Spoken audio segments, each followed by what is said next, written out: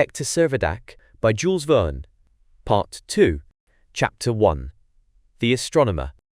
By the return of the expedition, conveying its contribution from Formentera, the known population of Gallia was raised to a total of 36. On learning the details of his friend's discoveries, Count Timoshev did not hesitate in believing that the exhausted individual who was lying before him was the author alike of the two unsigned documents picked up at sea, and of the third statement so recently brought to hand by the carrier pigeon. Manifestly, he had arrived at some knowledge of Gallia's movements. He had estimated her distance from the sun.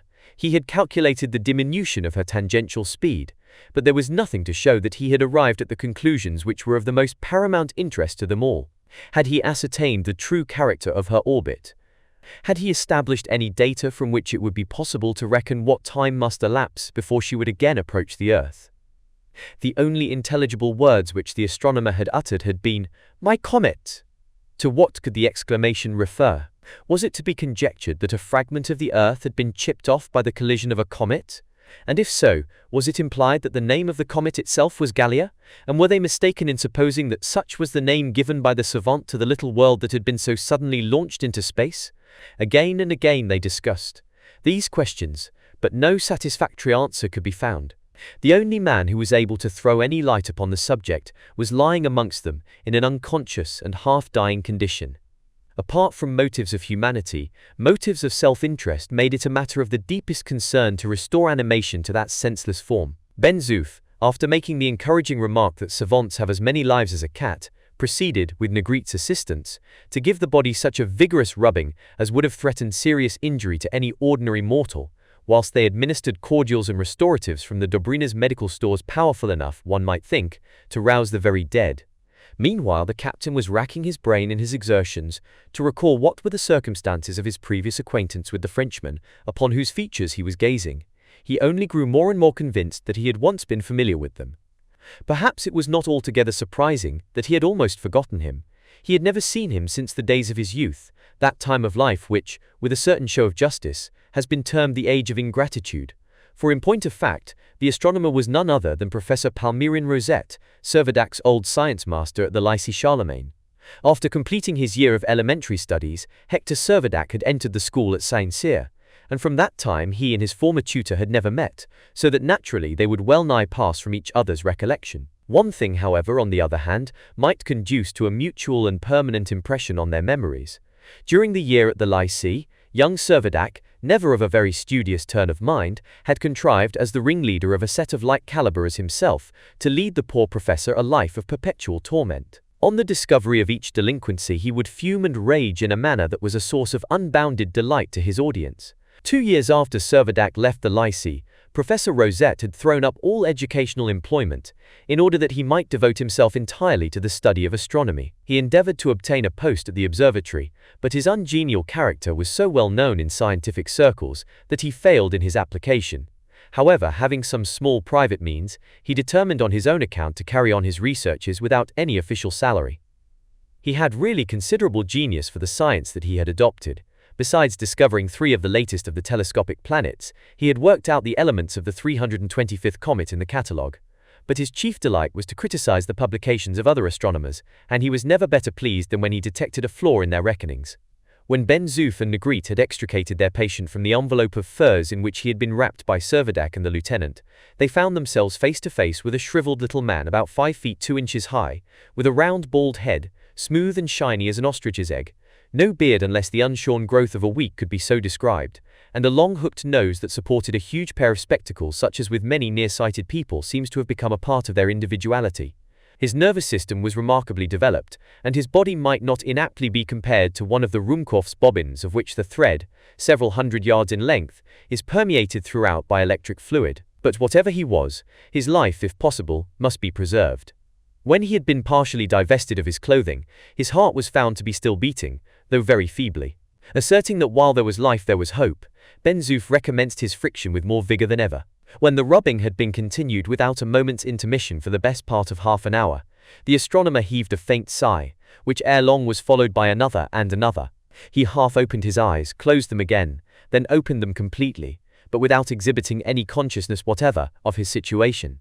A few words seemed to escape his lips, but they were quite unintelligible. Presently he raised his right hand to his forehead, as though instinctively feeling for something that was missing.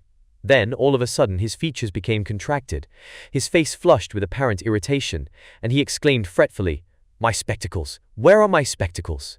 In order to facilitate his operations, Ben-Zoof had removed the spectacles in spite of the tenacity with which they seemed to adhere to the temples of his patient, but he now rapidly brought them back and readjusted them as best he could to what seemed to be their natural position on the aquiline nose.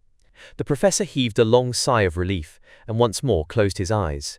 Before long the astronomer roused himself a little more, and glanced inquiringly about him, but soon relapsed into his comatose condition. When next he opened his eyes, Captain Servadac happened to be bending down closely over him, examining his features with curious scrutiny. The old man darted an angry look at him through the spectacles, and said sharply, "Servadac, 500 lines tomorrow." It was an echo of days of old. The words were few, but they were enough to recall the identity which Servadac was trying to make out.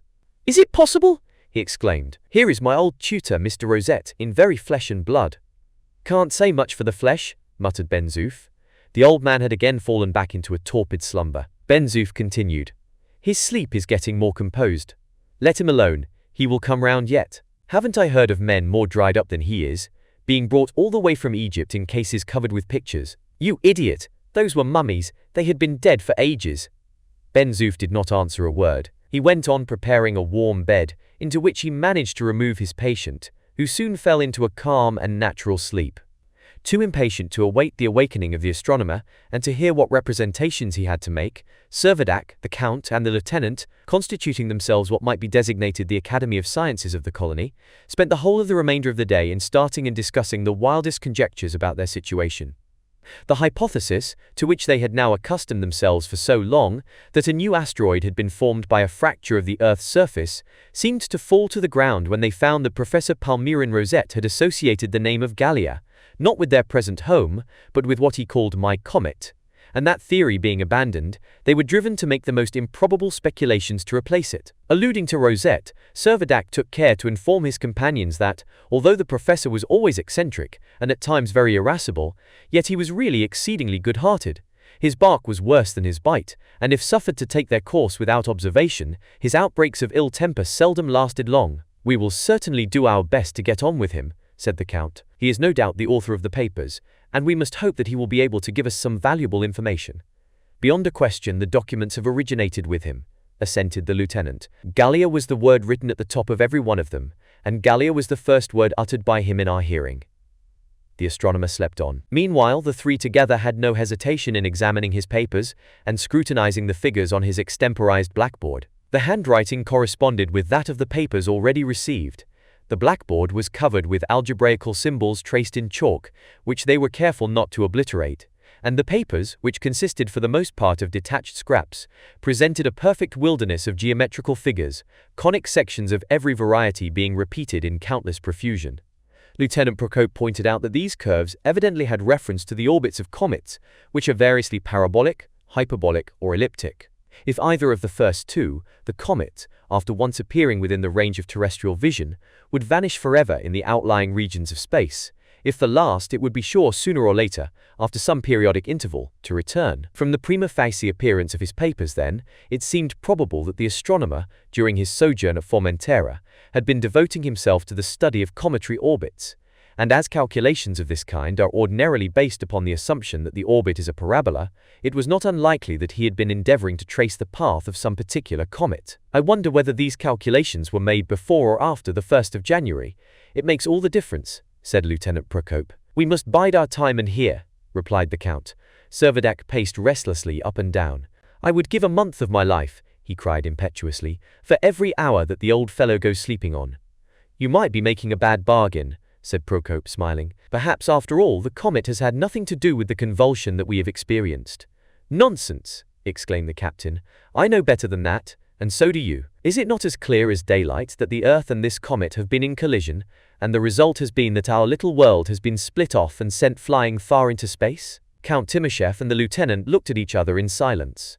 "I do not deny your theory," said Procope after a while. "If it be correct, I suppose we must conclude that the enormous disk we observed on the night of the catastrophe was the comet itself, and the velocity with which it was traveling must have been so great that it was hardly arrested at all by the attraction of the Earth." Plausible enough, answered Count Timoshev, and it is to this comet that our scientific friend here has given the name of Gallia. It still remained a puzzle to them all, why the astronomer should apparently be interested in the comet, so much more than in the new little world, in which their strange lot was cast. "Can you explain this?" asked the Count. "There is no accounting for the freaks of philosophers, you know," said Servadac. "And have I not told you that this philosopher in particular is one of the most eccentric beings in creation? Besides," added the lieutenant, "it is exceedingly likely that his observations had been going on for some considerable period before the convulsion happened." Thus, the general conclusion arrived at by the Gallian Academy of Science was this: that on the night of the 31st of December, a comet, crossing the ecliptic, had come into collision with the Earth, and that the violence of the shock had separated a huge fragment from the globe, which fragment from that date had been traversing the remote interplanetary regions. Palmyrin Rosette would doubtless confirm their solution of the phenomenon. Chapter 2. A Revelation. To the general population of the colony, the arrival of the stranger was a matter of small interest. The Spaniards were naturally too indolent to be affected in any way by an incident that concerned themselves so remotely, while the Russians felt themselves simply reliant on their master, and as long as they were with him were careless as to where or how they spent their days. Everything went on with them in an accustomed routine, and they lay down night after night and awoke to their avocations morning after morning, just as if nothing extraordinary had occurred. All night long, Ben Zoof would not leave the professor's bedside. He had constituted himself sick nurse and considered his reputation at stake if he failed to set his patient on his feet again. He watched every movement, listened to every breath, and never failed to administer the strongest cordials upon the slightest pretext. Even in his sleep, Rosette's irritable nature revealed itself. Ever and again, sometimes in a tone of uneasiness, and sometimes with the expression of positive anger, the name of Gallia escaped his lips, as though he were dreaming that his claim to the discovery of the comet was being contested or denied. But although his attendant was on the alert to gather all he could, he was able to catch nothing in the incoherent sentences that served to throw any real light upon the problem that they were all eager to solve. When the sun reappeared on the western horizon, the professor was still sound asleep, and Ben Zoof, who was especially anxious that the repose which promised to be so beneficial should not be disturbed, felt considerable annoyance at hearing a loud knocking, evidently of some blunt heavy instrument against a door that had been placed at the entrance of the gallery, more for the purpose of retaining internal warmth than for guarding against intrusion from without. "Confound it," said Ben Zoof, "I must put a stop to this," and he made his way towards the door.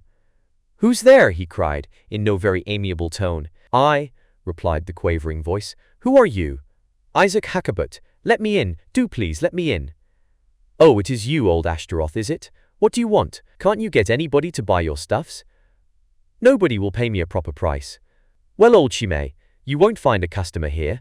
You had better be off." "No, but do please let me in," supplicated the Jew. "I want to speak to His Excellency the Governor." "The Governor is in bed and asleep. I can wait until he awakes." "Then wait where you are." And with this inhospitable rejoinder, the orderly was about to return to his place at the side of his patient, when Servadac, who had been roused by the sound of voices, called out, "What's the matter, Ben Zoof?" "Oh, nothing, sir. Only that hound of a Hakkabut says he wants to speak to you." "Let him in, then." Ben Zoof hesitated. "Let him in, I say," repeated the captain peremptorily. However reluctantly, Ben Zoof obeyed.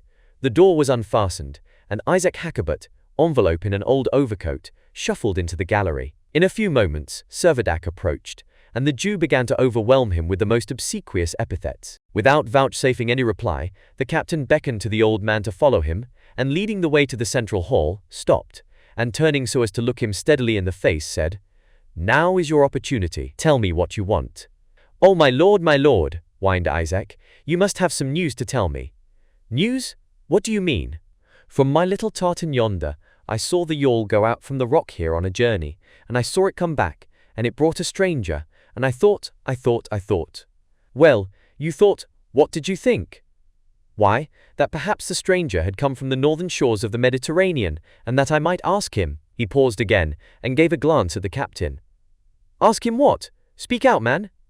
"Ask him if he brings any tidings of Europe," Hakkabut blurted out at last. Servadac shrugged his shoulders in contempt, and turned away. Here was a man who had been resident 3 months in Gallia, a living witness of all the abnormal phenomena that had occurred, and yet refusing to believe that his hope of making good bargains with European traders was at an end. Surely nothing, thought the captain, will convince the old rascal now, and he moved off in disgust. The orderly, however, who had listened with much amusement, was by no means disinclined for the conversation to be continued.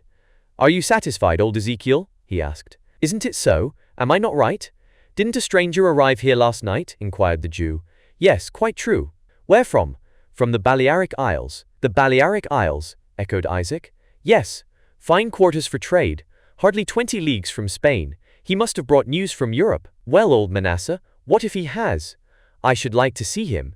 "Can't be." The Jew sidled close up to Ben Zoof, and laying his hand on his arm, said in a low and insinuating tone, "I am poor, you know, but I would give you a few reals if you would let me talk to this stranger." But as if he thought he was making too liberal an offer, he added, "Only it must be at once." "He is too tired, he is worn out, he is fast asleep," answered Ben Zoof. "But I would pay you to wake him." The captain had overheard the tenor of the conversation, and interposed sternly, "Hakkabut, if you make the least attempt to disturb our visitor, I shall have you turned outside that door immediately." "No offense, my lord, I hope," stammered out the Jew. "I only meant—" "Silence!" shouted Servadac. The old man hung his head, abashed. "I will tell you what," said Servadac after a brief interval. "I will give you leave to hear what this stranger has to tell as soon as he is able to tell us anything. At present we have not heard a word from his lips." The Jew looked perplexed. "Yes," said Servadac, "when we hear his story you shall hear it too, and I hope it will be to your liking, old Ezekiel," added Ben Zoof in a voice of irony. They had none of them long to wait, for within a few minutes Rosette's peevish voice was heard calling, "Joseph! Joseph!" The professor did not open his eyes, and appeared to be slumbering on, but very shortly afterwards called out again, "Joseph! Confound the fellow! Where is he?" It was evident that he was hal-dreaming about a former servant now far away on the ancient globe. "Where's my blackboard, Joseph?" "Quite safe, sir," answered Ben Zoof quickly. Rosette unclosed his eyes and fixed them full upon the orderly's face. "Are you Joseph?" he asked. "At your service, sir," replied Ben Zoof, with imperturbable gravity. "Then get me my coffee, and be quick about it." Ben Zoof left to go into the kitchen, and Servadac approached the professor in order to assist him in rising to a sitting posture. "Do you recognize your quondam pupil, professor?" he asked. "Ah, yes, you are Servadac," replied Rosette. "It is 12 years or more since I saw you. Hope you have improved." "Quite a reformed character, sir, I assure you," said Servadac, smiling. "Well, that's as it should be, that's right," said the astronomer with fussy importance. "But let me have my coffee," he added impatiently. "I cannot collect my thoughts without my coffee." Fortunately, Ben Zoof appeared with a great cup, hot and strong. After draining it with much apparent relish, the professor got out of bed, walked into the common hall, round which he glanced with a preoccupied air, and proceeded to seat himself in an armchair, the most comfortable which the cabin of the Dobryna had supplied. Then, in a voice full of satisfaction, and that involuntarily recalled the exclamations of delight that had wound up the two first of the mysterious documents that had been received, he burst out, "Well, gentlemen, what do you think of Gallia?" There was no time for anyone to make a reply before Isaac Hakkabut had darted forward. "By the God, who is that?" asked the startled professor, and he frowned, and made a gesture of repugnance. Regardless of the efforts that were made to silence him, the Jew continued, "By the God of Abraham, I beseech you, give me some tidings of Europe." "Europe?" shouted the professor, springing from his seat as if he were electrified. "What does the man want with Europe?" "I want to get there," screeched the Jew, and in spite of every exertion to get him away, he clung most tenaciously to the professor's chair, and again implored for news of Europe. Rosette made no immediate reply.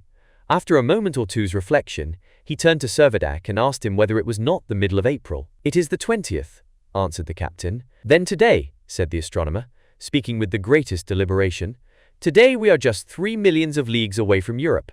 The Jew was utterly crestfallen. "You seem here," continued the professor, "to be very ignorant of the state of things."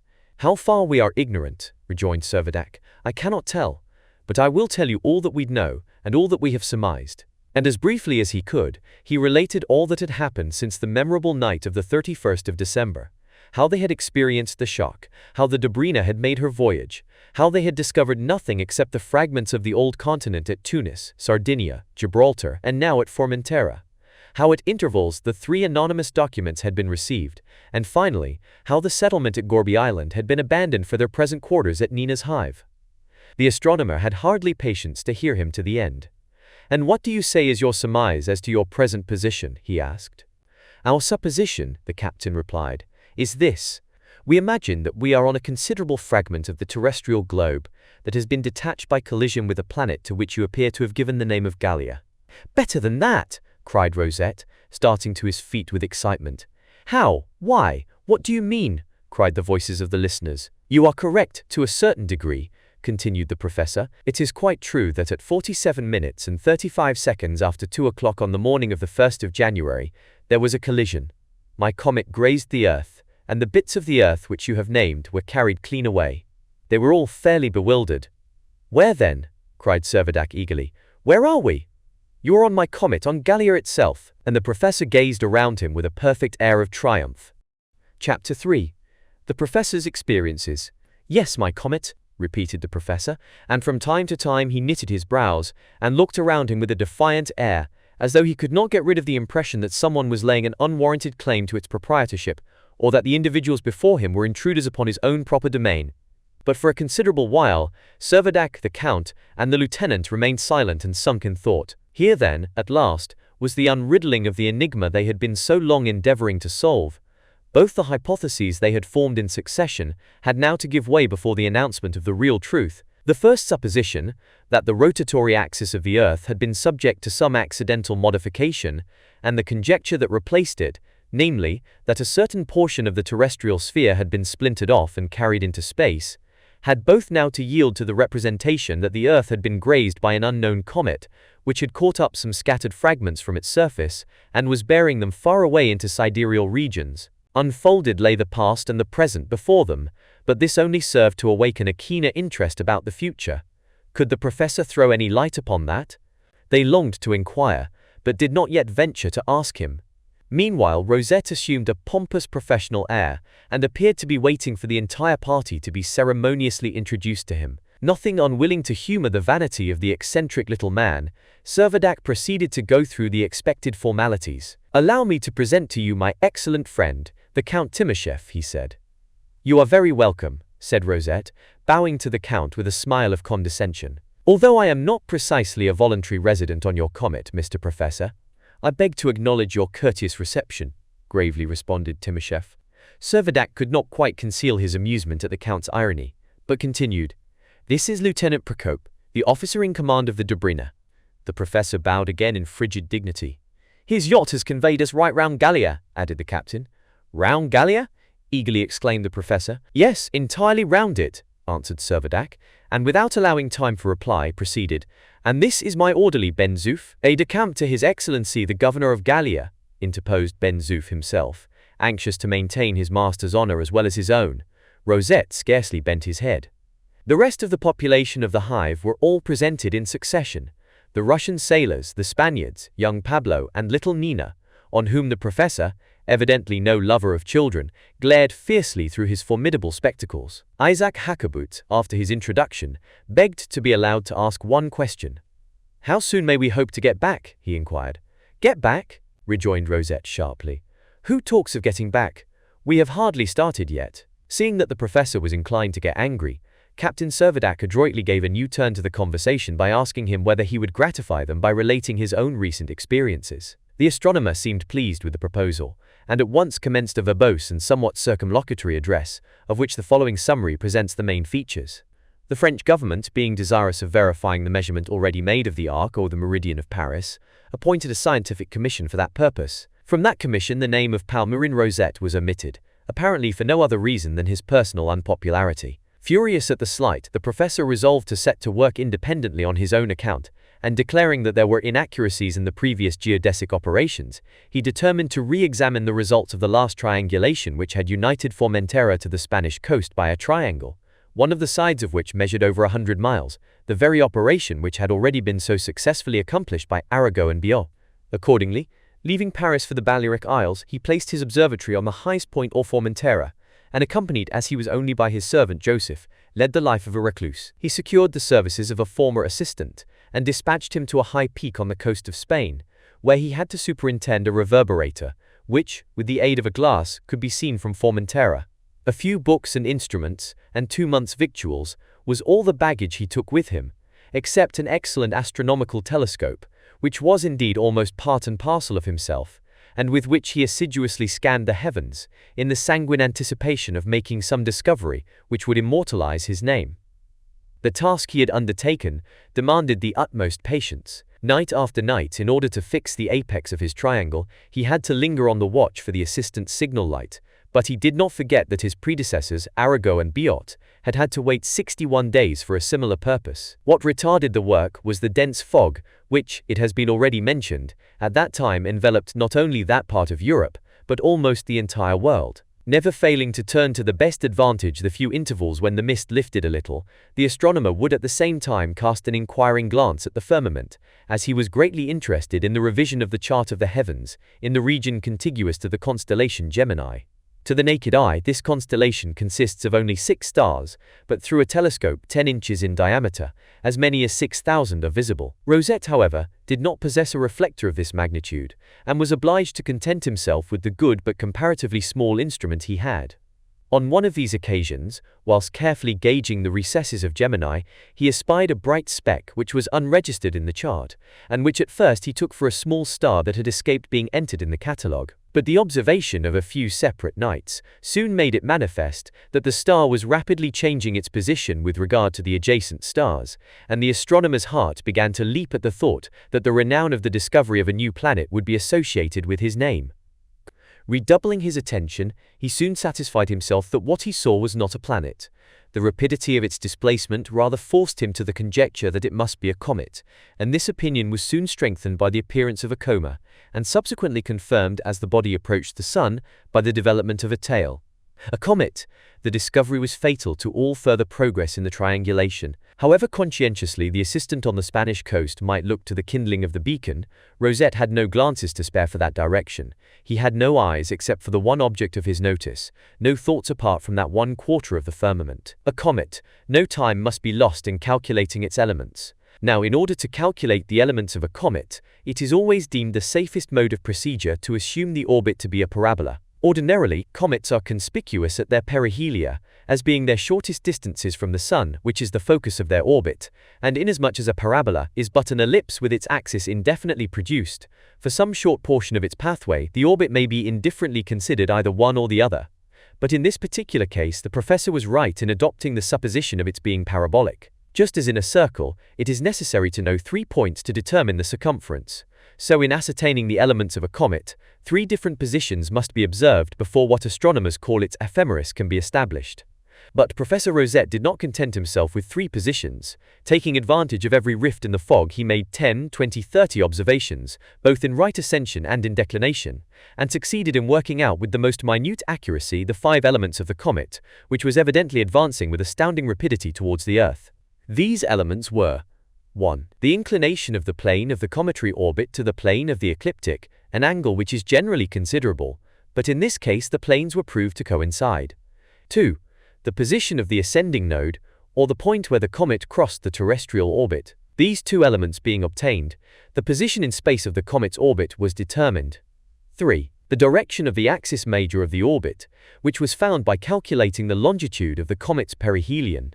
4. The perihelion distance from the Sun, which settled the precise form of the parabola. 5. The motion of the comet, as being retrograde, or, unlike the planets, from east to west. Rosette thus found himself able to calculate the date at which the comet would reach its perihelion, and overjoyed at his discovery, without thinking of calling it Palmyra or Rosette, after his own name, he resolved that it should be known as Gallia. His next business was to draw up a formal report. Not only did he at once recognize that a collision with the Earth was possible, but he soon foresaw that it was inevitable, and that it must happen on the night of the 31st of December. Moreover, as the bodies were moving in opposite directions, the shock could hardly fail to be violent. To say that he was elated at the prospect was far below the truth. His delight amounted almost to delirium. Anyone else would have hurried from the solitude of Formentera in sheer fright. But, without communicating a word of his startling discovery, he remained resolutely at his post. From occasional newspapers which he had received, he had learnt that fogs, dense as ever, continued to envelop both hemispheres, so that he was assured that the existence of the comet was utterly unknown elsewhere, and the ignorance of the world as to the peril that threatened it averted the panic that would have followed the publication of the facts, and left the philosopher of Formentera in sole possession of the great secret. He clung to his post with the greater persistency, because his calculations had led him to the conclusion that the comet would strike the Earth somewhere to the south of Algeria, and as it had a solid nucleus, he felt sure that, as he expressed it, the effect would be unique, and he was anxious to be in the vicinity. The shock came, and with it, the results already recorded. Palmyrin Rosette was suddenly separated from his servant Joseph, and when, after a long period of unconsciousness, he came to himself, he found that he was the solitary occupant of the only fragment that survived of the Balearic archipelago. Such was the substance of the narrative which the professor gave with sundry repetitions and digressions. While he was giving it, he frequently paused and frowned, as if irritated in a way that seemed by no means justified by the patient and good-humored demeanor of his audience. "But now, gentlemen," added the professor, "I must tell you something more. Important changes have resulted from the collision. The cardinal points have been displaced. Gravity has been diminished. Not that I ever supposed for a minute, as you did, that I was still upon the Earth. No. The Earth, attended by her moon, continued to rotate along her proper orbit. But we, gentlemen, have nothing to complain of. Our destiny might have been far worse. We might all have been crushed to death, or the comet might have remained in adhesion to the Earth. And in neither of these cases should we have had the satisfaction of making this marvelous excursion through untraversed solar regions. No, gentlemen, I repeat it, we have nothing to regret." And as the professor spoke, he seemed to kindle with the emotion of such supreme contentment that no one had the heart to gainsay his assertion. Ben-Zoof alone ventured an unlucky remark to the effect that if the comet had happened to strike against Montmartre, instead of a bit of Africa, it would have met with some resistance. "Pshaw!" said Rosette disdainfully. "A molehill like Montmartre would have been ground to powder in a moment." "Molehill!" exclaimed Ben-Zoof, stung to the quick. "I can tell you it would have caught up you bit of a comet and worn it like a feather in a cap." The professor looked angry, and Servadac, having imposed silence upon his orderly, explained the worthy soldier's sensitiveness on all that concerned Montmartre. Always obedient to his master, Ben-Zoof held his tongue, but he felt that he could never forgive the slight that had been cast upon his beloved home. It was now all important to learn whether the astronomer had been able to continue his observations, and whether he had learned sufficient of Gallia's path through space to make him competent to determine, at least approximately, the period of its revolution round the sun. With as much tact and caution as he could, Lieutenant Procope endeavored to intimate the general desire for some information on this point. "Before the shock, sir," answered the professor, "I had conclusively demonstrated the path of the comet, but in consequence of the modifications which that shock has entailed upon my comet's orbit, I have been compelled entirely to recommence my calculations." The lieutenant looked disappointed. "Although the orbit of the Earth was unaltered," continued the professor, "the result of the collision was the projection of the comet into a new orbit altogether." "And may I ask," said Procope deferentially, "whether you have got the elements of the fresh orbit?" "Yes." "Then perhaps you know." "I know this, sir, that at 47 minutes 35 seconds after 2 o'clock on the morning of the 1st of January last, Gallia, in passing its ascending node, came in contact with the Earth, that on the 10th of January it crossed the orbit of Venus, that it reached its perihelion on the 15th, that it recrossed the orbit of Venus, that on the 1st of February it passed its descending node, on the 13th crossed the orbit of Mars, entered the zone of the telescopic planets on the 10th of March, and, attracting Nerina, carried it off as a satellite." Servadac interposed. "We are already acquainted with well-nigh all these extraordinary facts. Many of them, moreover, we have learned from documents which we have picked up, and which, although unsigned, we cannot entertain a doubt have originated with you." Professor Rosette drew himself up proudly and said, "Of course they originated with me. I send them off by hundreds. From whom else could they come?" "From no one but yourself, certainly," rejoined the Count, with grave politeness. Hitherto the conversation had thrown no light upon the future movements of Gallia, and Rosette was disposed apparently to evade, or at least to postpone, the subject. When, therefore, Lieutenant Procope was about to press his inquiries in a more categorical form, Servadac, thinking it advisable not prematurely to press the little savant too far, interrupted him by asking the professor how he accounted for the Earth, having suffered so little from such a formidable concussion. "I account for it in this way," answered Rosette. "The Earth was traveling at the rate of 28,000 leagues an hour, and Gallia at the rate of 57,000 leagues an hour, therefore the result was the same as though a train rushing along at a speed of about 86,000 leagues an hour had suddenly encountered some obstacle. The nucleus of the comet, being excessively hard, has done exactly what a ball would do fired with that velocity close to a pane of glass. It has crossed the Earth without cracking it." "It is possible you may be right," said Servadac thoughtfully. "Right, of course I am right," replied the snappish professor. "Soon, however, Recovering his equanimity, he continued, "It is fortunate that the Earth was only touched obliquely. If the comet had impinged perpendicularly, it must have plowed its way deep below the surface, and the disasters it might have caused are beyond reckoning. Perhaps," he added with a smile, "even Montmartre might not have survived the calamity." "Sir!" shouted Ben Zoof, quite unable to bear the unprovoked attack. "Quiet, Ben Zoof," said Servadac sternly. Fortunately for the sake of peace, Isaac Hakkabut, who at length was beginning to realize something of the true condition of things, came forward at this moment, and in a voice trembling with eagerness, implored the professor to tell him when they would all be back again upon the earth. "Are you in a great hurry?" asked the professor coolly. The Jew was about to speak again when Captain Servadac interposed. "Allow me to say that, in somewhat more scientific terms, I was about to ask you the same question. Did I not understand you to say that, as the consequence of the collision, the character of the comet's orbit has been changed?" "You did, sir. Did you imply that the orbit has ceased to be a parabola?" "Just so. Is it then an hyperbola, and are we to be carried on far and away into remote distance, and never, never to return?" "I did not say an hyperbola." "And is it not?" "It is not. Then it must be an ellipse?" "Yes." "And does its plane coincide with the plane of the Earth?" "Yes." "Then it must be a periodic comet?" "It is." Servadac involuntarily raised a ringing shout of joy that echoed again along the gallery. "Yes," continued the professor, "Gallia is a periodic comet, and allowing for the perturbations to which it is liable from the attraction of Mars and Jupiter and Saturn, it will return to the Earth again in 2 years precisely." "You mean that in 2 years after the first shock, Gallia will meet the Earth at the same point as they met before?" said Lieutenant Procope. "I am afraid so," said Rosette. "Why afraid?" "Because we are doing exceedingly well as we are." The professor stamped his foot upon the ground, by way of emphasis, and added, "If I had my will, Gallia should never return to the Earth again." Chapter 4.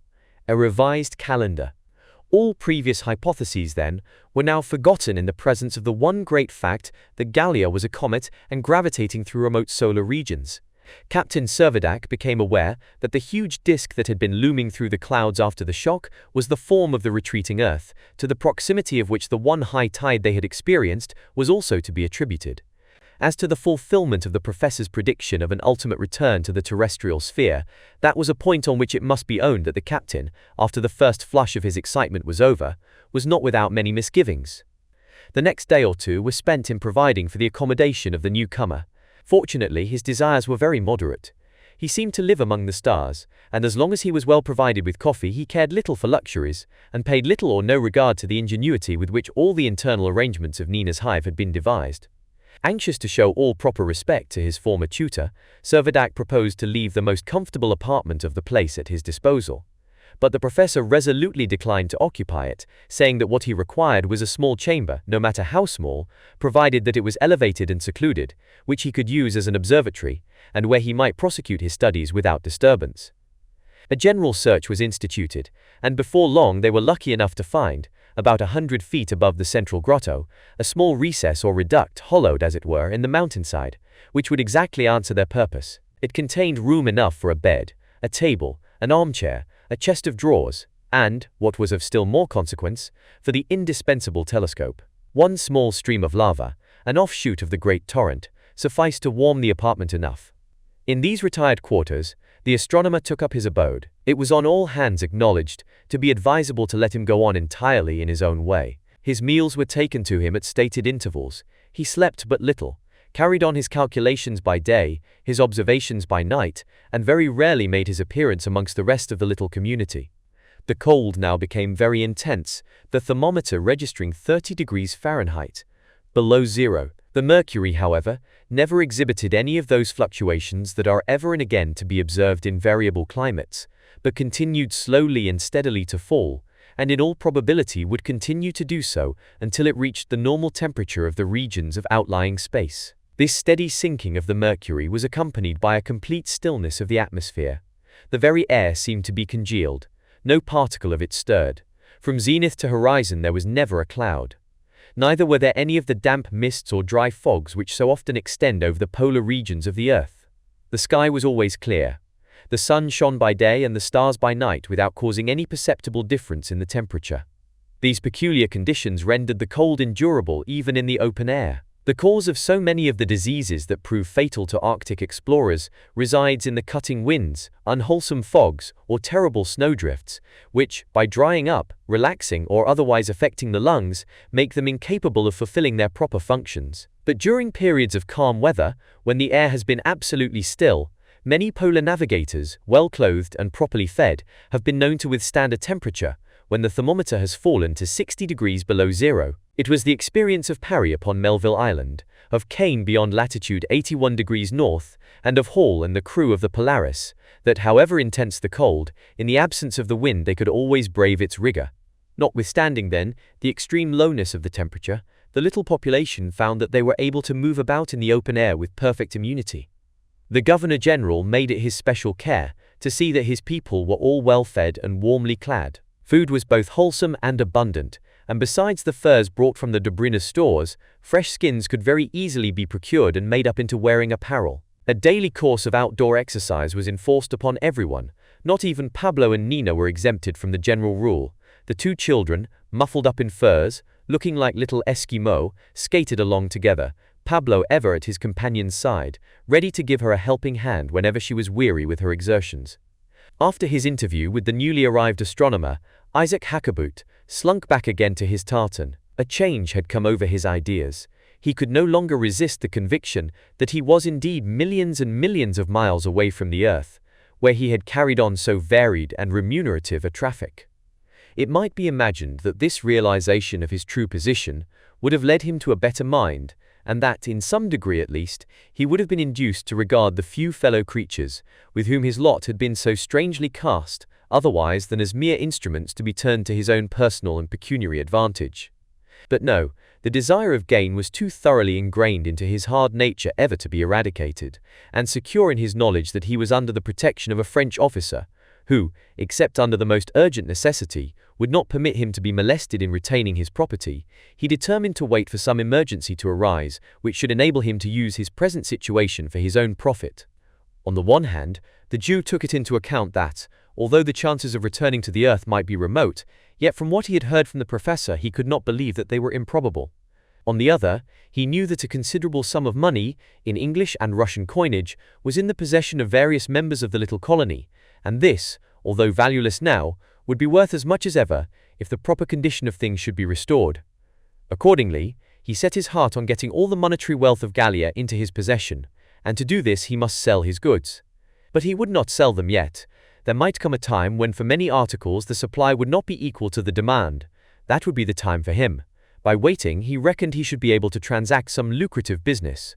Such in his solitude were old Isaac's cogitations, whilst the universal population of Nina's hive were congratulating themselves upon being rid of his odious presence. As already stated in the message brought by the carrier pigeon, the distance travelled by Gallia in April was 39 million leagues, and at the end of the month she was 110 million leagues from the Sun. A diagram representing the elliptical orbit of the planet, accompanied by an ephemeris made out in minute detail, had been drawn out by the professor. The curve was divided into 24 sections of unequal length, representing respectively the distance described in the 24 months of the Gallian year, the 12 former divisions, according to Kepler's law, gradually diminishing in length as they approached the point denoting the aphelion and increasing as they neared the perihelion. It was on the 12th of May that Rosette exhibited this result of his labors to Servadac, the Count, and the Lieutenant, who visited his apartment and naturally examined the drawing with the keenest interest. Gallia's path, extending beyond the orbit of Jupiter, lay clearly defined before their eyes, the progress along the orbit and the solar distances being inserted for each month separately. Nothing could look plainer, and if the professor's calculations were correct, a point upon which they dared not, if they would, express the semblance of a doubt, Gallia would accomplish her revolution in precisely 2 years, and would meet the Earth, which would in the same period of time have completed 2 annual revolutions, in the very same spot as before. What would be the consequences of a second collision they scarcely ventured to think. Without lifting his eye from the diagram, which he was still carefully scrutinizing, Servadac said, "I see that during the month of May Gallia will only travel 30,400,000 leagues, and that this will leave her about 140 million leagues distant from the Sun." "Just so," replied the professor. "Then we have already passed the zone of the telescopic planets, have we not?" asked the Count. "Can you not use your eyes?" said the professor testily. "If you will look you will see the zone." marked clearly enough upon the map. Without noticing the interruption, Servadac continued his own remarks. The comet, then, I see, is to reach its aphelion on the 15th of January, exactly a 12-month after passing its perihelion. A 12-month, not a Gallian 12-month? Exclaimed Rosette. Servadac looked bewildered. Lieutenant Procope could not suppress a smile. What are you laughing at? Demanded the professor, turning round upon him angrily. Nothing, sir. Only it amuses me to see how you want to revise the terrestrial calendar. I want to be logical, that's all. By all manner of means, my dear professor, let us be logical. Well then, listen to me, resumed the professor stiffly. I presume you are taking it for granted that the Gallian year, by which I mean the time in which Gallia makes one revolution round the sun, is equal in length to 2 terrestrial years. They signified their assent. And that year, like every other year, ought to be divided into 12 months. Yes, certainly, if you wish it, said the captain, acquiescing. If I wish it, exclaimed Rosette. Nothing of the sort. Of course a year must have 12 months. Of course, said the captain. And how many days will make a month? Asked the professor. I suppose 60 or 62, as the case may be. The days now are only half as long as they used to be, answered the captain.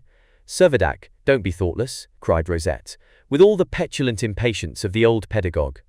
If the days are only half as long as they were, 60 of them cannot make up a 12th part of Gallia's year, cannot be a month. I suppose not, replied the confused captain. Do you not see, then, continued the astronomer, that if a Gallian month is twice as long as a terrestrial month, and a Gallian day is only half as long as a terrestrial day, there must be 120 days in every month? No doubt you are right, Professor, said Count Timascheff. But do you not think that the use of a new calendar such as this would practically be very troublesome? Not at all, not at all. I do not intend to use any other, was the professor's bluff reply. After pondering for a few moments, the captain spoke again. According then to this new calendar, it isn't the middle of May at all. It must now be some time in March. Yes, said the professor. Today is the 26th of March. It is the 266th day of the Gallian year. It corresponds with the 133rd day of the terrestrial year. You are quite correct. It is the 26th of March. Strange, muttered Servadac. And a month, a terrestrial month, 30 old days, 60 new days hence, it will be the 86th of March. Ha ha, roared the captain. This is logic with a vengeance. The old professor had an undefined consciousness that his former pupil was laughing at him. And, as it was growing late, he made an excuse that he had no more leisure. The visitors accordingly quitted the observatory. It must be owned that the revised calendar was left to the professor's sole use, and the colony was fairly puzzled whenever he referred to such unheard-of dates as the 47th of April or the 118th of May. According to the old calendar, June had now arrived, and by the professor's tables, Gallia during the month would have advanced 27,500,000 leagues farther along its orbit, and would have attained a distance of 155 million leagues from the sun. The thermometer continued to fall, the atmosphere remained clear as heretofore, the population performed their daily avocations with systematic routine, and almost the only thing that broke the monotony of existence was an occasional visit from the blustering, nervous little professor, when some sudden fancy induced him to throw aside his astronomical studies for a time and pay a visit to the common hall. His arrival there was generally hailed as the precursor of a little season of excitement.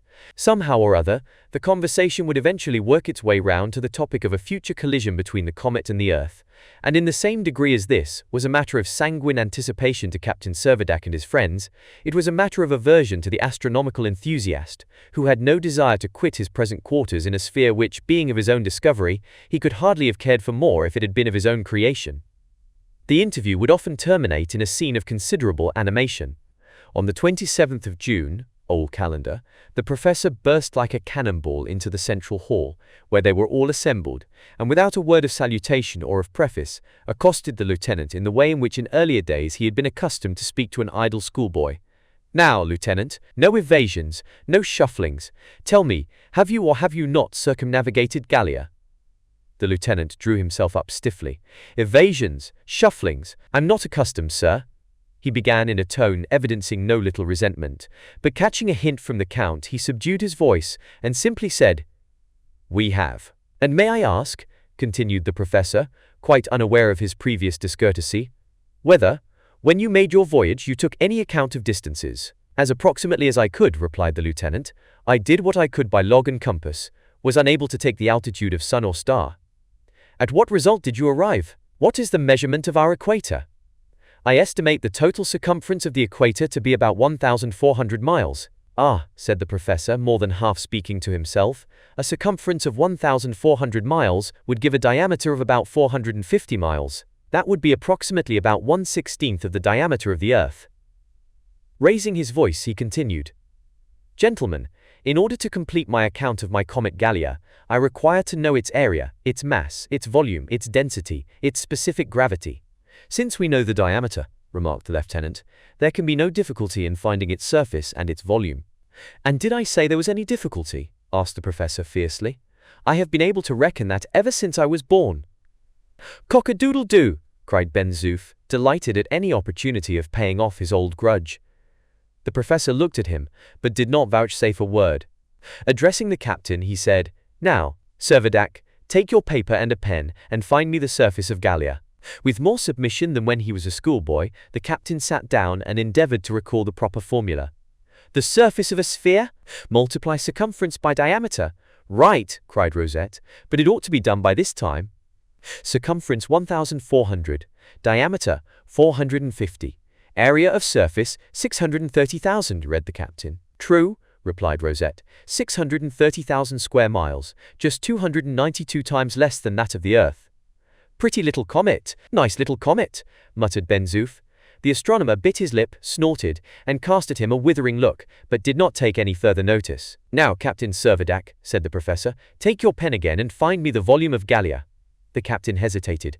Quick, quick, cried the professor impatiently. Surely you have not forgotten how to find the volume of a sphere? A moment's breathing time, please. Breathing time indeed. A mathematician should not want breathing time. Come, multiply the surface by the third of the radius. Don't you recollect?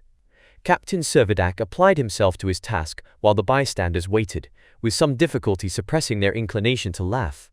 There was a short silence, at the end of which Servadac announced that the volume of the comet was 47,880,000 cubic miles. Just about 5,000 times less than the Earth, observed the lieutenant. Nice little comet, pretty little comet, said Ben Zoof. The professor scowled at him and was manifestly annoyed at having the insignificant dimensions of his comet pointed out in so disparaging a manner. Lieutenant Procope further remarked that from the Earth he supposed it to be about as conspicuous as a star of the 7th magnitude, and would require a good telescope to see it. Ha ha, laughed the orderly aloud.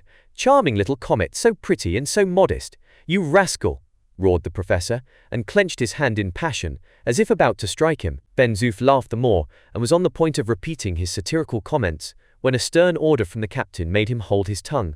The truth was that the professor was just as sensitive about his comet as the orderly was about Montmartre, and if the contention between the two had been allowed to go on unchecked, it is impossible to say what serious quarrel might not have arisen. When Professor Rosette's equanimity had been restored, he said, Thus then, gentlemen, the diameter, the surface, the volume of my comet are settled, but there is more to be done.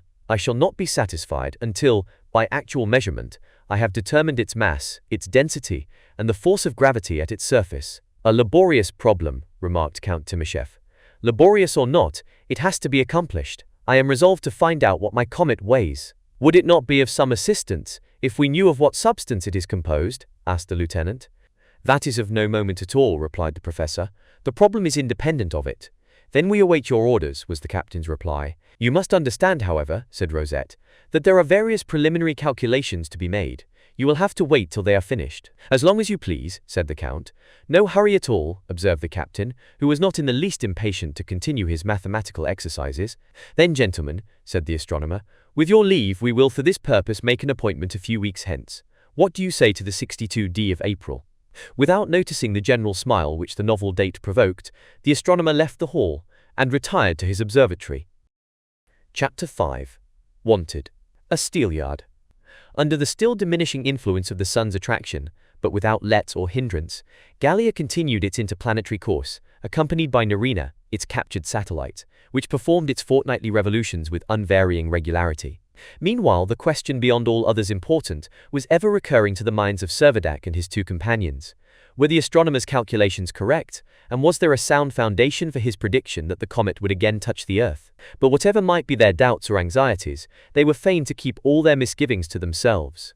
The professor was of a temper far too cross-grained for them to venture to ask him to revise or re-examine the results of his observations. The rest of the community by no means shared in their uneasiness. Negrete and his fellow countrymen yielded to their destiny with philosophical indifference.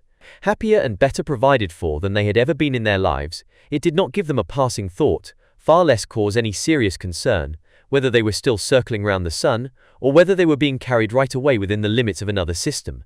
Utterly careless of the future, the Majos, light-hearted as ever, caroled out their favorite songs, just as if they had never quitted the shores of their native land. Happiest of all were Pablo and Nina, racing through the galleries of the hive, clambering over rocks upon the shore, one day skating far away across the frozen ocean, the next fishing in the lake that was kept liquid by the heat of the lava torrent.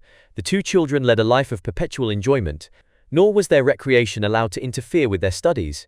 Captain Servadac, who in common with the Count really liked them both, conceived that the responsibilities of a parent in some degree had devolved upon him, and took great care in superintending their daily lessons, which he succeeded in making hardly less pleasant than their sports. Indulged and loved by all, it was little wonder that young Pablo had no longing for the scorching plains of Andalusia, or that little Nina had lost all wish to return with her pet goat to the barren rocks of Sardinia. They had now a home in which they had nothing to desire. "Have you no father nor mother?" asked Pablo one day. "No," she answered. "No more have I," said the boy. "I used to run along by the side of the diligences when I was in Spain. I used to look after goats at Madalena," said Nina. "But it is much nicer here. I am so happy here. I have you for a brother, and everybody is so kind. I am afraid they will spoil us, Pablo," she added, smiling.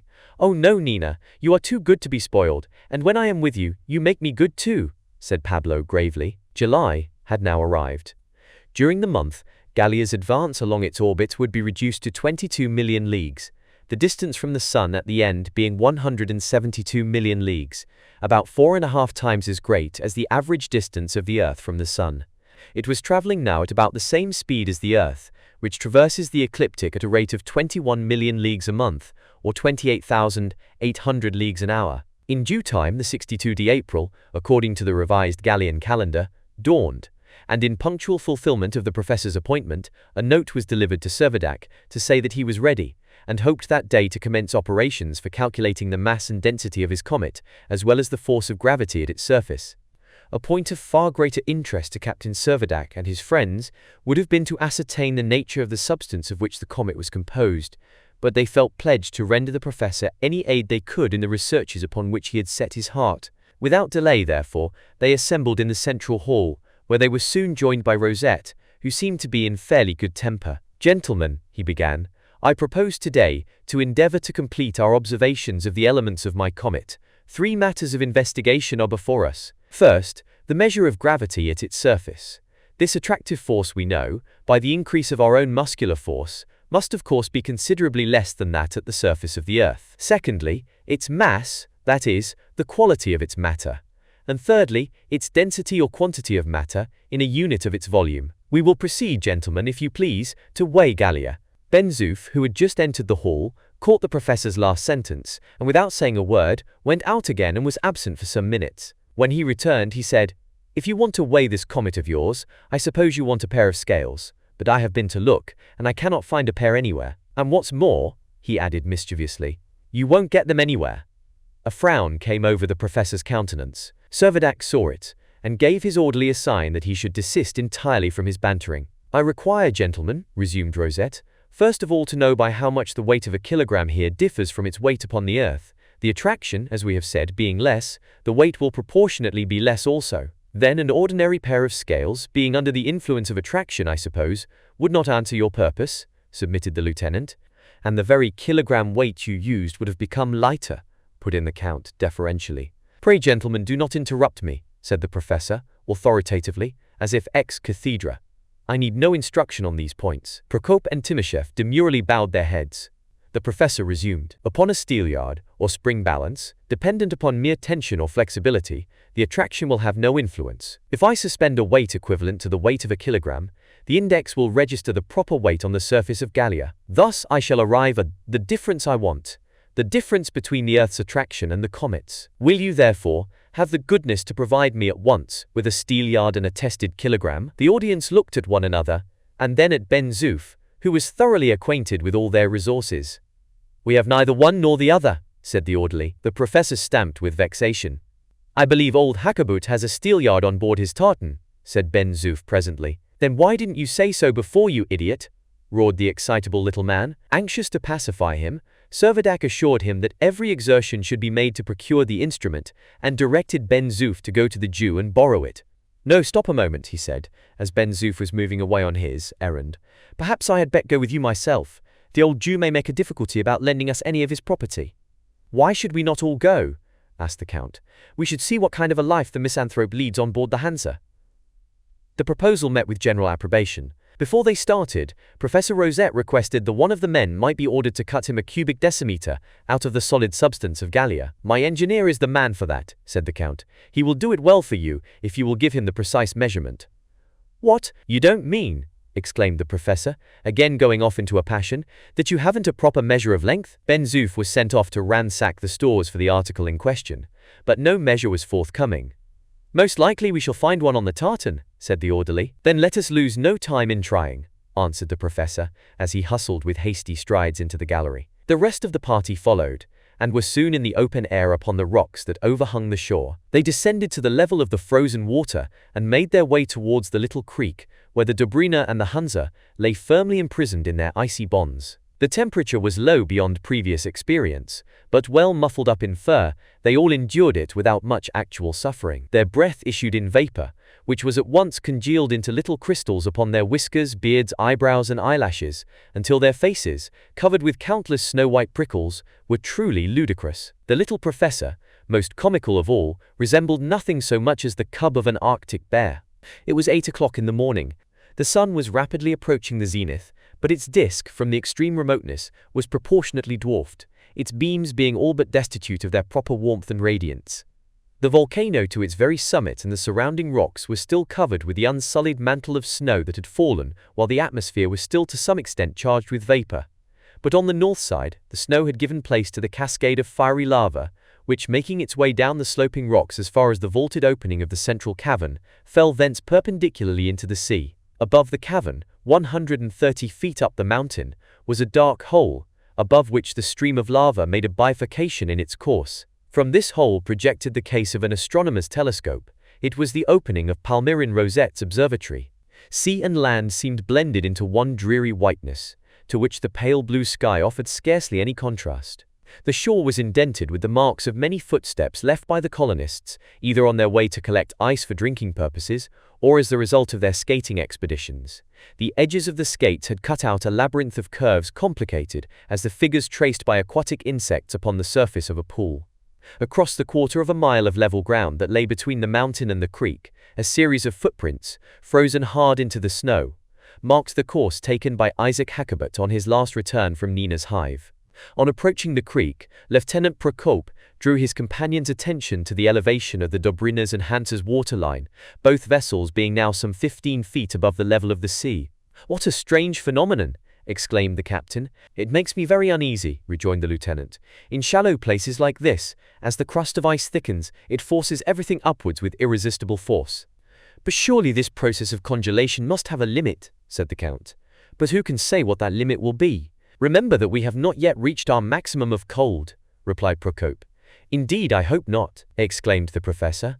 "Where would be the use of our traveling 200 million leagues from the sun, if we are only to experience the same temperature as we should find at the poles of the earth?" "Fortunately for us, however, Professor," said the lieutenant with a smile, "the temperature of the remotest space never descends beyond 70 degrees below zero.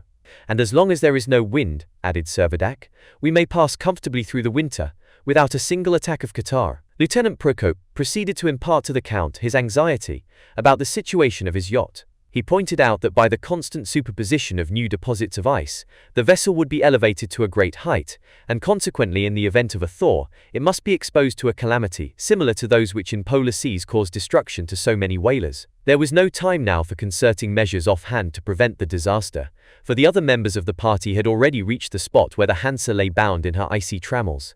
A flight of steps, recently hewn by Hakkabut himself, gave access for the present to the gangway, but it was evident that some different contrivance would have to be resorted to when the tartan should be elevated perhaps to 100 feet.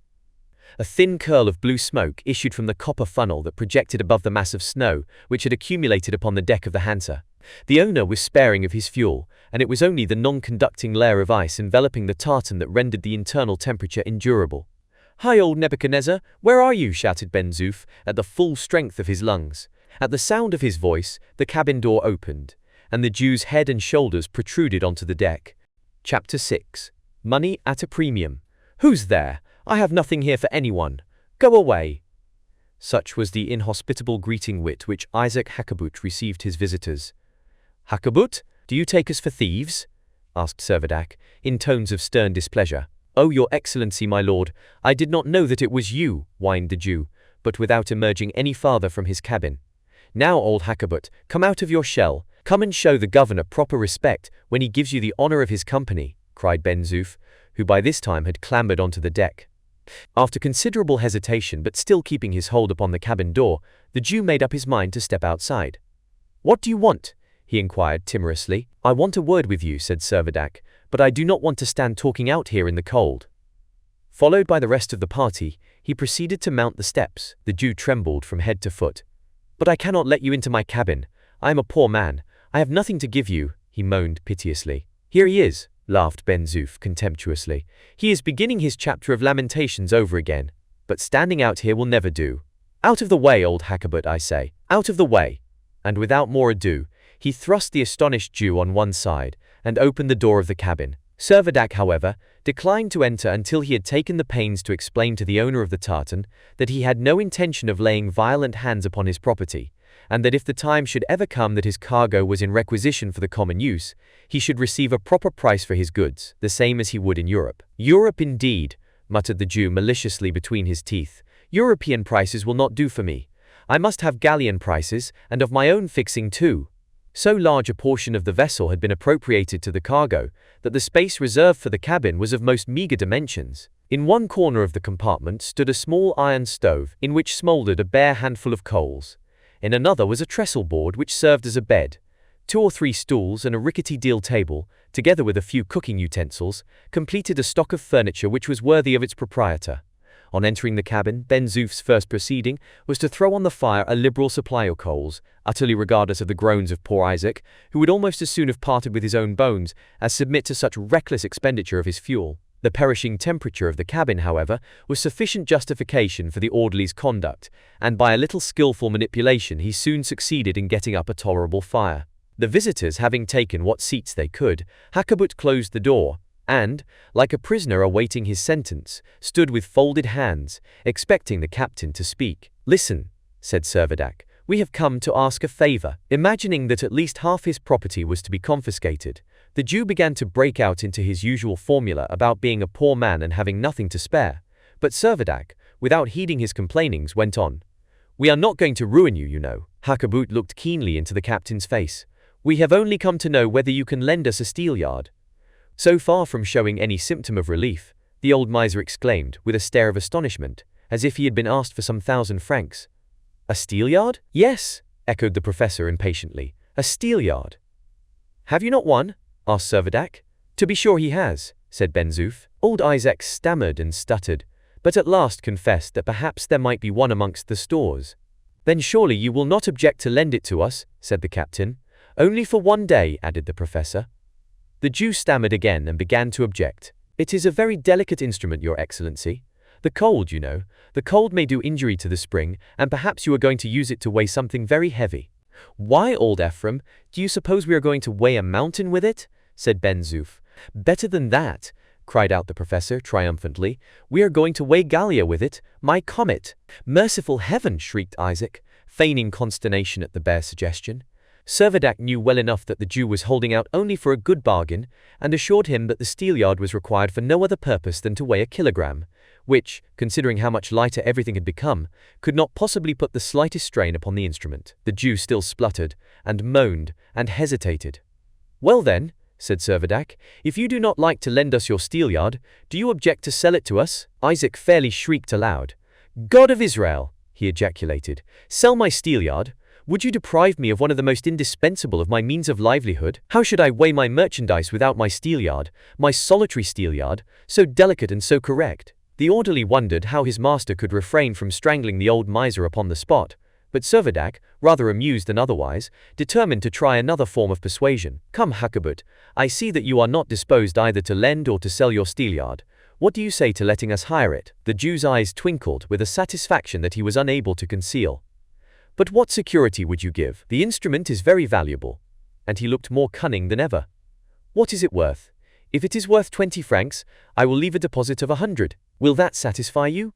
He shook his head doubtfully. "It is very little. Indeed, it is too little, Your Excellency. Consider, it is the only steelyard in all this new world of ours. It is worth more, much more. If I take your deposit, it must be in gold, all gold. But how much do you agree to give me for the hire? The hire one day." "You shall have 20 francs, said Servadac. "Oh, it is dirt cheap, but never mind, for one day you shall have it. Deposit in gold money 100 francs and 20 francs for the hire." The old man folded his hands in meek resignation.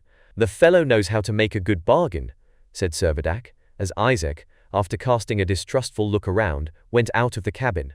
"Detestable old wretch," replied the Count, full of disgust. Hardly a minute elapsed before the Jew was back again, carrying his precious steelyard with ostentatious care.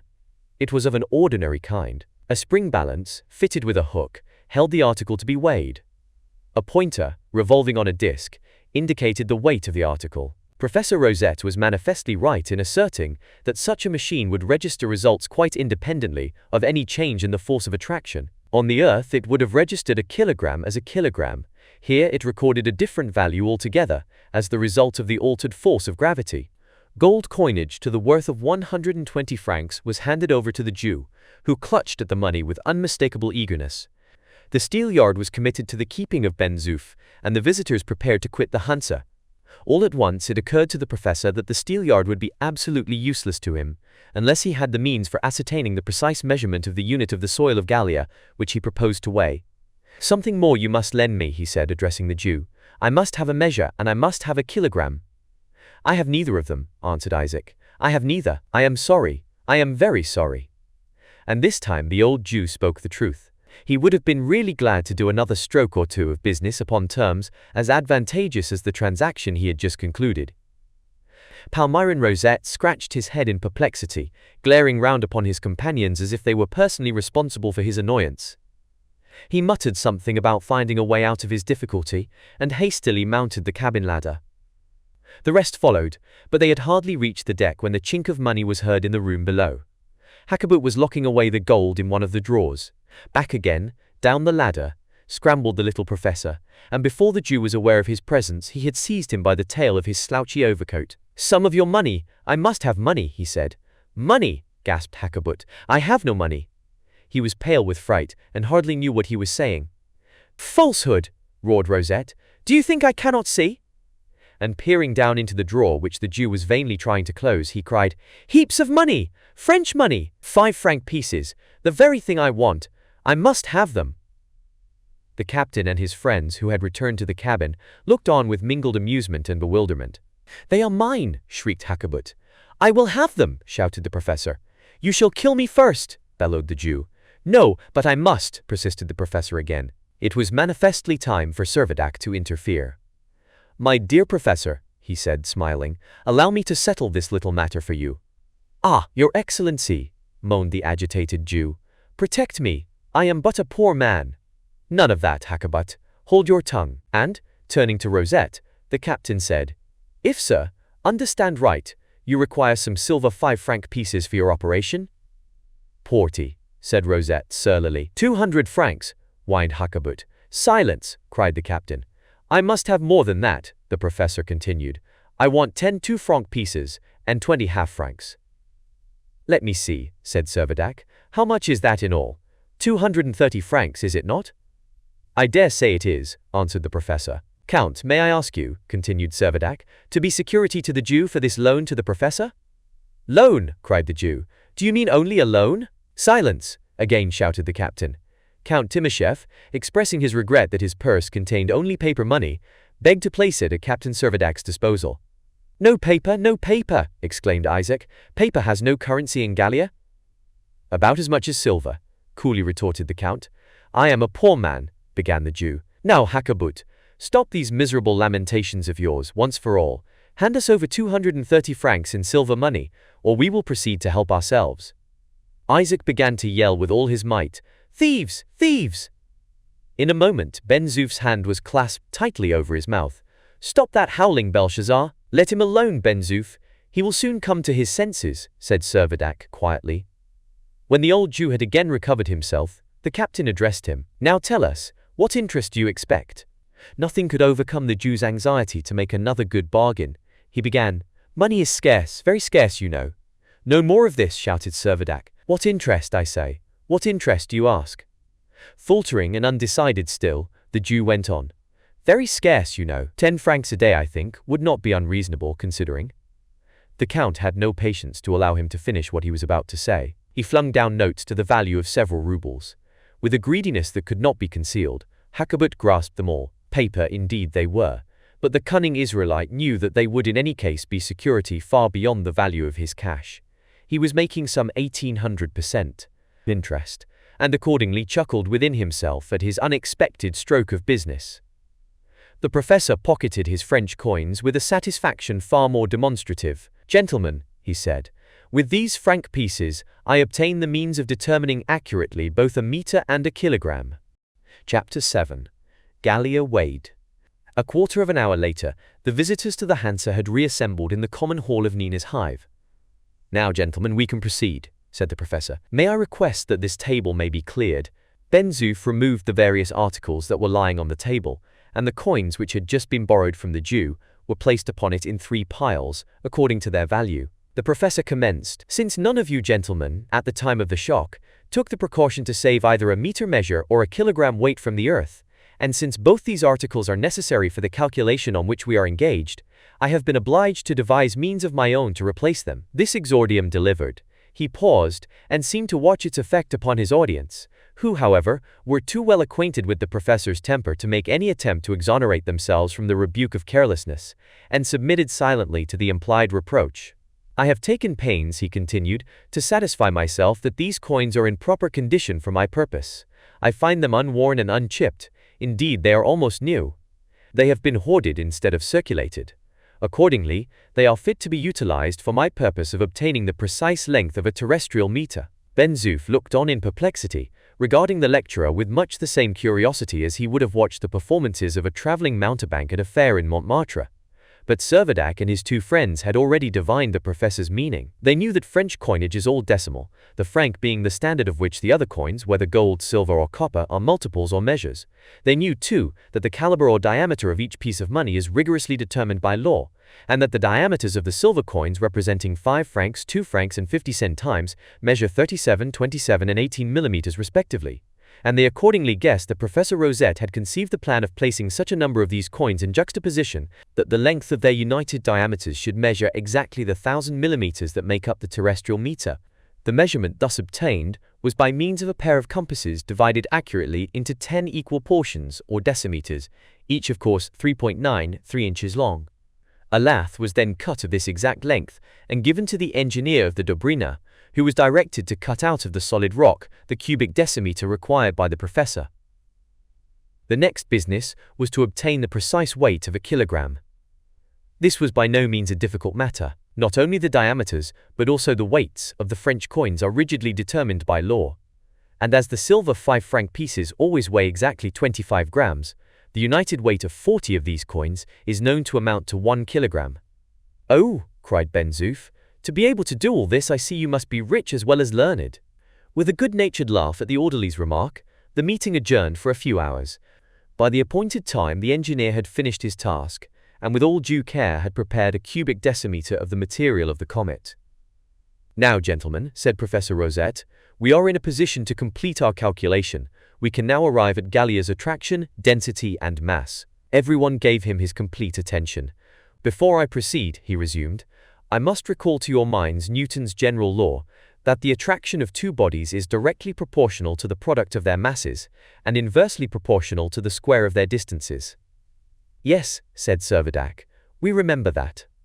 "Well then," continued the professor, "keep it in mind for a few minutes now. Look here, in this bag are 45 franc pieces.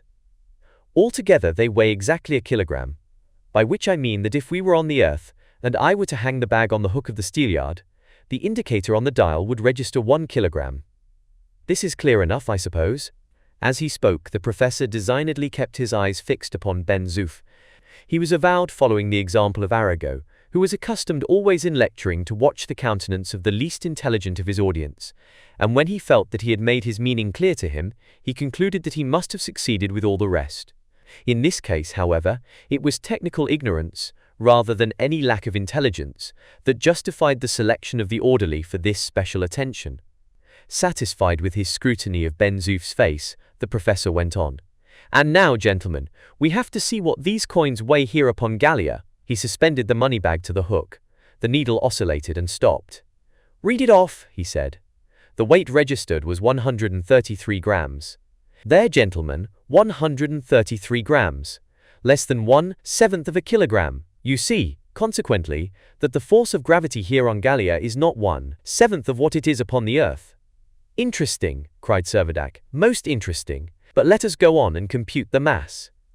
"No, Captain, the density first," said Rosette. "Certainly," said the lieutenant, "for, as we already know the volume, we can determine the mass as soon as we have ascertained the density." The professor took up the cube of rock.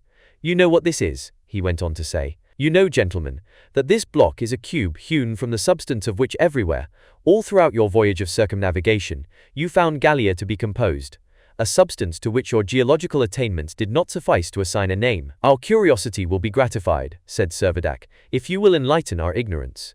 But Rosette did not take the slightest notice of the interruption. "A substance it is which no doubt constitutes the sole material of the comet, extending from its surface to its innermost depths. The probability is that it would be so. Your experience confirms that probability. You have found no trace of any other substance. Of this rock here is a solid decimeter. Let us get at its weight, and we shall have the key which will unlock the problem of the whole weight of Gallia. We have demonstrated that the force of attraction here is only 1/7 of what it is upon the Earth, and shall consequently have to multiply the apparent weight of our cube by 7, in order to ascertain its proper weight. Do you understand me, Goggle Eyes?" This was addressed to Ben Zoof, who was staring hard at him. "No," said Ben Zoof, "I thought not. It is of no use waiting for your puzzle brains to make it out. I must talk to those who can understand." The professor took the cube, and, on attaching it to the hook of the steelyard, found that its apparent weight was 1 kilogram and 430 grams. "Here it is, gentlemen, 1 kilogram, 430 grams. Multiply that by 7. The product is, as nearly as possible, 10 kilograms. What, therefore, is our conclusion?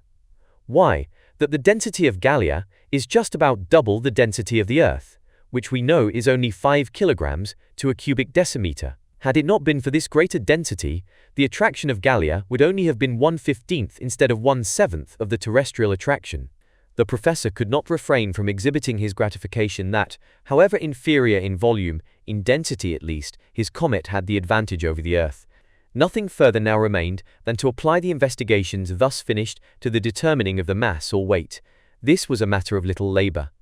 "Let me see," said the captain, "what is the force of gravity upon the various planets? You can't mean, Servadac, that you have forgotten that, but you always were a disappointing pupil."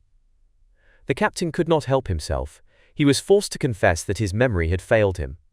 "Well then," said the professor, "I must remind you, taking the attraction on the Earth as 1, that on Mercury is 1.15, on Venus it is 0.92, on Mars 0.5, and on Jupiter 2.45. On the Moon the attraction is 0.16, whilst on the surface of the Sun a terrestrial kilogram would weigh 28 kilograms. Therefore, if a man upon the surface of the Sun were to fall down, he would have considerable difficulty in getting up again. A cannonball too would only fly a few yards," said Lieutenant Procope. "A jolly battlefield for cowards," exclaimed Ben Zoof. "Not so jolly, Ben Zoof, as you fancy," said his master. "The cowards would be too heavy to run away." Ben Zoof ventured the remark that, as the smallness of Gallia secured to its inhabitants such an increase of strength and agility, he was almost sorry that it had not been a little smaller still. "Though it could not anyhow have been very much smaller," he added, looking slyly at the professor. "Idiot!" exclaimed Rosette. "Your head is too light already. A puff of wind would blow it away." "I must take care of my head then, and hold it on," replied the irrepressible orderly. Unable to get the last word, the professor was about to retire. when Servadac detained him. "Permit me to ask you one more question," he said. "Can you tell me what is the nature of the soil of Gallia?" "Yes, I can answer that, and in this matter I do not think your impertinent orderly will venture to put Montmartre into the comparison. This soil is of a substance not unknown upon the earth." And speaking very slowly, the professor said, "It contains 70% of tellurium and 30% of gold." Servadac uttered an exclamation of surprise. "And the sum of the specific gravities of these two substances is 10, precisely the number that represents Gallia's density." "A comet of gold!" ejaculated the captain. "Yes, a realization of what the illustrious Maupertuis has already deemed probable," replied the astronomer. "If Gallia, then, should ever become attached to the Earth, might it not bring about an important revolution in all monetary affairs?" inquired the Count. "No doubt about it," said Rosette, with manifest satisfaction. "It would supply the world with about 246,000 trillions of francs. It would make gold about as cheap as dirt, I suppose," said Servadac. The last observation, however, was entirely lost upon the professor, who had left the hall with an air almost majestic, and was already on his way to the observatory. "And what, I wonder, is the use of all these big figures?" said Ben Zoof to his master, when next day they were alone together. "That's just the charm of them, my good fellow," was the captain's cool reply, "that they are of no use whatever." Chapter 8. Jupiter somewhat close. Except as to the time the comet would take to revolve round the Sun, it must be confessed that all the professor's calculations had comparatively little interest for anyone but himself, and he was consequently left very much to pursue his studies in solitude. The following day was the 1st of August, or, according to Rosette, the 63rd of April. In the course of this month, Gallia would travel 16,500,000 leagues, attaining at the end a distance of 197 million leagues from the Sun.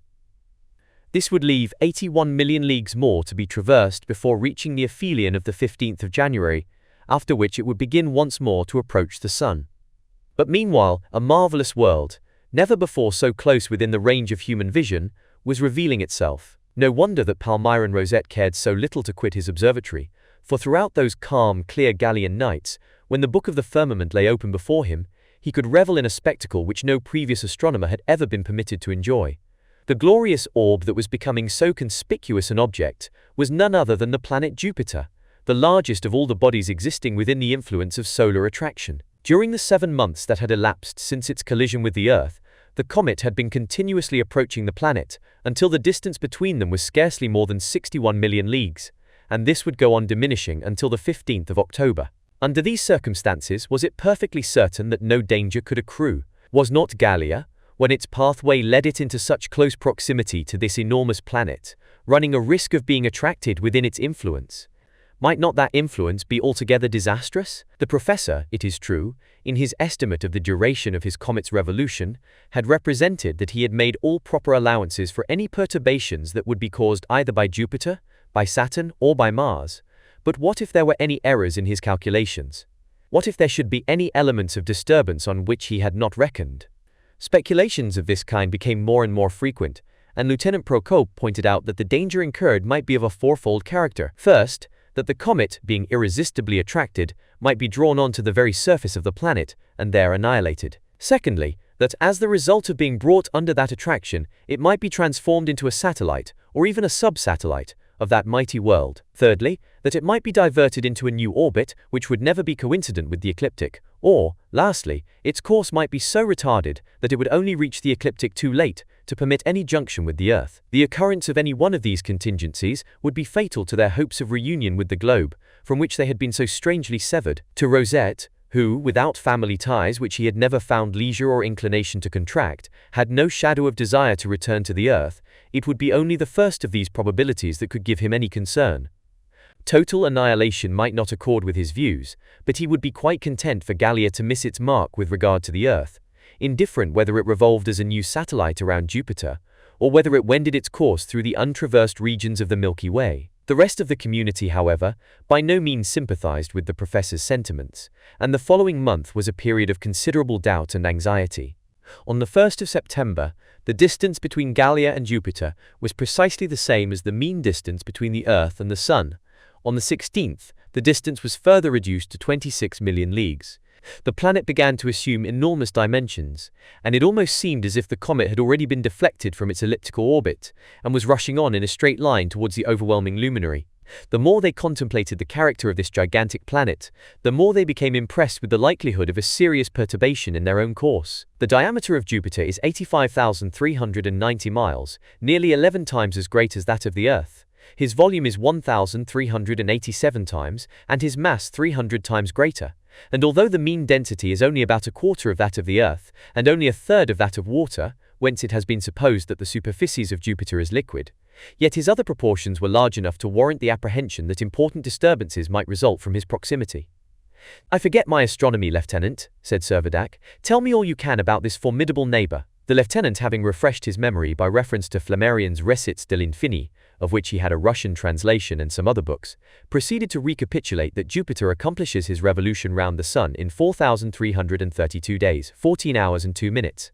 That he travels at the rate of 467 miles a minute along an orbit measuring 2,976 millions of miles, and that his rotation on his axis occupies only 9 hours and 55 minutes. "His days, then, are shorter than ours?" interrupted the captain. "Considerably," answered the lieutenant, who went on to describe how the displacement of a point at the equator of Jupiter was 27 times as rapid as on the Earth, causing the polar compression to be about 2,378 miles. How the axis, being nearly perpendicular, caused the days and nights to be nearly of the same length and the seasons to be invariable, and how the amount of light and heat received by the planet is only a 25th part of that received by the Earth, the average distance from the Sun being 475,693,000 miles. "And how about these satellites? Sometimes, I suppose, Jupiter has the benefit of 4 moons all shining at once?" asked Servadac. Of the satellites, Lieutenant Procope went on to say that one is rather smaller than our own moon, that another moves round its primary at an interval about equal to the moon's distance from ourselves, but that they all revolve in considerably less time.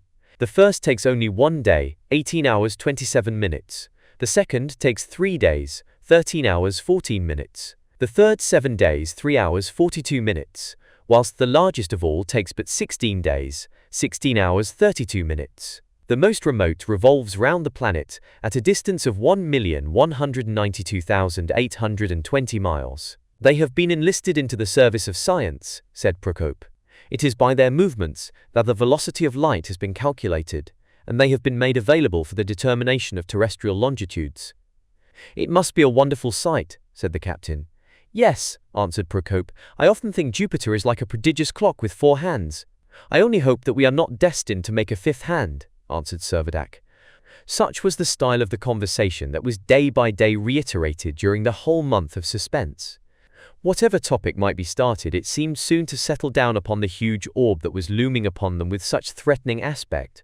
"The more remote that these planets are from the Sun," said Procope, "the more venerable and advanced in formation are they found to be. Neptune, situated 2,746,271,000 miles from the Sun, issued from the solar nebulosity thousands of millions of centuries back. Uranus, revolving 1,753,851,000 miles from the center of the planetary system, is of an age amounting to many hundred millions of centuries.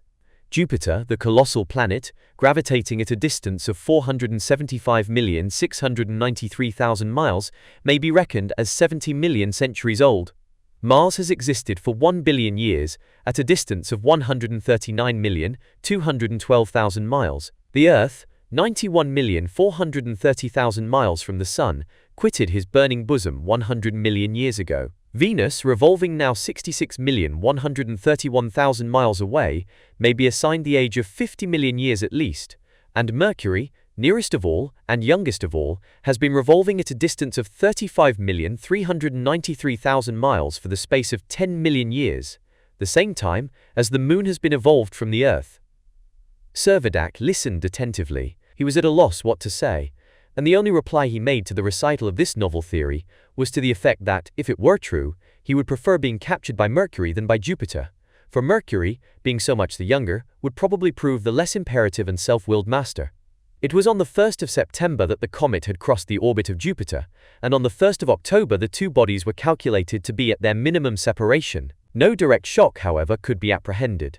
The demonstration was sufficiently complete that the orbit of Gallia did not coincide with that of the planet, the orbit of Jupiter being inclined at an angle of 1 degree 19 minutes to the orbit of the Earth, with which that of Gallia was no doubt coincident. As the month of September verged towards its close, Jupiter began to wear an aspect that must have excited the admiration of the most ignorant or the most indifferent observer. Its salient points were illumined with novel and radiant tints, and the solar rays, reflected from its disk, glowed with a mingled softness and intensity upon Gallia, so that Nerina had to pale her beauty. Who could wonder that Rosette, enthusiast as he was, should be irremovable from his observatory? Who could expect otherwise than that, with the prospect before him of viewing the giant among planets, 10 times nearer than any mortal eye had ever done, he should have begrudged every moment that distracted his attention. Meanwhile, as Jupiter grew large, the Sun grew small. Mach 10. From its increased remoteness, the diameter of the Sun's disk was diminished to 5 degrees and 46 minutes, and what an increased interest began to be associated with the satellites. They were visible to the naked eye. Was it not a new record in the annals of science? Although it is acknowledged that they are not ordinarily visible on Earth without the aid of a somewhat powerful telescope, it has been asserted that a favored few, endued with extraordinary powers of vision, have been able to identify them with an unassisted eye. But here, at least in Nina's hive, were many rivals, for everyone could so far distinguish them one from the other as to describe them by their colors. The first was of a dull white shade. The second was blue. The third was white and brilliant. The fourth was orange, at times approaching to a red. It was further observed that Jupiter itself was almost void of scintillation. Rosette, in his absorbing interest for the glowing glories of the planet, seemed to be beguiled into comparative forgetfulness of the charms of his comet, but no astronomical enthusiasm of the professor could quite allay the general apprehension that some serious collision might be impending. Time passed on. There was nothing to justify apprehension. The question was continually being asked, what does the professor really think? Our friend the professor, said Servadac, is not likely to tell us very much, but we may feel pretty certain of one thing. He wouldn't keep us long in the dark if he thought we were not going back to the Earth again. The greatest satisfaction he could have would be to inform us that we had parted from the Earth forever. I trust from my very soul, said the Count, that his prognostications are correct. The more I see of him, and the more I listen to him, replied Servadac, the more I become convinced that his calculations are based on a solid foundation, and will prove correct to the minutest particular. Ben Zoof here interrupted the conversation. I have something on my mind, he said. Something on your mind? Out with it, said the captain. That telescope, said the orderly. It strikes me that that telescope which the old professor keeps pointed up at yonder big sun is bringing it down straight upon us. The captain laughed heartily. Laugh, captain, if you like, but I feel disposed to break the old telescope into atoms. Ben Zoof, said Servadac, his laughter exchanged for a look of stern displeasure, touch that telescope, and you shall swing for it. The orderly looked astonished. I am governor here, said Servadac. Ben Zoof knew what his master meant, and to him his master's wish was law. The interval between the comet and Jupiter was, by the 1st of October, reduced to 43 million miles. The belts, all parallel to Jupiter's equator, were very distinct in their markings. Those immediately north and south of the equator were of a dusky hue. Those toward the poles were alternately dark and light, the intervening spaces of the planet's superficies, between edge and edge, being intensely bright. The belts themselves were occasionally broken by spots, which the records of astronomy describe as varying, both in form and in extent. The physiology of belts and spots alike was beyond the astronomer's power to ascertain, and even if he should be destined once again to take his place in an astronomical congress on the Earth, he would be just as incapable as ever of determining whether or no they owed their existence to the external accumulation of vapor, or to some internal agency. It would not be Professor Rosette's lot to enlighten his brother savants to any great degree as to the mysteries that are associated with this, which must ever rank as one of the most magnificent amongst the heavenly orbs. As the comet approached the critical point of its career, it cannot be denied that there was an unacknowledged consciousness of alarm. Mutually reserved, though ever courteous, the Count and the Captain were secretly drawn together by the prospect of a common danger, and as their return to the Earth appeared to them to become more and more dubious, they abandoned their views of narrow isolation and tried to embrace the wider philosophy that acknowledges the credibility of a habitable universe. But no philosophy could be proof against the common instincts of their humanity. Their hearts, their hopes, were set upon their natural home. No speculation, no science, no experience could induce them to give up their fond and sanguine anticipation that once again they were to come in contact with the Earth. Only let us escape Jupiter, said Lieutenant Procope repeatedly, and we are free from anxiety. But would not Saturn lie ahead? Asked Servadac and the Count in one breath. No, said Procope. The orbit of Saturn is remote, and does not come athwart our path. Jupiter is our sole hindrance. Of Jupiter we must say, as William Tell said, once through the ominous pass, and all is well. The 15th of October came, the date of the nearest approximation of the comet to the planet. They were only 31 million miles apart. What would now transpire? Would Gallia be diverted from its proper way, or would it hold the course that the astronomer had predicted? Early next morning the captain ventured to take the count and the lieutenant up to the observatory. The professor was in the worst of tempers. That was enough. It was enough, without a word, to indicate the course which events had taken. The comet was pursuing an unaltered way. The astronomer, correct in his prognostications, ought to have been the most proud and contented of philosophers. His pride and contentment were both overshadowed by the certainty that the career of his comet was destined to be so transient, and that it must inevitably once again come into collision with the Earth. Chapter 9. Market Prices in Gallia. "All right," said Servadac, convinced by the professor's ill humor that the danger was past. "No doubt we are in for a 2 years' excursion, but 15 months more will take us back to the Earth, and we shall see Montmartre again," exclaimed Ben Zoof, in excited tones that betrayed his delight in the anticipation. To use a nautical expression, they had safely rounded the point, and they had to be congratulated on their successful navigation. For if, under the influence of Jupiter's attraction, the comet had been retarded for a single hour, in that hour the Earth would have already traveled 2,300,000 miles from the point where contact would ensue, and many centuries would elapse before such a coincidence would possibly again occur. On the 1st of November, Gallia and Jupiter were 40 million miles apart. It was little more than 10 weeks to the 15th of January, when the comet would begin to reapproach the Sun. Though light and heat were now reduced to a 25th part of their terrestrial intensity, so that a perpetual twilight seemed to have settled over Gallia, yet the population felt cheered even by the little that was left, and buoyed up by the hope that they should ultimately regain their proper position with regard to the great luminary, of which the temperature has been estimated as not less than 5 million degrees.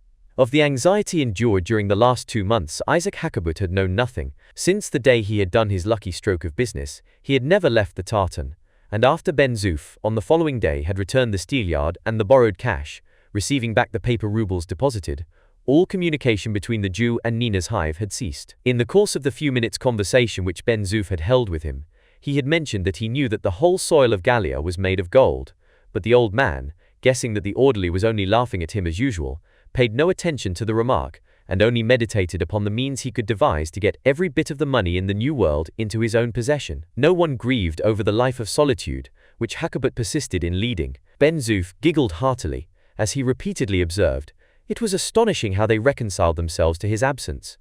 The time came, however, when various circumstances prompted him to think he must renew his intercourse with the inhabitants of the hive. Some of his goods were beginning to spoil, and he felt the necessity of turning them into money if he would not be a loser. He hoped, moreover, that the scarcity of his commodities would secure very high prices. It happened, just about this same time, that Ben Zoof had been calling his master's attention to the fact that some of their most necessary provisions would soon be running short, and that their stock of coffee, sugar, and tobacco would want replenishing. Servadac's mind, of course, turned to the cargo on board the Hansa, and he resolved, according to his promise, to apply to the Jew and become a purchaser. Mutual interest and necessity thus conspired to draw Hakkabut and the captain together. Often and often had Isaac gloated in his solitude over the prospect of first selling a portion of his merchandise for all the gold and silver in the colony. His recent usurious transaction had whetted his appetite. He would next part with some more of his cargo for all the paper money they could give him, but still he should have goods left, and they would want these. Yes, they should have these too for promissory notes. Notes would hold good when they got back again to the Earth. Bills from His Excellency the Governor would be good bills. Anyhow, there would be the sheriff. By the God o' Israel, he would get good prices, and he would get fine interest. Although he did not know it, he was proposing to follow the practice of the Gauls of old, who advanced money on bills for payment in a future life. Hakkabut's future life, however, was not many months in advance of the present. Still Hakkabut hesitated to make the first advance, and it was accordingly with much satisfaction that he hailed Captain Servadac's appearance on board the Hansa. "Hakkabut," said the captain, plunging without further preface into business, "we want some coffee, some tobacco, and other things. I have come today to order them, to settle the price, and tomorrow Ben Zoof shall fetch the goods away." "Merciful heavens!" The Jew began to whine, but Servadac cut him short. "None of that miserable howling. Business! I am come to buy your goods. I shall pay for them." "Ah, yes, your excellency. whispered the Jew, his voice trembling like a street beggar. "Don't impose on me. I am poor. I am nearly ruined already." "Cease your wretched whining," cried Servadac. "I have told you once, I shall pay for all I buy." "Ready money?" asked Hakkabut. "Yes, ready money." "What makes you ask?" said the captain, curious to hear what the Jew would say. "Well, you see, your excellency," stammered out the Jew. "To give credit to one wouldn't do, unless I gave credit to another. You are solvent, I mean honorable, and his lordship the count is honorable. But maybe. Well?" said Servadac, waiting, but inclined to kick the old rascal out of his sight. "I shouldn't like to give credit," he repeated. "I have not asked you for credit. I have told you you shall have ready money." "Very good, your excellency, but how will you pay me?" "Pay you? Why, we shall pay you in gold and silver and copper, while our money lasts, and when that is gone, we shall pay you in banknotes." "Oh, no paper," groaned out the Jew, relapsing into his accustomed whine. "Nonsense, man," cried Servadac. "No paper?" reiterated Hakkabut. "Why not? Surely you can trust the banks of England, France, and Russia." "Ah, no, I must have gold. Nothing so safe as gold." "Well then," said the captain, not wanting to lose his temper, "you shall have it your own way. We have plenty of gold for the present. We will leave the banknotes for by and by." The Jew's countenance brightened, and Servadac, repeating that he should come again the next day, was about to quit the vessel. "One moment, your excellency," said Hakkabut, sidling up with a hypocritical smile. "I suppose I'm to fix my own prices. You will, of course, charge ordinary prices, proper market prices, European prices, I mean." "Merciful heavens!" shrieked the old man. "You rob me of my rights, you defraud me of my privilege. The monopoly of the market belongs to me. It is the custom, it is my right, it is my privilege to fix my own prices." Servadac made him understand that he had no intention of swerving from his decision. "Merciful heavens!" again howled the Jew. "It is sheer ruin. The time of monopoly is the time for profit. It is the time for speculation. The very thing, Hakkabut, that I am anxious to prevent. Just stop now, and think a minute. You seem to forget my rights. You are forgetting that, if I please, I can confiscate all your cargo for the common use. You ought to think yourself lucky in getting any price at all. Be contented with European prices. You will get no more. I am not going to waste my breath on you. I will come again tomorrow." And without allowing Hakkabut time to renew his lamentations, Servadac went away.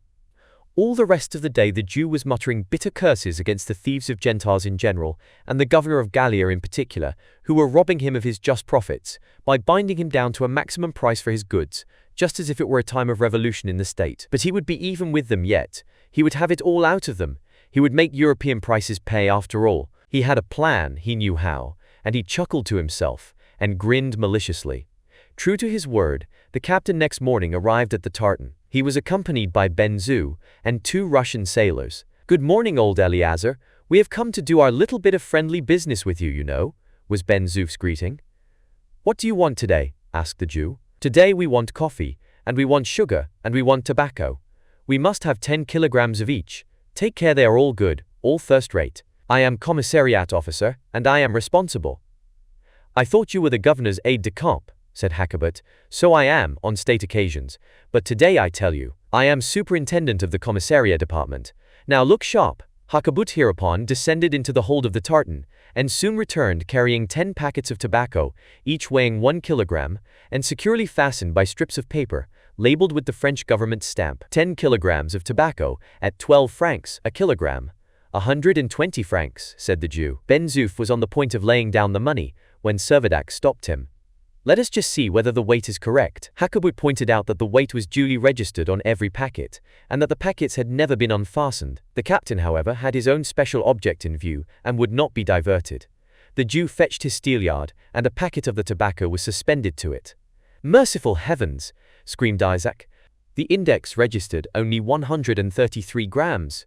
You see, Hakkabut, I was right. I was perfectly justified in having your goods put to the test," said Servadac quite seriously. But, your excellency," stammered out the bewildered man. "You will, of course, make up the deficiency," the captain continued, not noticing the interruption. "Oh, my lord, let me say," began Isaac again. "Come, old Caiaphas, do you hear? You are to make up the deficiency," exclaimed Ben-Zoof.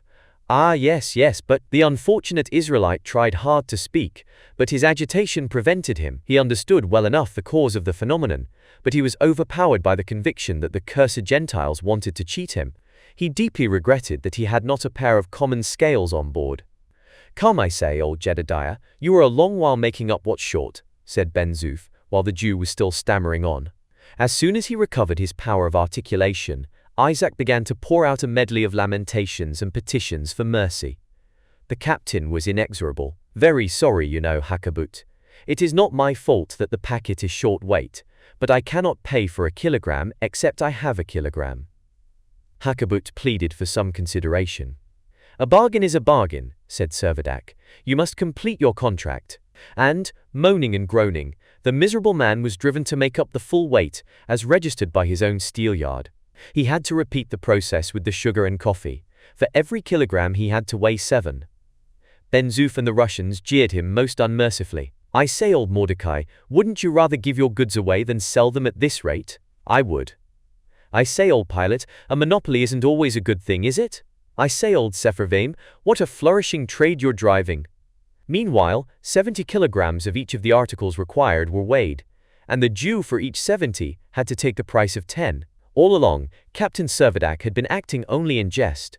Aware that old Isaac was an utter hypocrite, he had no compunction in turning a business transaction with him into an occasion for a bit of fun. But the joke at an end, he took care that the Jew was properly paid all his legitimate due. Chapter 10. Far into Space. A month passed away. Gallia continued its course, bearing its little population onwards, so far removed from the ordinary influence of human passions, that it might almost be said that its sole ostensible vice was represented by the greed and avarice of the miserable Jew. After all, they were but making a voyage, a strange, yet a transient excursion through solar regions hitherto untraversed. But if the professor's calculations were correct, and why should they be doubted, their little vessel was destined, after a 2 years' absence, once more to return to port. The landing, indeed, might be a matter of difficulty, but with the good prospect before them of once again standing on terrestrial shores, they had nothing to do at present except to make themselves as comfortable as they could in their present quarters.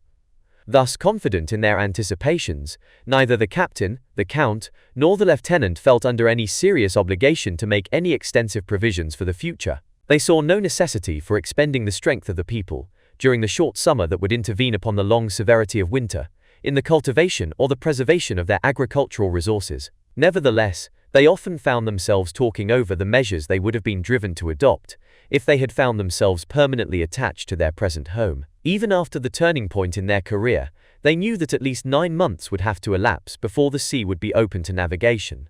But at the very first arrival of summer, they would be bound to arrange for the Dobrina and the Hansa to retransport themselves and all their animals to the shores of Gorby Island, where they would have to commence their agricultural labors to secure the crops that must form their winter store. During 4 months or thereabouts, they would lead the lives of farmers and of sportsmen.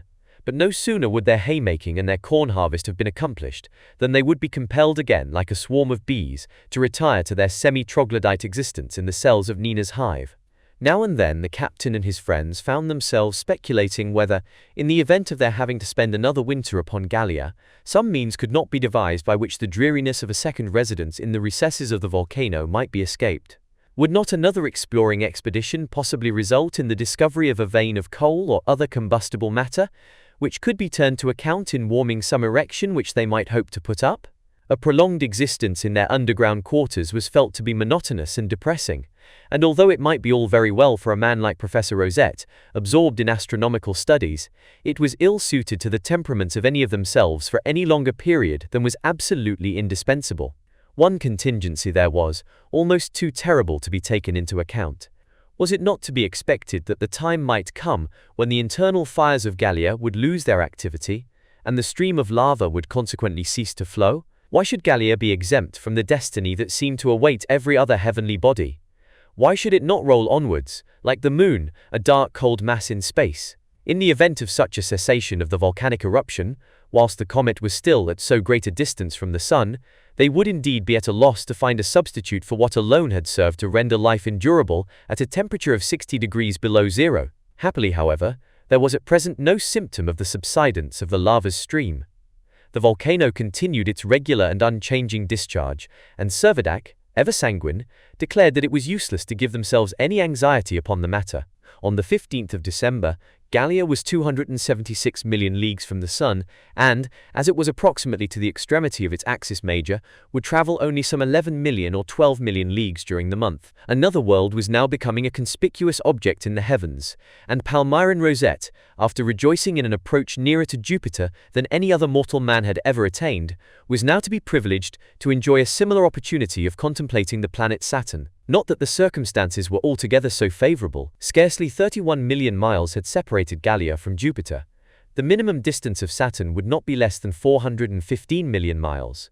But even this distance, although too great to affect the comet's progress more than had been duly reckoned on, was considerably shorter than what had ever separated Saturn from the Earth. To get any information about the planet from Rosette appeared quite impossible. Although equally by night and by day he never seemed to quit his telescope, he did not evince the slightest inclination to impart the result of his observations. It was only from the few astronomical works that happened to be included in the de Brinner's library that any details could be gathered, but these were sufficient to give a large amount of interesting information. Ben Zoof, when he was made aware that the Earth would be invisible to the naked eye from the surface of Saturn, declared that he then, for his part, did not care to learn any more about such a planet. To him it was indispensable that the Earth should remain in sight, and it was his great consolation that hitherto his native sphere had never vanished from his gaze. At this date, Saturn was revolving at a distance of 420 million miles from Gallia, and consequently 874,440,000 miles from the Sun, receiving only 1/100th part of the light and heat which that luminary bestows upon the Earth. On consulting their books of reference, the colonists found that Saturn completes his revolution round the Sun in a period of 29 years and 167 days, traveling at the rate of more than 21,000 miles an hour along an orbit measuring 5,490 millions of miles in length. His circumference is about 220,000 miles, his superficies 144,000 millions of square miles, his volume 143,846 millions of cubic miles. Saturn is 735 times larger than the Earth, consequently he is smaller than Jupiter. In mass he is only 90 times greater than the Earth, which gives him a density less than that of water. He revolves on his axis in 10 hours 29 minutes, causing his own year to consist of 86,630 days, and his seasons, on account of the great inclination of his axis to the plane of his orbit, are each of the length of 7 terrestrial years.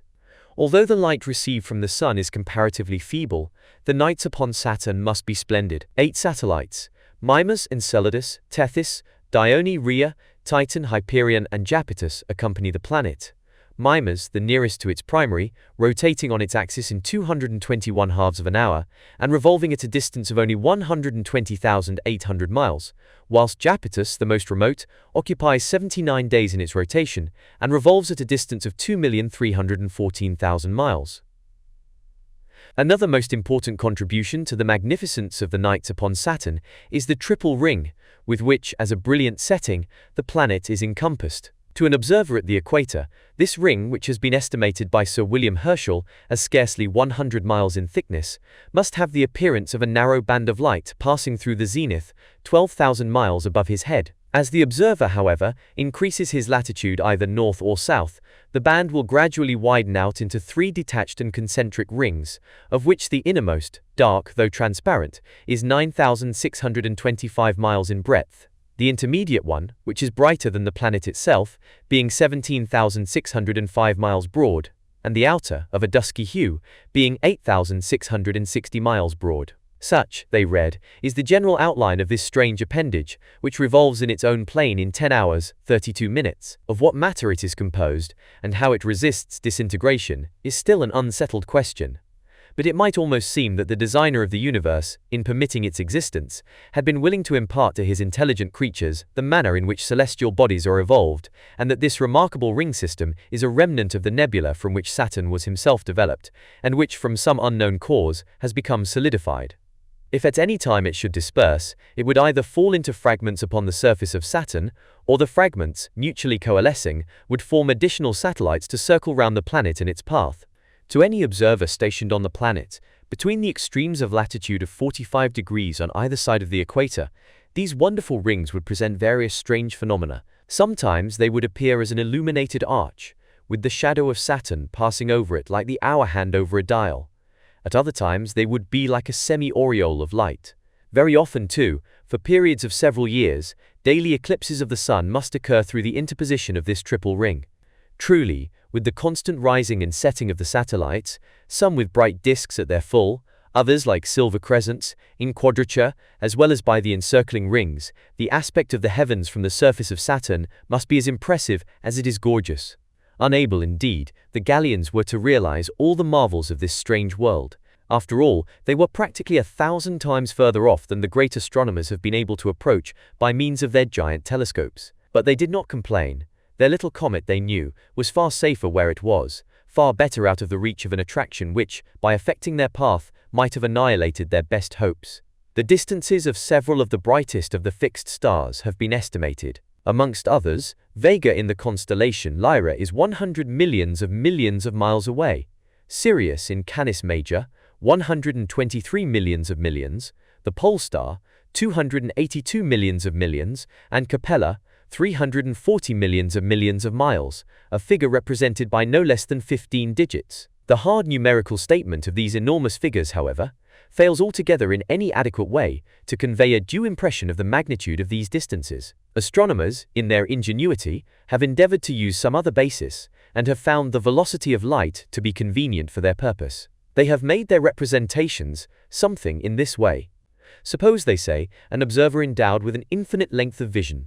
Suppose him stationed on the surface of Capella, looking thence towards the earth, he would be a spectator of events that had happened 70 years previously. Transport him to a star 10 times distant, and he will be reviewing the terrestrial sphere of 720 years back. Carry him away further still, to a star so remote that it requires something less than 19 centuries for light to reach it, and he would be a witness of the birth and death of Christ. Convey him further again, and he shall be looking upon the dread desolation of the deluge. Take him away further yet, for space is infinite, and he shall be a spectator of the creation of the spheres. History is thus stereotyped in space. Nothing once accomplished can ever be effaced. Who can altogether be astonished that Palmyrin Rosette, with his burning thirst for astronomical research, should have been conscious of a longing for yet wider travel through the sidereal universe? With his comet now under the influence of one star, now of another, what various systems might he not have explored? What undreamed-of marvels might not have revealed themselves before his gaze? The stars, fixed and immovable in name, are all of them in motion, and Gallia might have followed them in their untracked way. But Gallia had a narrow destiny. She was not to be allowed to wander away into the range of attraction of another center, nor to mingle with the star clusters, some of which have been entirely, others partially resolved. Nor was she to lose herself amongst the 5,000 nebulae which have resisted hitherto the grasp of the most powerful reflectors. No, Gallia was neither to pass beyond the limits of the solar system, nor to travel out of sight of the terrestrial sphere. Her orbit was circumscribed to little over 1,500 millions of miles, and, in comparison with the infinite space beyond, this was a mere nothing. Chapter 11. A fête day. The temperature continued to decrease. The mercurial thermometer, which freezes at 42 degrees below zero, was no longer of service, and the spirit thermometer of the Dobrina had been brought into use. This now registered 53 degrees below freezing point. In the creek, where the two vessels had been moored for the winter, the elevation of the ice, in anticipation of which Lieutenant Procope had taken the precautionary measure of beveling, was going on slowly but irresistibly, and the tartan was upheaved 50 feet above the level of the Gallian Sea, while the schooner, as being lighter, had been raised to a still greater altitude. So irresistible was this gradual process of elevation, so utterly defying all human power to arrest, that the lieutenant began to feel very anxious as to the safety of his yacht. With the exception of the engine and the masts, everything had been cleared out and conveyed to shore. But in the event of a thaw, it appeared that nothing short of a miracle could prevent the hull from being dashed to pieces, and then all means of leaving the promontory would be gone. The Hansa, of course, would share a similar fate. In fact, it had already heeled over to such an extent as to render it quite dangerous for its obstinate owner, who, at the peril of his life, resolved that he would stay where he could watch over his all-precious cargo, though continually invoking curses on the ill fate of which he deemed himself the victim.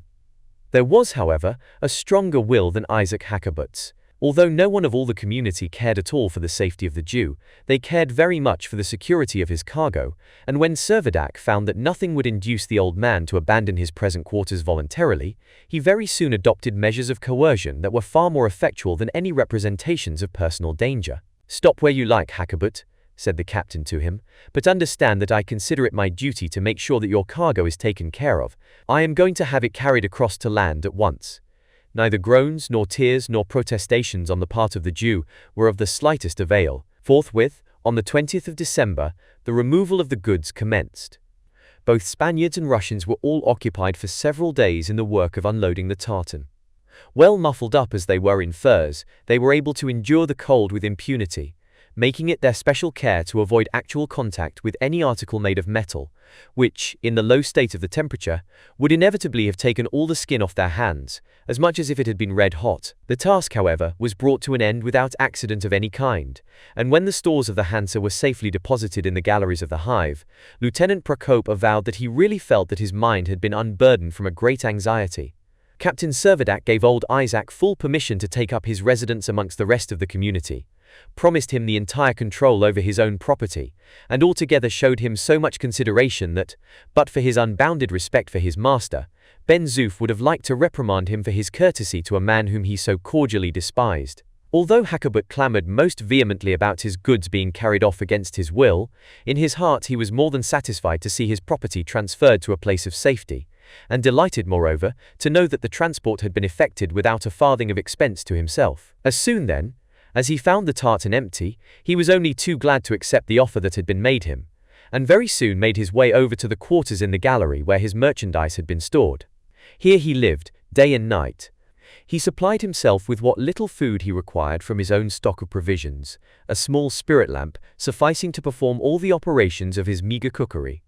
Consequently, all intercourse between himself and the rest of the inhabitants was entirely confined to business transactions, when occasion required that some purchase should be made from his stock of commodities.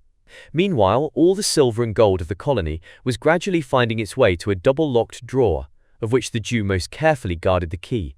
The 1st of January was drawing near, the anniversary of the shock which had resulted in the severance of 36 human beings from the society of their fellow men. Hitherto, not one of them was missing.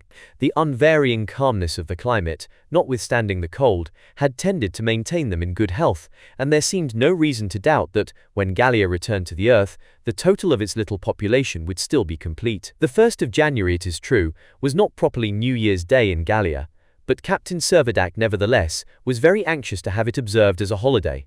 "I do not think," he said to Count Timosheff and Lieutenant Procope, "that we ought to allow our people to lose their interest in the world to which we are all hoping to return. And how can we cement the bond that ought to unite us, better than by celebrating, in common with our fellow creatures upon earth, a day that awakens afresh the kindliest sentiments of all?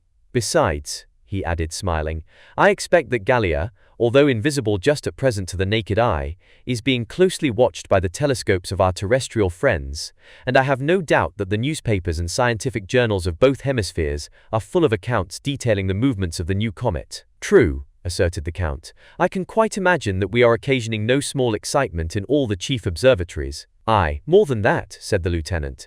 "Our Gallia is certain to be far more than a mere object of scientific interest or curiosity. Why should we doubt that the elements of a comet which has once come into collision with the Earth have by this time been accurately calculated? What our friend the professor has done here has been done likewise on the Earth, where, beyond a question, all manner of expedients are being discussed as to the best way of mitigating the violence of a concussion that must occur." The lieutenant's conjectures were so reasonable that they commanded assent. Gallia could scarcely be otherwise than an object of terror to the inhabitants of the earth, who could by no means be certain that a second collision would be comparatively so harmless as the first. Even to the Gallians themselves, much as they looked forward to the event, the prospect was not unmixed with alarm, and they would rejoice in the invention of any device by which it was likely the impetus of the shock might be deadened.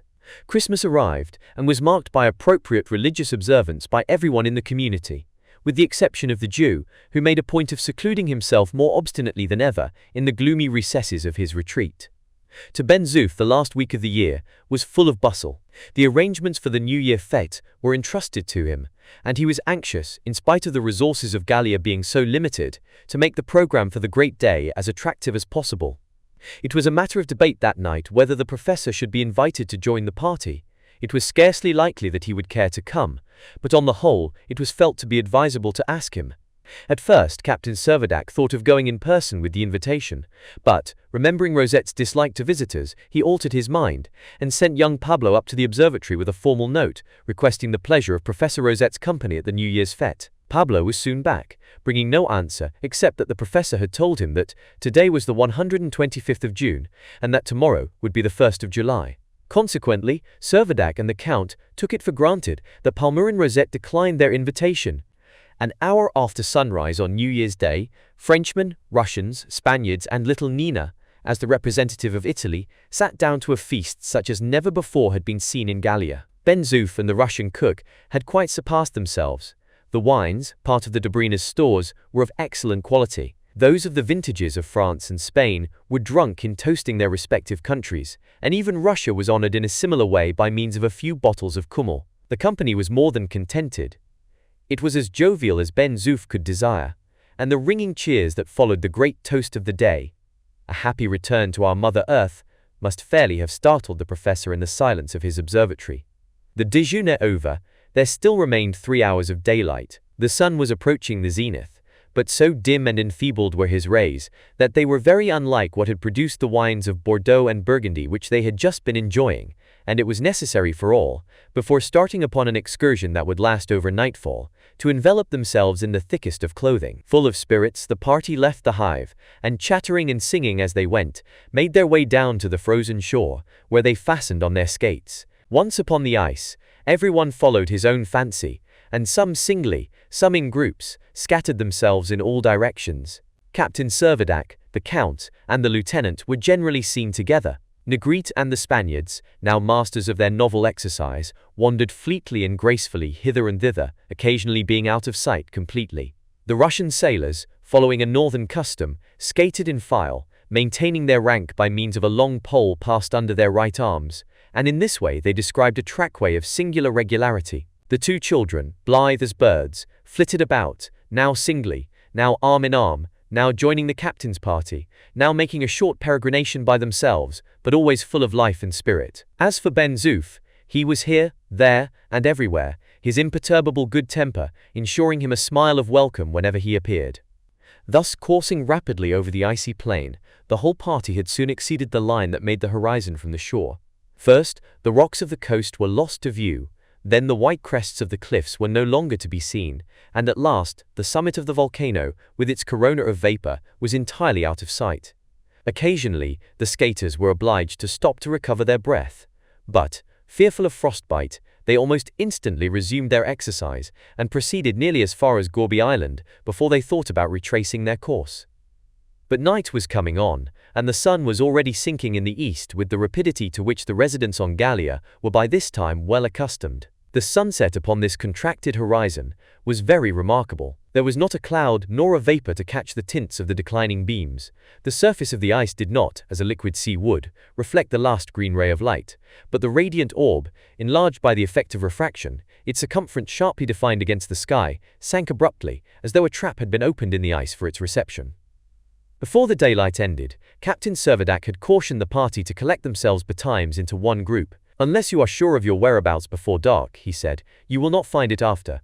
We have come out like a party of skirmishers. Let us go back in full force." The night would be dark. Their moon was in conjunction and would not be seen. The stars would only give something of that pale radiance which the poet Corneille has described. Immediately after sunset the torches were lighted, and the long series of flames, fanned by the rapid motion of their bearers, had much the appearance of an enormous fiery banner. An hour later, and the volcano appeared like a dim shadow on the horizon, the light from the crater shedding a lurid glare upon the surrounding gloom. In time, the glow of the burning lava, reflected in the icy mirror, fell upon the troop of skaters, and cast their lengthened shadows grotesquely on the surface of the frozen sea. Later still, half an hour or more afterwards, the torches were all but dying out. The shore was close at hand. All at once, Ben Zoof uttered a startled cry and pointed with bewildered excitement towards the mountain. Involuntarily, one and all they plowed their heels into the ice and came to a halt. Exclamations of surprise and horror burst from every lip. The volcano was extinguished. The stream of burning lava had suddenly ceased to flow. Speechless with amazement, they stood still for some moments. There was not one of them that did not realize, more or less, how critical was their position. The sole source of the heat that had enabled them to brave the rigor of the cold had failed them. Death, in the cruelest of all shapes, seemed staring them in the face. Death from cold. Meanwhile, the last torch had flickered out. It was quite dark. "Forward!" cried Servadac firmly. At the word of command, they advanced to the shore, clambered with no little difficulty up the slippery rocks, gained the mouth of the gallery, groped their way into the common hall. How dreary, how chill it seemed. The fiery cataract no longer spread its glowing covering over the mouth of the grotto. Lieutenant Procope leaned through the aperture. The pool, hitherto kept fluid by its proximity to the lava, was already encrusted with a layer of ice. Such was the end of the New Year's Day so happily begun. Chapter 12. The Bowels of the Comet. The whole night was spent in speculating, with gloomy forebodings, upon the chances of the future. The temperature of the hall, now entirely exposed to the outer air, was rapidly falling, and would quickly become unendurable. Far too intense was the cold to allow anyone to remain at the opening, and the moisture on the walls soon resolved itself into icicles. But the mountain was like the body of a dying man, that retains a while a certain amount of heat at the heart, after the extremities have become cold and dead. In the more interior galleries, there was still a certain degree of warmth, and hither Servadac and his companions were glad enough to retreat. Here they found the professor, who, startled by the sudden cold, had been fain to make a precipitate retreat from his observatory. Now would have been the opportunity to demand of the enthusiast whether he would like to prolong his residence indefinitely upon his little comet. It is very likely that he would have declared himself ready to put up with any amount of discomfort to be able to gratify his love of investigation, but all were far too disheartened and distressed to care to banter him upon the subject on which he was so sensitive. Next morning, Servadac thus addressed his people. "My friends, except from cold we have nothing to fear. Our provisions are ample, more than enough for the remaining period of our sojourn in this lone world of ours. Our preserved meat is already cooked. We shall be able to dispense with all fuel for cooking purposes. All that we require is warmth. Warmth for ourselves. Let us secure that, and all may be well. Now I do not entertain a doubt, but that the warmth we require is resident in the bowels of this mountain on which we are living. To the depth of those bowels we must penetrate. There we shall obtain the warmth which is indispensable to our very existence." His tone, quite as much as his words, restored confidence to many of his people, who were already yielding to a feeling of despair. The Count and the Lieutenant fervently, but silently, grasped his hand. "Nina," said the captain, "you will not be afraid to go down to the lower depths of the mountain, will you?" "Not if Pablo goes," replied the child. "Oh yes, of course, Pablo will go. You are not afraid to go, are you, Pablo?" he said, addressing the boy. "Anywhere with you, Your Excellency," was the boy's prompt reply, and certain it was that no time must be lost in penetrating below the heart of the volcano. Already the most protected of the many ramifications of Nina's hive were being pervaded by a cold that was insufferable. It was an acknowledged impossibility to get access to the crater by the exterior declivities of the mountainside. They were far too steep and too slippery to afford a foothold. It must of necessity be entered from the interior. Lieutenant Procope accordingly undertook the task of exploring all the galleries, and was soon able to report that he had discovered one which he had every reason to believe abutted upon the central funnel. His reason for coming to this conclusion was that the caloric emitted by the rising vapors of the hot lava seemed to be oozing, as it were, out of the tellurium, which had been demonstrated already to be a conductor of heat. Only succeed in piercing through this rock for 7 or 8 yards, and the lieutenant did not doubt that his way would be opened into the old lava course, by following which he hoped descent would be easy. Under the lieutenant's direction, the Russian sailors were immediately set to work. Their former experience had convinced them that spades and pickaxes were of no avail, and their sole resource was to proceed by blasting with gunpowder.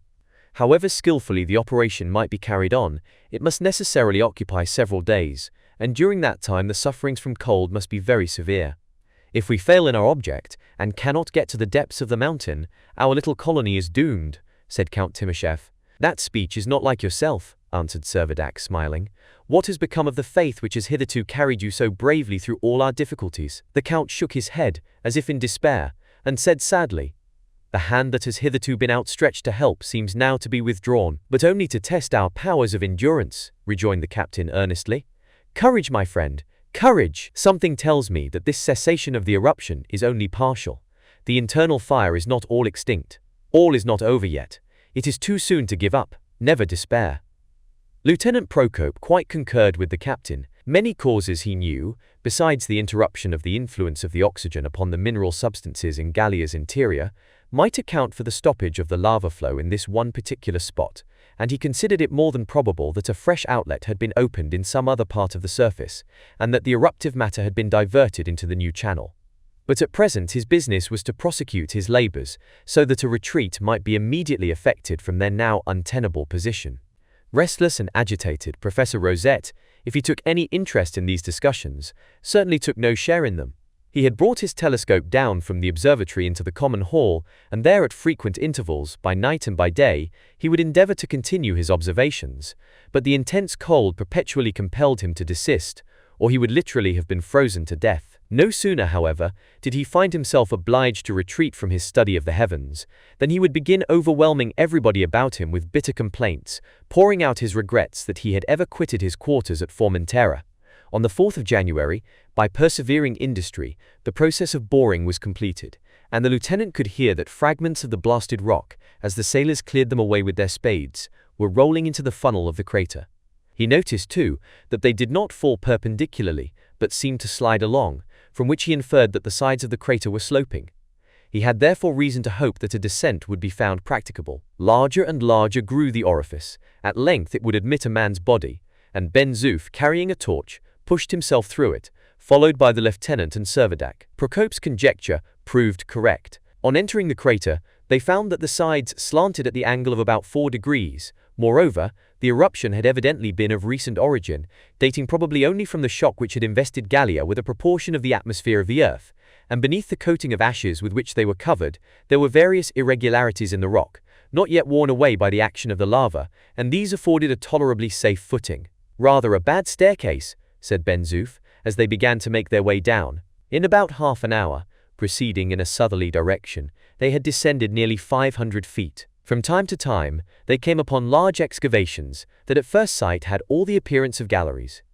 But by waving his torch, Ben Zoof could always see their extreme limits, and it was evident that the lower strata of the mountain did not present the same system of ramification that rendered the hive above so commodious a residence. It was not a time to be fastidious. They must be satisfied with such accommodation as they could get, provided it was warm. Captain Servadac was only too glad to find that his hopes about the temperature were to a certain extent realized. The lower they went, the greater was the diminution in the cold, a diminution that was far more rapid than that which is experienced in making the descent of terrestrial mines. In this case it was a volcano, not a colliery, that was the object of exploration, and thankful enough they were to find that it had not become extinct. Although the lava, from some unknown cause, had ceased to rise in the crater, yet plainly it existed somewhere in an incandescent state, and was still transmitting considerable heat to inferior strata. Lieutenant Procope had brought in his hand a mercurial thermometer, and Servadac carried an aneroid barometer, by means of which he could estimate the depth of their descent below the level of the Gallian Sea. When they were 600 feet below the orifice, the mercury registered a temperature of 6 degrees below zero. 6 degrees, said Servadac. That will not suit us. At this low temperature we could not survive the winter. We must try deeper down. I only hope the ventilation will hold out. There was, however, nothing to fear on the score of ventilation. The great current of air that rushed into the aperture penetrated everywhere, and made respiration perfectly easy. The descent was continued for about another 300 feet, which brought the explorers to a total depth of 900 feet from their old quarters. Here the thermometer registered 12 degrees above zero, a temperature which, if only it were permanent, was all they wanted. There was no advantage in proceeding any further along the lava course. They could already hear the dull rumblings that indicated that they were at no great distance from the central focus. "Quite near enough for me," exclaimed Ben Zoof. "Those who are chilly are welcome to go as much lower as they like. For my part, I shall be quite warm enough here." After throwing the gleams of torchlight in all directions, the explorers seated themselves on a jutting rock and began to debate whether it was practicable for the colony to make an abode in these lower depths of the mountain. The prospect, it must be owned, was not inviting. The crater, it is true, widened out into a cavern sufficiently large, but here its accommodation ended. Above and below were a few ledges in the rock that would serve as receptacles for provisions. But, with the exception of a small recess that must be reserved for Nina, it was clear that henceforth they must all renounce the idea of having separate apartments. The single cave must be their dining room, drawing room, and dormitory, all in one. From living the life of rabbits in a warren, they were reduced to the existence of moles, with the difference that they could not, like them, forget their troubles in a long winter's sleep. The cavern, however, was quite capable of being lighted by means of lamps and lanterns. Among the stores were several barrels of oil and a considerable quantity of spirits of wine, which might be burned when required for cooking purposes. Moreover, it would be unnecessary for them to confine themselves entirely to the seclusion of their gloomy residence. Well wrapped up, there would be nothing to prevent them making occasional excursions both to the hive and to the seashore. A supply of fresh water would be constantly required. Ice for this purpose must be perpetually carried in from the coast, and it would be necessary to arrange that everyone in turn should perform this office, as it would be no sinecure to clamber up the sides of the crater for 900 feet and descend the same distance. After throwing the gleams of torchlight in all directions, the explorers seated themselves on a jutting rock and began to debate whether it was practicable for the colony to make an abode in these lower depths of the mountain. The prospect, it must be owned, was not inviting. The crater, it is true, widened out into a cavern sufficiently large, but here its accommodation ended. Above and below were a few ledges in the rock that would serve as receptacles for provisions. But, with the exception of a small recess that must be reserved for Nina, it was clear that henceforth they must all renounce the idea of having separate apartments. The single cave must be their dining room, drawing room, and dormitory, all in one. From living the life of rabbits in a warren, they were reduced to the existence of moles, with the difference that they could not, like them, forget their troubles in a long winter's sleep. The cavern, however, was quite capable of being lighted by means of lamps and lanterns. Among the stores were several barrels of oil and a considerable quantity of spirits of wine, which might be burned when required for cooking purposes. Moreover, it would be unnecessary for them to confine themselves entirely to the seclusion of their gloomy residence. Well wrapped up, there would be nothing to prevent them making occasional excursions both to the hive and to the seashore. A supply of fresh water would be constantly required. Ice for this purpose must be perpetually carried in from the coast, and it would be necessary to arrange that everyone in turn should perform this office, as it would be no sinecure to clamber up the sides of the crater for 900 feet and descend the same distance with a heavy burden. But the emergency was great, and it was accordingly soon decided that the little colony should forthwith take up its quarters in the cave. After all, they said, they should hardly be much worse off than thousands who annually winter in Arctic regions. On board the whaling vessels and in the establishments of the Hudson's Bay Company, such luxuries as separate cabins or sleeping chambers are never thought of. One large apartment, well heated and ventilated, with as few corners as possible, is considered far more healthy, and on board ship the entire hold, and in forts a single floor, is appropriated to this purpose. The recollection of this fact served to reconcile them, in a great degree, to the change to which they felt it requisite to submit. Having remounted the ascent, they made the result of their exploration known to the mass of the community, who received the tidings with a sense of relief, and cordially accepted the scheme of the migration. The first step was to clear the cavern of its accumulation of ashes, and then the labor of removal commenced in earnest. Never was a task undertaken with greater zest. The fear of being to a certainty frozen to death if they remained where they were, was a stimulus that made everyone put forth all his energies. Beds, furniture, cooking utensils, first the stores of the Dobryna, then the cargo of the Tartan, all were carried down with the greatest alacrity, and the diminished weight combined with the downhill route to make the labor proceed with incredible briskness. Although Professor Rosette yielded to the pressure of circumstances, and allowed himself to be conducted to the lower regions, nothing would induce him to allow his telescope to be carried underground, and as it was undeniable that it would certainly be of no service deep down in the bowels of the mountain, it was allowed to remain undisturbed upon its tripod in the great hall of Nina's hive. As for Isaac Hakkabut, his outcry was beyond description lamentable. Never, in the whole universe, had a merchant met with such reverses. Never had such a pitiable series of losses befallen an unfortunate man. Regardless of the ridicule which his abject wretchedness excited, he howled on still and kept up an unending wail. But meanwhile, he kept a keen eye upon every article of his property, and amidst universal laughter insisted on having every item registered in an inventory as it was transferred to its appointed place of safety. Servadac considerately allowed the whole of the cargo to be deposited in a hollow apart by itself, over which the Jew was permitted to keep a watch as vigilant as he pleased. By the 10th, the removal was accomplished. Rescued, at all events, from the exposure to a perilous temperature of 60 degrees below zero, the community was installed in its new home. The large cave was lighted by the Dobryna's lamps, while several lanterns, suspended at intervals along the acclivity that led to their deserted quarters above, gave a weird picturesqueness to the scene, that might vie with any of the graphic descriptions of the Arabian Nights entertainments. "How do you like this, Nina?" said Ben Zoof. "Va bene," replied the child. "We are only living in the cellars instead of upon the ground floor." "We will try and make ourselves comfortable," said the orderly. "Oh yes, we will be happy here," rejoined the child. "It is nice and warm." Although they were as careful as they could to conceal their misgivings from the rest, Servadac and his two friends could not regard their present situation without distrust. When alone, they would frequently ask each other what would become of them all if the volcanic heat should really be subsiding, or if some unexpected perturbation should retard the course of the comet and compel them to an indefinitely prolonged residence in their grim abode. It was scarcely likely that the comet could supply the fuel of which ere long they would be in urgent need. Who could expect to find coal in the bowels of Gallia? Coal, which is the residuum of ancient forests mineralized by the lapse of ages. Would not the lava cinders exhumed from the extinct volcano be their last poor resource? "Keep up your spirits, my friends," said Servadac. "We have plenty of time before us at present. Let us hope that as fresh difficulties arise, fresh ways of escape will open. Never despair." "True," said the Count. "It is an old saying that necessity is the mother of invention. Besides, I should think it very unlikely that the internal heat will fail us now before the summer." The lieutenant declared that he entertained the same hope. As the reason of his opinion, he alleged that the combustion of the eruptive matter was most probably of quite recent origin, because the comet before its collision with the Earth had possessed no atmosphere, and that consequently no oxygen could have penetrated to its interior. "Most likely you are right," replied the Count, "and so far from dreading a failure of the internal heat, I am not quite sure that we may not be exposed to a more terrible calamity still."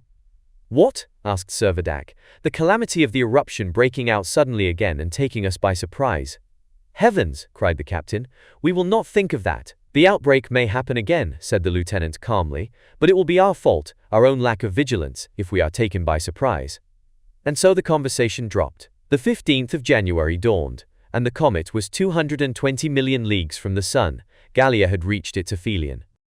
Chapter 13. Dreary Months. Henceforth then, with a velocity ever increasing, Gallia would reapproach the sun. Except the 13 Englishmen who had been left at Gibraltar, every living creature had taken refuge in the dark abyss of the volcano's crater. And with those Englishmen, how had it fared? "Far better than with ourselves," was the sentiment that would have been universally accepted in Nina's hive. And there was every reason to conjecture that so it was. The party at Gibraltar, they all agreed, would not, like themselves, have been compelled to have recourse to a stream of lava for their supply of heat. They, no doubt, had had abundance of fuel as well as food, and in their solid casemate, with its substantial walls, they would find ample shelter from the rigor of the cold. The time would have been passed at least in comfort, and perhaps in contentment, and Colonel Murphy and Major Oliphant would have had leisure more than sufficient for solving the most abstruse problems of the chessboard.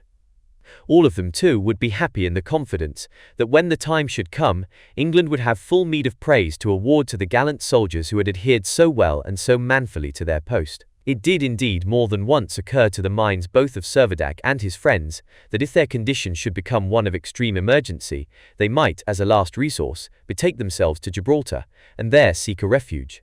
But their former reception had not been of the kindest, and they were little disposed to renew an acquaintanceship that was marked by so little cordiality. Not in the least that they would expect to meet with any inhospitable rebuff. Far from that, they knew well enough that Englishmen, whatever their faults, would be the last to abandon their fellow creatures in the hour of distress.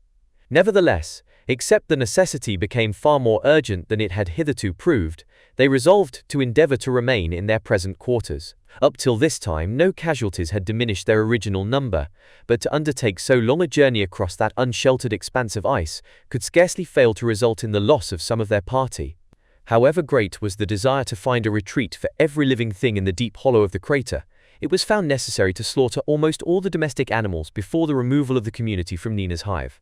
To have stabled them all in the cavern below would have been quite impossible, whilst to have left them in the upper galleries would only have been to abandon them to a cruel death.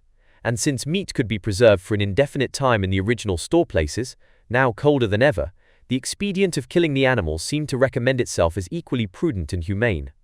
Naturally, the captain and Ben Zoof were most anxious that their favorite horses should be saved, and accordingly, by dint of the greatest care, all difficulties in the way were overcome, and Zephyr and Galette were conducted down the crater, where they were installed in a large hole and provided with forage, which was still abundant. Birds, subsisting only on scraps thrown out to them, did not cease to follow the population in its migration, and so numerous did they become, that multitudes of them had repeatedly to be destroyed. The general rearrangement of the new residents was no easy business, and occupied so much time that the end of January arrived before they could be said to be fairly settled. And then began a life of dreary monotony. Then seemed to creep over everyone a kind of moral torpor, as well as physical lassitude, which Servadac, the Count, and the Lieutenant did their best not only to combat in themselves, but to counteract in the general community. They provided a variety of intellectual pursuits. They instituted debates, in which everybody was encouraged to take part. They read aloud and explained extracts from the elementary manuals of science, or from the books of adventurous travel which their library supplied, and Russians and Spaniards, day after day, might be seen gathered round the large table, giving their best attention to instruction which should send them back to Mother Earth less ignorant than they had left her. Selfish and morose, Hakkabut could never be induced to be present at these social gatherings. He was far too much occupied in his own appropriated corner, either in conning his accounts or in counting his money. Altogether, with what he had before, he now possessed the round sum of 150,000 francs, half of which was in sterling gold, but nothing could give him any satisfaction while he knew that the days were passing, and that he was denied the opportunity of putting out his capital in advantageous investments or securing a proper interest. Neither did Palmyrin Rosette find leisure to take any share in the mutual intercourse. His occupation was far too absorbing for him to suffer it to be interrupted, and to him, living as he did perpetually in a world of figures, the winter days seemed neither long nor wearisome. Having ascertained every possible particular about his comet, he was now devoting himself with equal ardor to the analysis of all the properties of the satellite Nerina, to which he appeared to assert the same claim of proprietorship. In order to investigate Nerina, it was indispensable that he should make several actual observations at various points of the orbit. And for this purpose he repeatedly made his way up to the grotto above, where, in spite of the extreme severity of the cold, he would persevere in the use of his telescope till he was all but paralyzed. But what he felt more than anything was the want of some retired apartment, where he could pursue his studies without hindrance or intrusion. It was about the beginning of February when the professor brought his complaint to Captain Servadac and begged him to assign him a chamber, no matter how small, in which he should be free to carry on his task in silence and without molestation. So readily did Servadac promise to do everything in his power to provide him with the accommodation for which he asked, that the professor was put into such a manifest good temper that the captain ventured to speak upon the matter that was ever uppermost in his mind. "I do not mean," he began timidly, "to cast the least imputation of inaccuracy upon any of your calculations, but would you allow me, my dear professor, to suggest that you should revise your estimate of the duration of Gallia's period of revolution? It is so important, you know, so all-important. The difference of 1/2 minute, you know, would so certainly mar the expectation of reunion with the earth." And seeing a cloud gathering on Rosette's face, he added, "I am sure Lieutenant Procope would be only too happy to render you any assistance in the revision." "Sir," said the professor, bridling up, "I want no assistant, my calculations want no revision, I never make an error. I have made my reckoning as far as Gallia is concerned. I am now making a like estimate of the elements of Nerina." Conscious how impolitic it would be to press this matter further, the captain casually remarked that he should have supposed that all the elements of Nerina had been calculated long since by astronomers on the earth. It was about as unlucky a speech as he could possibly have made. The professor glared at him fiercely.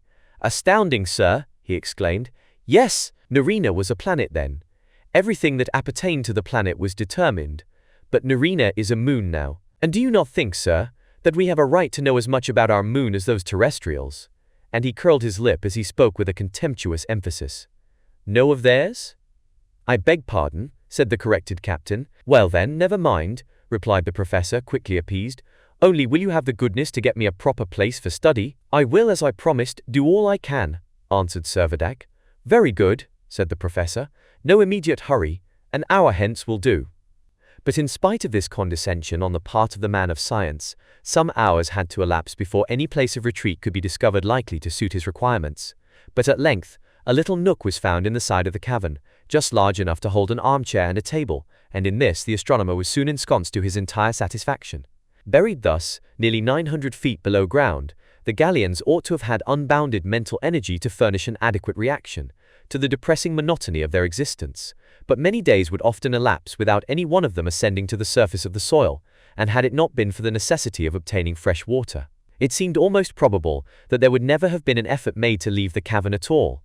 A few excursions, it is true, were made in the downward direction. The three leaders, with Ben Zoof, made their way to the lower depths of the crater, not with the design of making any further examination as to the nature of the rock, for although it might be true enough that it contained 30% of gold, it was as valueless to them as granite, but with the intention of ascertaining whether the subterranean fire still retained its activity.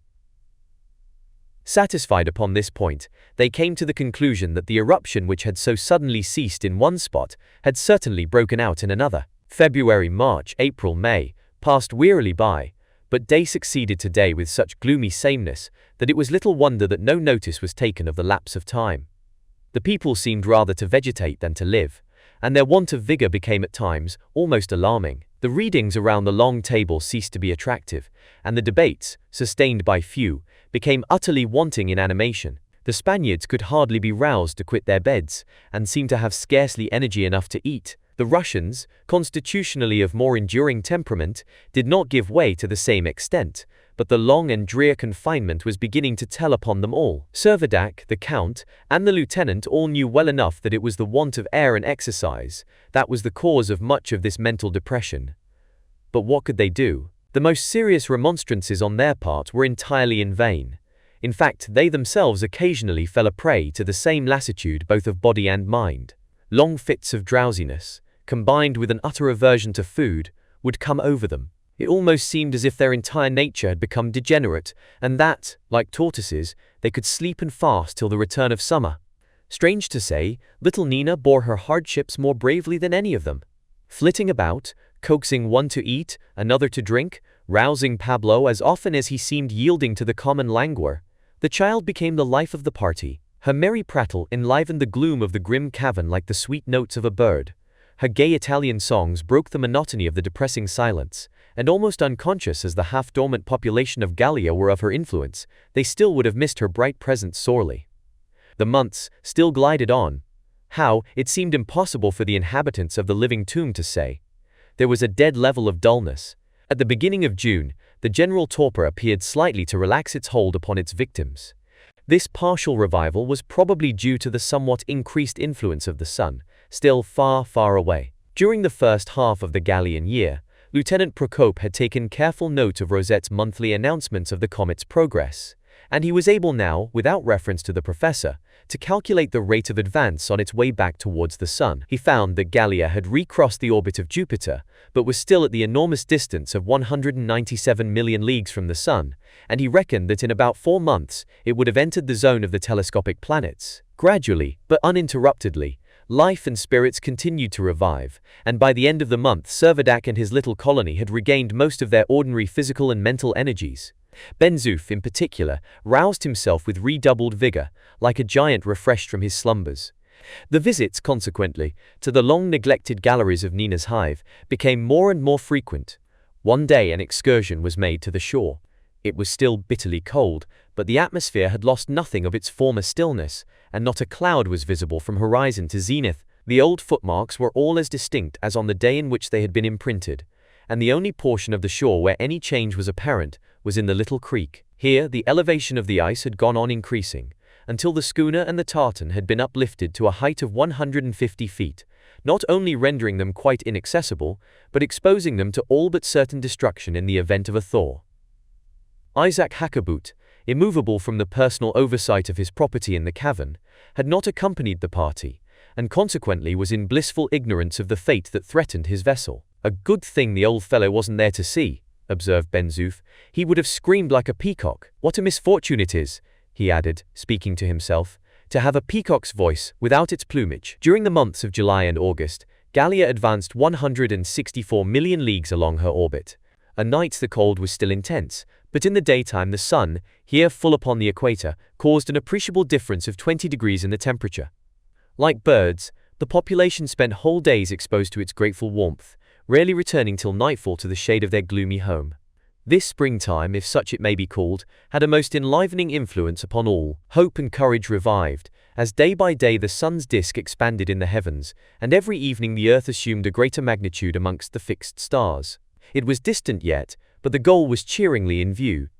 "I can't believe that yonder little speck of light contains my mountain of Montmartre," said Ben-Zoof one night, after he had been gazing long and steadily at the far-off world. "You will, I hope, some day find out that it does," answered his master. "I hope so," said the orderly, without moving his eye from the distant sphere. After meditating a while, he spoke again. "I suppose Professor Rosette couldn't make his comet go straight back, could he?" "Hush!" cried Servadac. Ben-Zoof understood the correction. "No," continued the captain, "it is not for man to disturb the order of the universe. That belongs to a higher power than ours." Chapter 14. The Professor Perplexed. Another month passed away, and it was now September, but it was still impossible to leave the warmth of the subterranean retreat for the more airy and commodious quarters of the hive, where the bees would certainly have been frozen to death in their cells. It was altogether quite as much a matter of congratulation as of regret that the volcano showed no symptoms of resuming its activity, for although a return of the eruption might have rendered their former resort again habitable, any sudden outbreak would have been disastrous to them where they were, the crater being the sole outlet by which the burning lava could escape. "A wretched time we have had for the last 7 months," said the orderly one day to his master, "but what a comfort little Nina has been to us all." "Yes, indeed," replied Servadac. "She is a charming little creature. I hardly know how we should have got on without her. What is to become of her when we arrive back at the earth?" "Not much fear, Ben-Zoof, but that she will be well taken care of. Perhaps you and I had better adopt her." "Ah, yes," assented the orderly. "You can be her father, and I can be her mother." Servadac laughed. "Then you and I shall be man and wife." "We have been as good as that for a long time," observed Ben-Zoof gravely. By the beginning of October, the temperature had so far moderated that it could scarcely be said to be intolerable. The comet's distance was scarcely 3 times as great from the sun as the Earth from the sun, so that the thermometer rarely sunk beyond 35 degrees below zero. The whole party began to make almost daily visits to the hive, and frequently proceeded to the shore, where they resumed their skating exercise, rejoicing in their recovered freedom like prisoners liberated from a dungeon. Whilst the rest were enjoying their recreation, Servadac and the Count would hold long conversations with Lieutenant Procope about their present position and future prospects, discussing all manner of speculations as to the results of the anticipated collision with the Earth, and wondering whether any measures could be devised for mitigating the violence of a shock which might be terrible in its consequences, even if it did not entail a total annihilation of themselves. There was no visitor to the hive more regular than Rosette. He had already directed his telescope to be moved back to his former observatory, where, as much as the cold would permit him, he persisted in making his all-absorbing studies of the heavens. The result of these studies no one ventured to inquire, but it became generally noticed that something was very seriously disturbing the professor's equanimity. Not only would he be seen toiling more frequently up the arduous way that lay between his nook below and his telescope above, but he would be heard muttering in an angry tone that indicated considerable agitation. One day, as he was hurrying down to his study, he met Ben-Zoof, who, secretly entertaining a feeling of delight at the professor's manifest discomfiture, made some casual remark about things not being very straight. The way in which his advance was received the good orderly never divulged, but henceforward he maintained the firm conviction that there was something very much amiss up in the sky. To Servadac and his friends, this continual disquietude and ill humor on the part of the professor occasioned no little anxiety. From what, they asked, could his dissatisfaction arise? They could only conjecture that he had discovered some flaw in his reckonings, and if this were so, might there not be reason to apprehend that their anticipations of coming into contact with the Earth at the settled time might all be falsified? Day followed day, and still there was no cessation of the professor's discomposure. He was the most miserable of mortals. If really his calculations and his observations were at variance, this, in a man of his irritable temperament, would account for his perpetual perturbation. But he entered into no explanation. He only climbed up to his telescope, looking haggard and distressed, and when compelled by the frost to retire, he would make his way back to his study more furious than ever. At times he was heard giving vent to his vexation. "Confound it! What does it mean? What is she doing? All behind? Is Newton a fool? Is the law of universal gravitation, the law of universal nonsense?" And the little man would seize his head in both his hands, and tear away at the scanty locks which he could ill afford to lose. Enough was overheard to confirm the suspicion that there was some irreconcilable discrepancy between the results of his computation and what he had actually observed, and yet if he had been called upon to say, he would have sooner insisted that there was derangement in the laws of celestial mechanism than have owned there was the least probability of error in any of his own calculations. Assuredly, if the poor professor had had any flesh to lose, he would have withered away to a shadow. But this state of things was before long to come to an end. On the 12th, Ben-Zoof, who was hanging about outside the great hall of the cavern, heard the professor inside utter a loud cry. Hurrying in to ascertain the cause, he found Rosette in a state of perfect frenzy, in which ecstasy and rage seemed to be struggling for the predominance. "Eureka! Eureka!" yelled the excited astronomer. "What in the name of peace do you mean?" bawled Ben-Zoof, in open-mouthed amazement. "Eureka!" again shrieked the little man. "How? What? Where?" roared the bewildered orderly. "Eureka, I say!" repeated Rosette, "and if you don't understand me, you may go to the devil." Without availing himself of this polite invitation, Ben-Zoof betook himself to his master. "Something has happened to the professor," he said. "He is rushing about like a madman, screeching and yelling, 'Eureka!'" "Eureka!" exclaimed Servadac. "That means he has made a discovery." And full of anxiety, he hurried off to meet the professor. But however great was his desire to ascertain what this discovery implied, his curiosity was not yet destined to be gratified. The professor kept muttering in incoherent phrases, "Rascal! He shall pay for it yet! I will be even with him! Cheat! Thrown me out!" But he did not vouchsafe any reply to Servadac's inquiries, and withdrew to his study. From that day Rosette, for some reason at present incomprehensible, quite altered his behavior to Isaac Hakkabut, a man for whom he had always hitherto evinced the greatest repugnance and contempt. All at once he began to show a remarkable interest in the Jew and his affairs, paying several visits to the dark little storehouse, making inquiries as to the state of business, and expressing some solicitude about the state of the exchequer. The wily Jew was taken somewhat by surprise, but came to an immediate conclusion that the professor was contemplating borrowing some money. He was consequently very cautious in all his replies. It was not Hakkabut's habit ever to advance a loan except at an extravagant rate of interest, or without demanding far more than an adequate security. Count Timoshev, a Russian nobleman, was evidently rich. To him, perhaps, for a proper consideration, a loan might be made. Captain Servadac was a Gascon, and Gascons are proverbially poor. It would never do to lend any money to him, but here was a professor, a mere man of science with circumscribed means. Did he expect to borrow? Certainly Isaac would as soon think of flying, as of lending money to him. Such were the thoughts that made him receive all Rosette's approaches with a careful reservation. It was not long, however, before Hakkabut was to be called upon to apply his money to a purpose for which he had not reckoned. In his eagerness to effect sales, he had parted with all the alimentary articles in his cargo without having the precautionary prudence to reserve enough for his own consumption.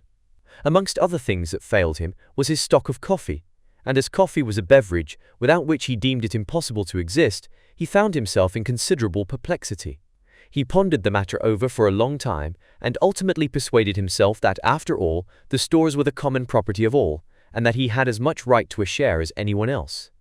Accordingly, he made his way to Ben-Zoof, and, in the most amiable tone he could assume, begged as a favor that he would let him have a pound of coffee.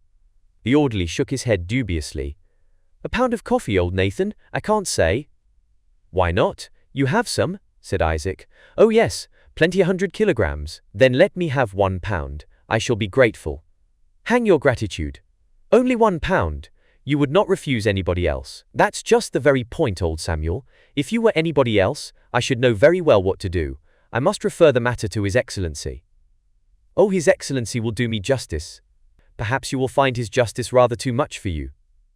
And with this consoling remark, the orderly went to seek his master. Rosette, meanwhile, had been listening to the conversation, and secretly rejoicing that an opportunity for which he had been watching had arrived. "What's the matter, Master Isaac? Have you parted with all your coffee?" he asked in a sympathizing voice when Ben-Zoof was gone. "Ah, yes indeed," groaned Hakkabut, "and now I require some for my own use. In my little black hole I cannot live without my coffee." "Of course you cannot," agreed the professor. "And don't you think the governor ought to let me have it?" "No doubt." "Oh, I must have coffee," said the Jew again. "Certainly," the professor assented. "Coffee is nutritious, it warms the blood. How much do you want?" "A pound. A pound will last me for a long time." "And who will weigh it for you?" asked Rosette, scarcely able to conceal the eagerness that prompted the question. "Why, they will weigh it with my steelyard, of course. There is no other balance here." And as the Jew spoke, the professor fancied he could detect the faintest of sighs. "Good, Master Isaac, all the better for you. You will get your 7 pounds instead of 1. "Yes, well, 7 or thereabouts, stammered the Jew, with considerable hesitation. Rosette scanned his countenance narrowly, and was about to probe him with further questions, when Ben-Zoof returned. "And what does His Excellency say?" inquired Hakkabut. "Why, Nehemiah, he says he shan't give you any." Merciful heavens, began the Jew. He says he doesn't mind selling you a little, but by the holy city, why does he make me pay for what anybody else could have for nothing? As I told you before, you are not anybody else, so come along. You can afford to buy what you want. We should like to see the color of your money. Merciful heavens, the old man whined once more. Now none of that, yes or no. If you are going to buy, say so at once. If not, I shall shut up shop. Huckabut knew well enough that the orderly was not a man to be trifled with, and said, in a tremulous voice, Yes, I will buy. The professor, who had been looking on with much interest, betrayed manifest symptoms of satisfaction. How much do you want? What will you charge for it? Asked Isaac mournfully, putting his hand into his pocket and chinking his money. Oh, we will deal gently with you. We will not make any profit. You shall have it for the same price that we paid for it. 10 francs a pound, you know. The Jew hesitated. Come now, what is the use of your hesitating? Your gold will have no value when you go back to the world. What do you mean? Asked Huckabut, startled. You will find out some day, answered Ben-Zoof, significantly. Huckabut drew out a small piece of gold from his pocket, took it close under the lamp, rolled it over in his hand, and pressed it to his lips. Shall you weigh me the coffee with my steelyard? He asked, in a quavering voice that confirmed the professor's suspicions. There is nothing else to weigh it with, you know that well enough, old Shechem, said Ben-Zoof. The steelyard was then produced, a tray was suspended to the hook, and upon this coffee was thrown until the needle registered the weight of 1 pound. Of course it took 7 pounds of coffee to do this. There you are, there's your coffee, man, Ben-Zoof said. Are you sure? Inquired Huckabut, peering down close to the dial. Are you quite sure that the needle touches the point? Yes, look and see. Give it a little push, please. Why? Because. Well, because of what? Cried the orderly impatiently. Because I think, perhaps, I am not quite sure. Perhaps the steelyard is not quite correct. The words were not uttered before the professor, fierce as a tiger, had rushed at the Jew, had seized him by the throat, and was shaking him till he was black in the face. Help! Help! Screamed Huckabut. I shall be strangled. Rascal! Consummate rascal! Thief! Villain! The professor reiterated, and continued to shake the Jew furiously. Ben-Zoof looked on and laughed, making no attempt to interfere. He had no sympathy with either of the two. The sound of the scuffling, however, drew the attention of Servadac, who, followed by his companions, hastened to the scene. The combatants were soon parted. What is the meaning of all this? Demanded the captain. As soon as the professor had recovered his breath, exhausted by his exertions, he said, The old reprobate, the rascal has cheated us. His steelyard is wrong. He is a thief. Captain Servadac looked sternly at Huckabut. How is this, Huckabut? Is this a fact? No, yes. No, Your Excellency, only. He is a cheat, a thief, roared the excited astronomer. His weights deceive. Stop, interposed Servadac. Let us hear. Tell me, Huckabut. The steelyard lies. It cheats. It lies, roared the irrepressible Rosette. Tell me, Huckabut, I say, repeated Servadac. The Jew only kept on stammering. Yes, no, I don't know. But heedless of any interruption, the professor continued. False weights! That confounded steelyard! It gave a false result. The mass was wrong. The observations contradicted the calculations. They were wrong. She was out of place. Yes, out of place entirely. What? Cried Servadac and Procope in a breath. Out of place? Yes, completely, said the professor. Gallia out of place? Repeated Servadac, agitated with alarm. I did not say Gallia, replied Rosette, stamping his foot impetuously. I said Nerina. Oh, Nerina, answered Servadac. But what of Gallia? He inquired, still nervously. Gallia, of course, is on her way to the earth. I told you so. But that Jew is a rascal. Chapter 15. A Journey and a Disappointment. It was as the professor had said. From the day that Isaac Huckabut had entered upon his mercantile career, his dealings had all been carried on by a system of false weight. That deceitful steelyard had been the mainspring of his fortune. But when it had become his lot to be the purchaser instead of the vendor, his spirit had groaned within him at being compelled to reap the fruits of his own dishonesty. No one who had studied his character could be much surprised at the confession that was extorted from him, that for every supposed kilogram that he had ever sold the true weight was only 750 grams, or just 25% less than it ought to have been. The professor, however, had ascertained all that he wanted to know. By estimating his comet at a third as much again as its proper weight, he had found that his calculations were always at variance with the observed situation of the satellite, which was immediately influenced by the mass of its primary. But now, besides enjoying the satisfaction of having punished old Hakkabut, Rosette was able to recommence his calculations with reference to the elements of Narina upon a correct basis, a task to which he devoted himself with redoubled energy. It will be easily imagined that Isaac Hakkabut, thus caught in his own trap, was jeered most unmercifully by those whom he had attempted to make his dupes. Ben-Zoof, in particular, was never wearied of telling him how on his return to the world he would be prosecuted for using false weights, and would certainly become acquainted with the inside of a prison. Thus badgered, he secluded himself more than ever in his dismal hole, never venturing, except when absolutely obliged, to face the other members of the community. On the 7th of October, the comet re-entered the zone of the telescopic planets, one of which had been captured as a satellite, and the origin of the whole of which is most probably correctly attributed to the disintegration of some large planet that formerly revolved between the orbits of Mars and Jupiter. By the beginning of the following month, half of this zone had been traversed, and only 2 months remained before the collision with the Earth was to be expected. The temperature was now rarely below 12 degrees below zero, but that was far too cold to permit the slightest symptoms of a thaw. The surface of the sea remained as frozen as ever, and the two vessels, high up on their icy pedestals, remained unaltered in their critical position. It was about this time that the question began to be mooted, whether it would not be right to reopen some communication with the Englishmen at Gibraltar. Not that any doubt was entertained as to their having been able successfully to cope with the rigors of the winter, but Captain Servadac, in a way that did honor to his generosity, represented that, however uncourteous might have been their former behavior, it was at least due to them that they should be informed of the true condition of things, which they had had no opportunity of learning, and, moreover, that they should be invited to cooperate with the population of Nina's hive in the event of any measures being suggested by which the shock of the approaching collision could be mitigated. The Count and the Lieutenant both heartily concurred in Servadac's sentiments of humanity and prudence, and all agreed that if the intercourse were to be opened at all, no time could be so suitable as the present, while the surface of the sea presented a smooth and solid footing. After a thaw should set in, neither the yacht nor the tartan could be reckoned on for service, and it would be inexpedient to make use of the steam launch, for which only a few tons of coal had been reserved, just sufficient to convey them to Gorby Island, when the occasion should arise.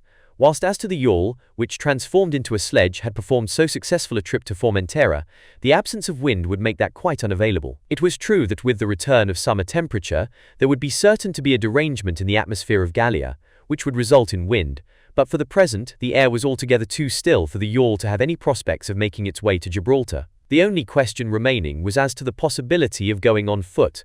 The distance was somewhere about 240 miles. Captain Servadac declared himself quite equal to the undertaking.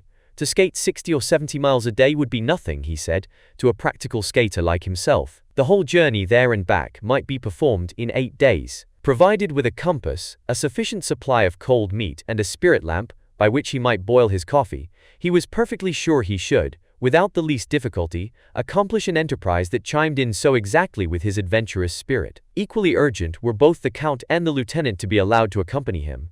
Nay, they even offered to go instead, but Servadac, expressing himself as most grateful for their consideration, declined their offer, and avowed his resolution of taking no other companion than his own orderly. Highly delighted at his master's decision, Ben-Zoof expressed his satisfaction at the prospect, stretching his legs a bit, declaring that nothing could induce him to permit the captain to go alone. There was no delay. The departure was fixed for the following morning, the 2nd of November.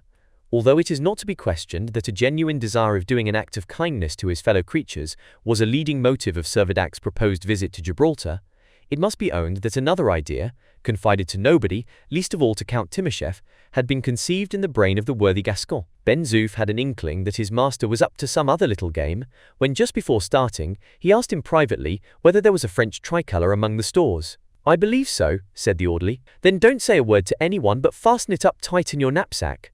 Ben-Zoof found the flag and folded it up as he was directed. Before proceeding to explain this somewhat enigmatical conduct of Servadac, it is necessary to refer to a certain physiological fact, coincident, but unconnected with celestial phenomena, originating entirely in the frailty of human nature. The nearer that Gallia approached the Earth, the more a sort of reserve began to spring up between the captain and Count Timascheff. Though they could not be said to be conscious of it, the remembrance of their former rivalry, so completely buried in oblivion for the last year and 10 months, was insensibly recovering its hold upon their minds, and the question was all but coming to the surface as to what would happen if, on their return to Earth, the handsome Madame L should still be free. From companions in peril, would they not again be avowed rivals? Conceal it as they would, a coolness was undeniably stealing over an intimacy which, though it could never be called affectionate, had been uniformly friendly and courteous. Under these circumstances, it was not surprising that Hector Servadac should not have confided to the Count a project which, wild as it was, could scarcely have failed to widen the unacknowledged breach that was opening in their friendship. The project was the annexation of Ceuta to the French dominion. The Englishmen, rightly enough, had continued to occupy the fragment of Gibraltar, and their claim was indisputable. But the island of Ceuta, which before the shock had commanded the opposite side of the strait, and had been occupied by Spaniards, had since been abandoned, and was therefore free to the first occupant who should lay claim to it. To plant the tricolour upon it, in the name of France, was now the cherished wish of Servadac's heart. Who knows, he said to himself, whether Ceuta, on its return to earth, may not occupy a grand and commanding situation. What a proud thing it would be, to have secured its possession to France. Next morning, as soon as they had taken their brief farewell of their friends, and were fairly out of sight of the shore, Servadac imparted his design to Ben Zoof, who entered into the project with the greatest zest, and expressed himself delighted, not only at the prospect of adding to the dominions of his beloved country, but of stealing a march upon England. Both travellers were warmly clad, the orderly's knapsack containing all the necessary provisions. The journey was accomplished without special incident.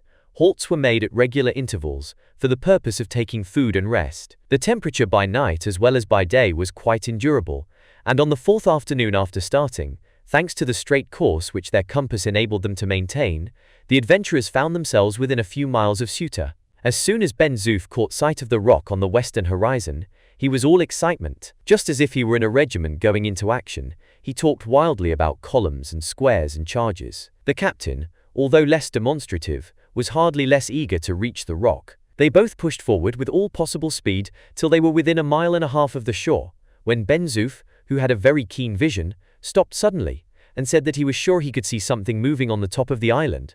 "Never mind, let us hasten on," said Servadac. A few minutes carried them over another mile, when Ben Zoof stopped again. "What is it, Ben Zoof?" asked the captain. "It looks to me like a man on a rock, waving his arms in the air," said the orderly. "Plague on it," muttered Servadac. "I hope we are not too late." Again they went on, but soon Ben Zoof stopped for the third time.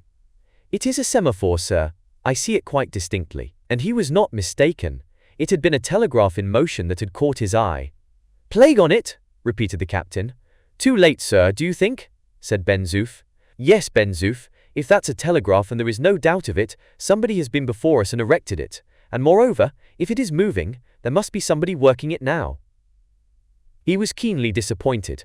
Looking towards the north, he could distinguish Gibraltar faintly visible in the extreme distance, and upon the summit of the rock both Ben Zoof and himself fancied they could make out another semaphore, giving signals no doubt, in response to the one here. "Yes, it is only too clear. They have already occupied it and established their communications," said Servadac. "And what are we to do then?" asked Ben Zoof. "We must pocket our chagrin and put as good a face on the matter as we can," replied the captain. "But perhaps there are only 4 or 5 Englishmen to protect the place," said Ben Zoof as he, meditating an assault. "No, no, Ben Zoof," answered Servadac. "We must do nothing rash.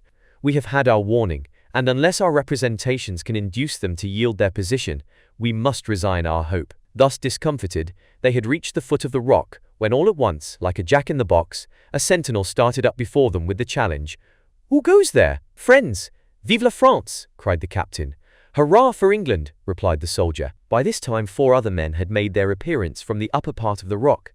"What do you want?" asked one of them, whom Servadac remembered to have seen before at Gibraltar. "Can I speak to your commanding officer?" Servadac inquired. "Which?" said the man. "The officer in command of Ceuta?" "Yes, if there is one."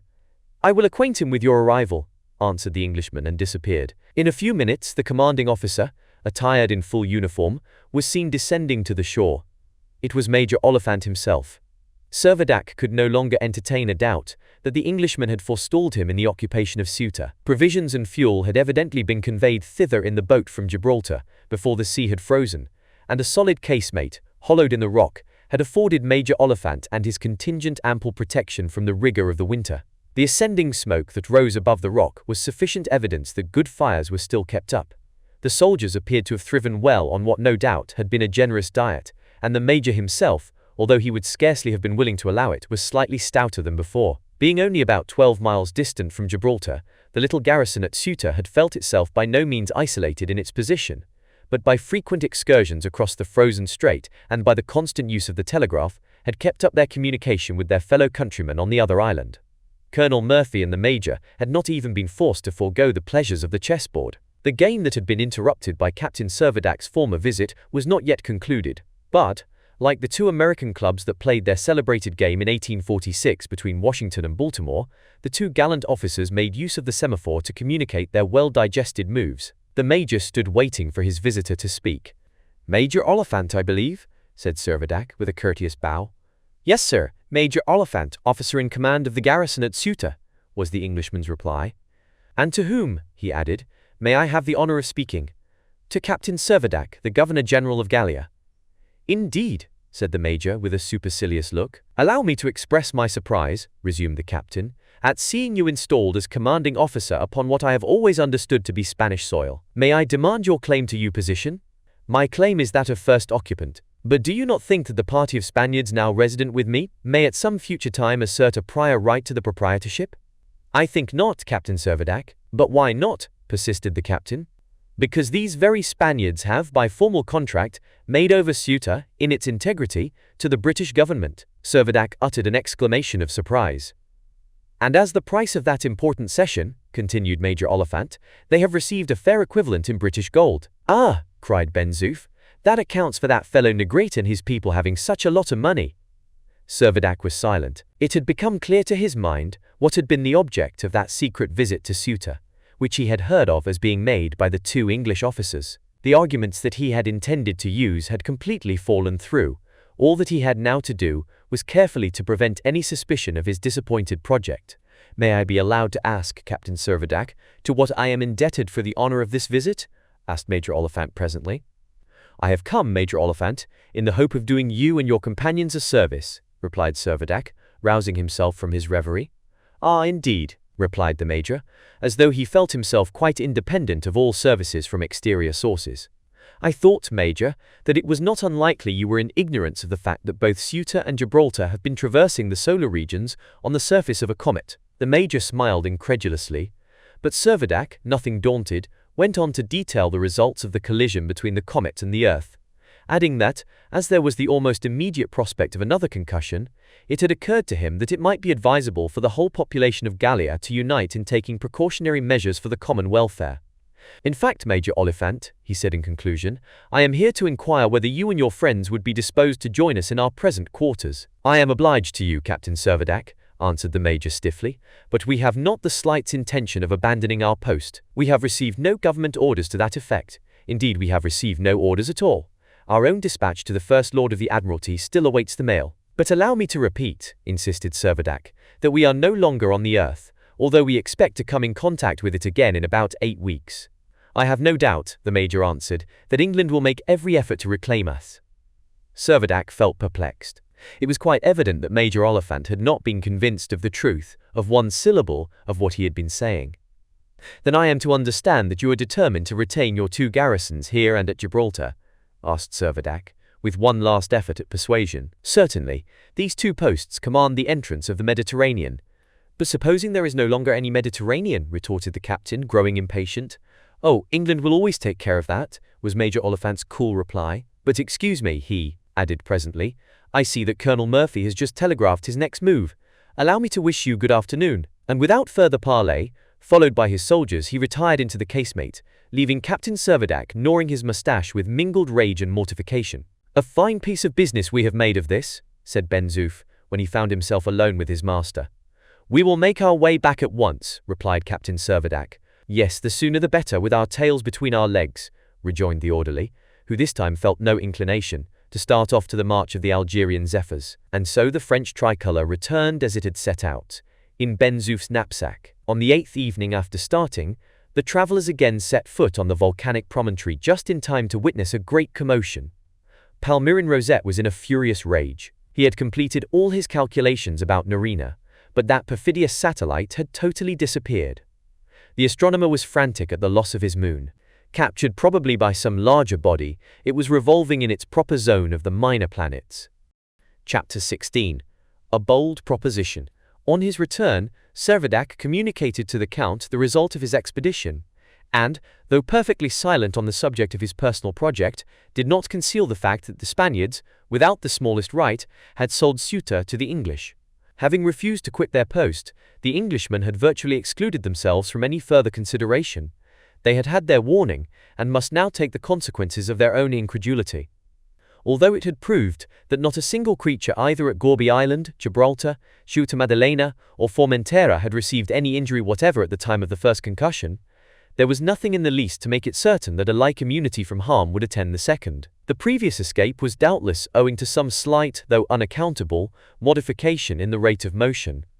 But whether the inhabitants of the earth had fared so fortunately was a question that had still to be determined. The day following Servadac's return, he and the Count and Lieutenant Procope met by agreement in the cave, formally to discuss what would be the most advisable method of proceeding under their present prospects. Ben-Zoof was, as a matter of course, allowed to be present, and Professor Rosette had been asked to attend, but he declined on the plea of taking no interest in the matter. Indeed, the disappearance of his moon had utterly disconcerted him, and the probability that he should soon lose his comet also plunged him into an excess of grief which he preferred to bear in solitude. Although the barrier of cool reserve was secretly increasing between the captain and the count, they scrupulously concealed any outward token of their inner feelings, and without any personal bias applied their best energies to the discussion of the question which was of such mutual, nay, of such universal interest. Servadac was the first to speak. In 51 days, if Professor Rosette has made no error in his calculations, there is to be a recurrence of collision between this comet and the Earth. The inquiry that we have now to make is whether we are prepared for the coming shock. I ask myself and I ask you whether it is in our power by any means to avert the evil consequences that are only too likely to follow. Count Timoshev, in a voice that seemed to thrill with solemnity, said, "In such events we are at the disposal of an overruling providence. Human precautions cannot sway the divine will." "But with the most profound reverence for the will of Providence," replied the captain, "I beg to submit that it is our duty to devise whatever means we can to escape the threatening mischief. Heaven helps them that help themselves." "And what means have you to suggest, may I ask?" said the count, with a faint accent of satire. Servadac was forced to acknowledge that nothing tangible had hitherto presented itself to his mind. "I don't want to intrude," observed Ben-Zoof, "but I don't understand why such learned gentlemen as you cannot make the comet go where you want it to go." "You are mistaken, Ben-Zoof, about our learning," said the captain. "Even Professor Rosette, with all his learning, has not a shadow of power to prevent the comet and the earth from knocking against each other." "Then I cannot see what is the use of all this learning," the orderly replied. "One great use of learning," said Count Timoshev with a smile, "is to make us know our own ignorance." While this conversation had been going on, Lieutenant Procope had been sitting in thoughtful silence. Looking up, he now said, "Incident to this expected shock, there may be a variety of dangers. If, gentlemen, you will allow me, I will enumerate them, and we shall perhaps, by taking them seriatim, be in a better position to judge whether we can successfully grapple with them, or in any way mitigate their consequences." There was a general attitude of attention. It was surprising how calmly they proceeded to discuss the circumstances that looked so threatening and ominous. "First of all," resumed the lieutenant, "we will specify the different ways in which the shock may happen." "And the prime fact to be remembered," interposed Servadac, "is that the combined velocity of the two bodies will be about 21,000 miles an hour." "Express speed and no mistake," muttered Ben-Zoof. "Just so," assented Procope. "Now the two bodies may impinge either directly or obliquely. If the impact is sufficiently oblique, Gallia may do precisely what she did before. She may graze the Earth. She may, or she may not, carry off a portion of the Earth's atmosphere and substance, and so she may float away again into space. But her orbit would undoubtedly be deranged, and if we survive the shock, we shall have small chance of ever returning to the world of our fellow creatures." "Professor Rosette, I suppose," Ben-Zoof remarked, "would pretty soon find out all about that." "But we will leave this hypothesis," said the lieutenant. "Our own experience has sufficiently shown us its advantages and its disadvantages. We will proceed to consider the infinitely more serious alternative of direct impact, of a shock that would hurl the comet straight onto the Earth, to which it would become attached." "A great wart upon her face," said Ben-Zoof, laughing. The captain held up his finger to his orderly, making him understand that he should hold his tongue. "It is, I presume, to be taken for granted," continued Lieutenant Procope, "that the mass of the Earth is comparatively so large that, in the event of a direct collision, her own motion would not be sensibly retarded, and that she would carry the comet along with her as part of herself." "Very little question of that, I should think," said Servadac. "Well then," the lieutenant went on, What part of this comet of ours will be the part to come into collision with the Earth? It may be the equator, where we are. It may be at the exactly opposite point, at our antipodes, or it may be at either pole. In any case, it seems hard to foresee whence there is to come the faintest chance of deliverance. Is the case so desperate? Asked Servadac. I will tell you why it seems so. If the side of the comet on which we are resident impinges on the Earth, it stands to reason that we must be crushed to atoms by the violence of the concussion. Regular mincemeat, said Ben-Zoof, whom no admonitions could quite reduce to silence. And if, said the lieutenant after a moment's pause and the slightest possible frown at the interruption, and if the collision should occur at our antipodes, the sudden check to the velocity of the comet would be quite equivalent to a shock in situ.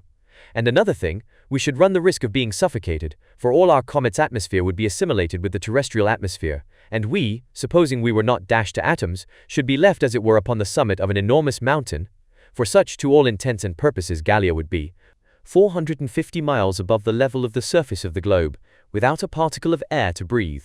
But would not our chances of escape be considerably better, asked Count Timascheff, in the event of either of the comet's poles being the point of contact? Taking the combined velocity into account, answered the lieutenant, I confess that I fear the violence of the shock will be too great to permit our destruction to be averted. A general silence ensued, which was broken by the lieutenant himself. Even if none of these contingencies occur in the way we have contemplated, I am driven to the suspicion that we shall be burnt alive. Burnt alive! They all exclaimed in a chorus of horror. Yes, if the deductions of modern science be true, the speed of the comet, when suddenly checked, will be transmuted into heat, and that heat will be so intense that the temperature of the comet will be raised to some millions of degrees. No one having anything definite to allege in reply to Lieutenant Procomic's forebodings, they all relapsed into silence. Presently Ben-Zoof asked whether it was not possible for the comet to fall into the middle of the Atlantic. Procope shook his head. Even so, we should only be adding the fate of drowning to the list of our other perils. Then, as I understand, said Captain Servadac, in whatever way or in whatever place the concussion occurs, we must be either crushed, suffocated, roasted, or drowned. Is that your conclusion, Lieutenant? I confess I see no other alternative, answered Procope calmly. But isn't there another thing to be done? Said Ben-Zoof. What do you mean? His master asked. Why, to get off the comet before the shock comes. How could you get off Gallia? That I can't say, replied the orderly. I am not sure that that could not be accomplished, said the lieutenant. All eyes in a moment were riveted upon him, as, with his head resting on his hands, he was manifestly cogitating a new idea. Yes, I think it could be accomplished, he repeated. The project may appear extravagant, but I do not know why it should be impossible. Ben-Zoof has hit the right nail on the head. We must try and leave Gallia before the shock. Leave Gallia? How? Said Count Timascheff. The lieutenant did not at once reply. He continued pondering for a time, and at last said, slowly and distinctly, by making a balloon. Servadac's heart sank. A balloon! He exclaimed. Out of the question. Balloons are exploded things. You hardly find them in novels. Balloon, indeed. Listen to me, replied Procope. Perhaps I can convince you that my idea is not so chimerical as you imagine.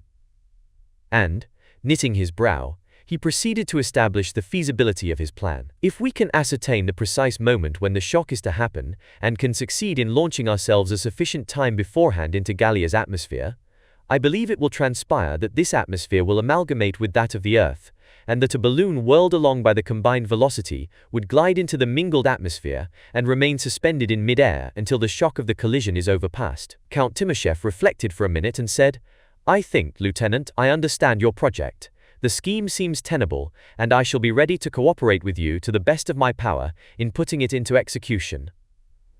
Only remember, continued Procope, there are many chances to 1 against our success. 1 instant's obstruction and stoppage in our passage, and our balloon is burnt to ashes. Still, reluctant as I am to acknowledge it, I confess that I feel our sole hope of safety rests in our getting free from this comet. If the chances were 10,000 to 1 against us, said Servadac, I think the attempt ought to be made. But have we hydrogen enough to inflate a balloon? Asked the Count. Hot air will be all that we shall require, the lieutenant answered. We are only contemplating about an hour's journey. Ah, a fire balloon, a Montgolfier, cried Servadac. But what are you going to do for a casing? I have thought of that.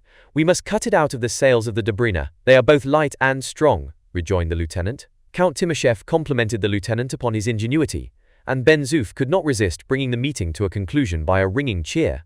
Truly daring was the plan of which Lieutenant Procope had thus become the originator. But the very existence of them all was at stake, and the design must be executed resolutely. For the success of the enterprise, it was absolutely necessary to know, almost to a minute, the precise time at which the collision would occur, and Captain Servadac undertook the task, by gentle means or by stern, of extracting the secret from the professor.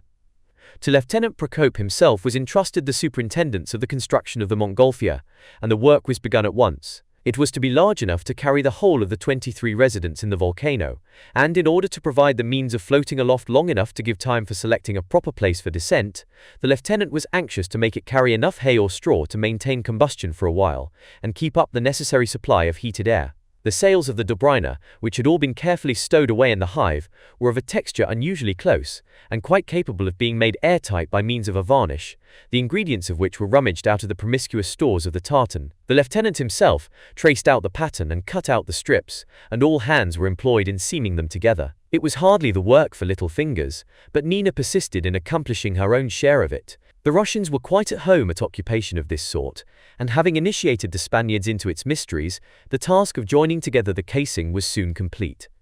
Isaac Hakkabut and the professor were the only two members of the community who took no part in this somewhat tedious proceeding. A month passed away, but Servadac found no opportunity of getting at the information he had pledged himself to gain. On the sole occasion when he had ventured to broach the subject with the astronomer, he had received for answer that as there was no hurry to get back to the Earth, there need be no concern about any dangers of transit. Indeed, as time passed on, the professor seemed to become more and more inaccessible.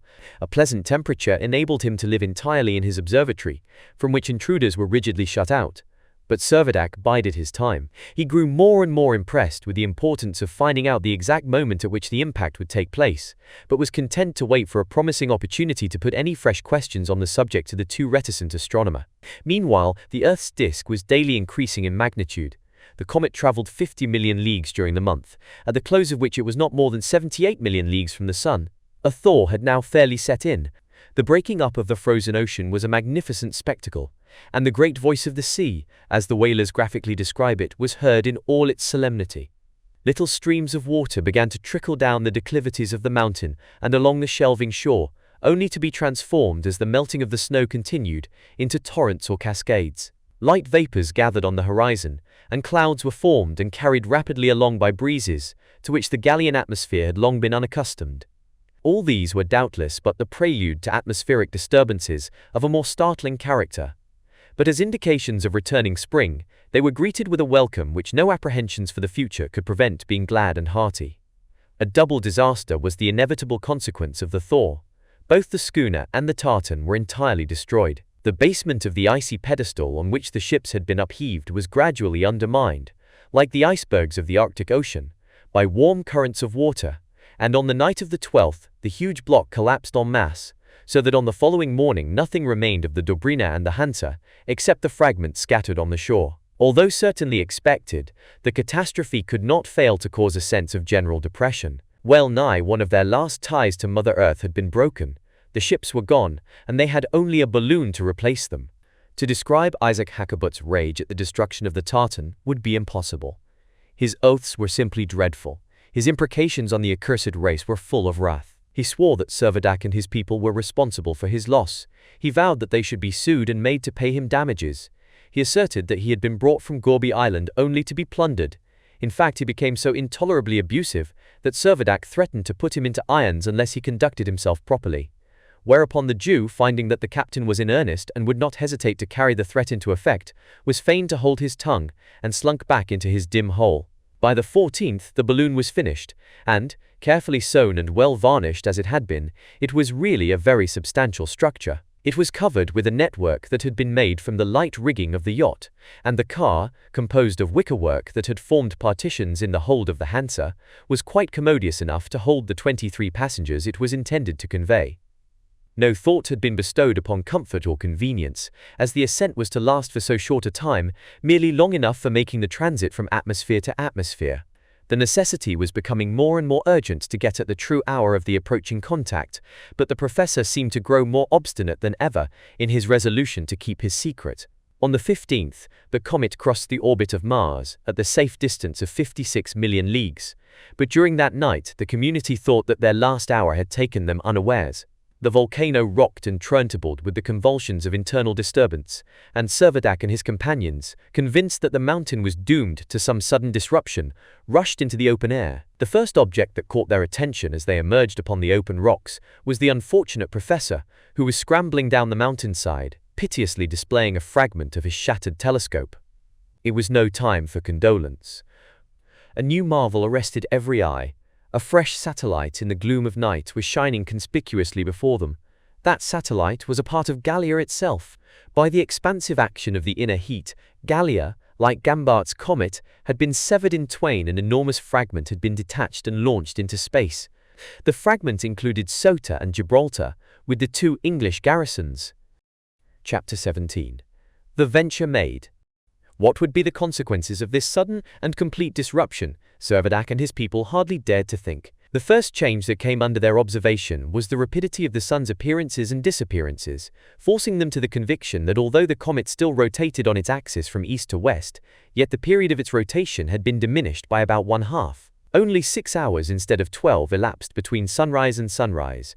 3 hours after rising in the west, the sun was sinking again in the east. "We are coming to something," exclaimed Servadac. "We have got a year of something like 2,880 days.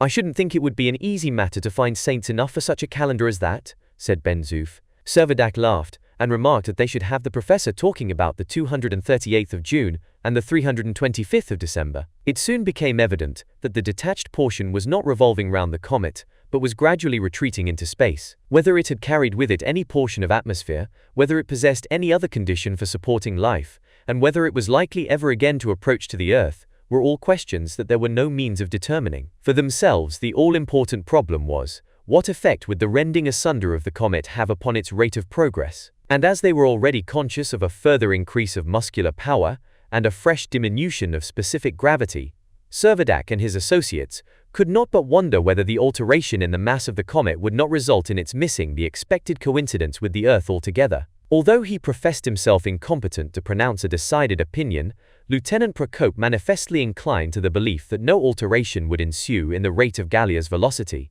But Rosette, no doubt, could answer the question directly, and the time had now arrived in which he must be compelled to divulge the precise moment of collision. But the professor was in the worst of tempers. Generally taciturn and morose, he was more than usually uncivil whenever anyone ventured to speak to him. The loss of his telescope had doubtless a great deal to do with his ill humor, but the captain drew the most favorable conclusions from Rosette's continued irritation. Had the comet been in any way projected from its course so as to be likely to fail in coming into contact with the Earth, the professor would have been quite unable to conceal his satisfaction. But they required to know more than the general truth, and felt that they had no time to lose in getting at the exact details. The opportunity that was wanted soon came. On the 18th, Rosette was overheard in furious altercation with Ben Zoof. The orderly had been taunting the astronomer with the mutilation of his little comet. "A fine thing," he said, "to split in two like a child's toy. It had cracked like a dry nut, and mightn't one as well live upon an exploding bomb?" With much more to the same effect. The professor, by way of retaliation, had commenced sneering at the prodigious mountain of Montmartre, and the dispute was beginning to look serious when Servadac entered.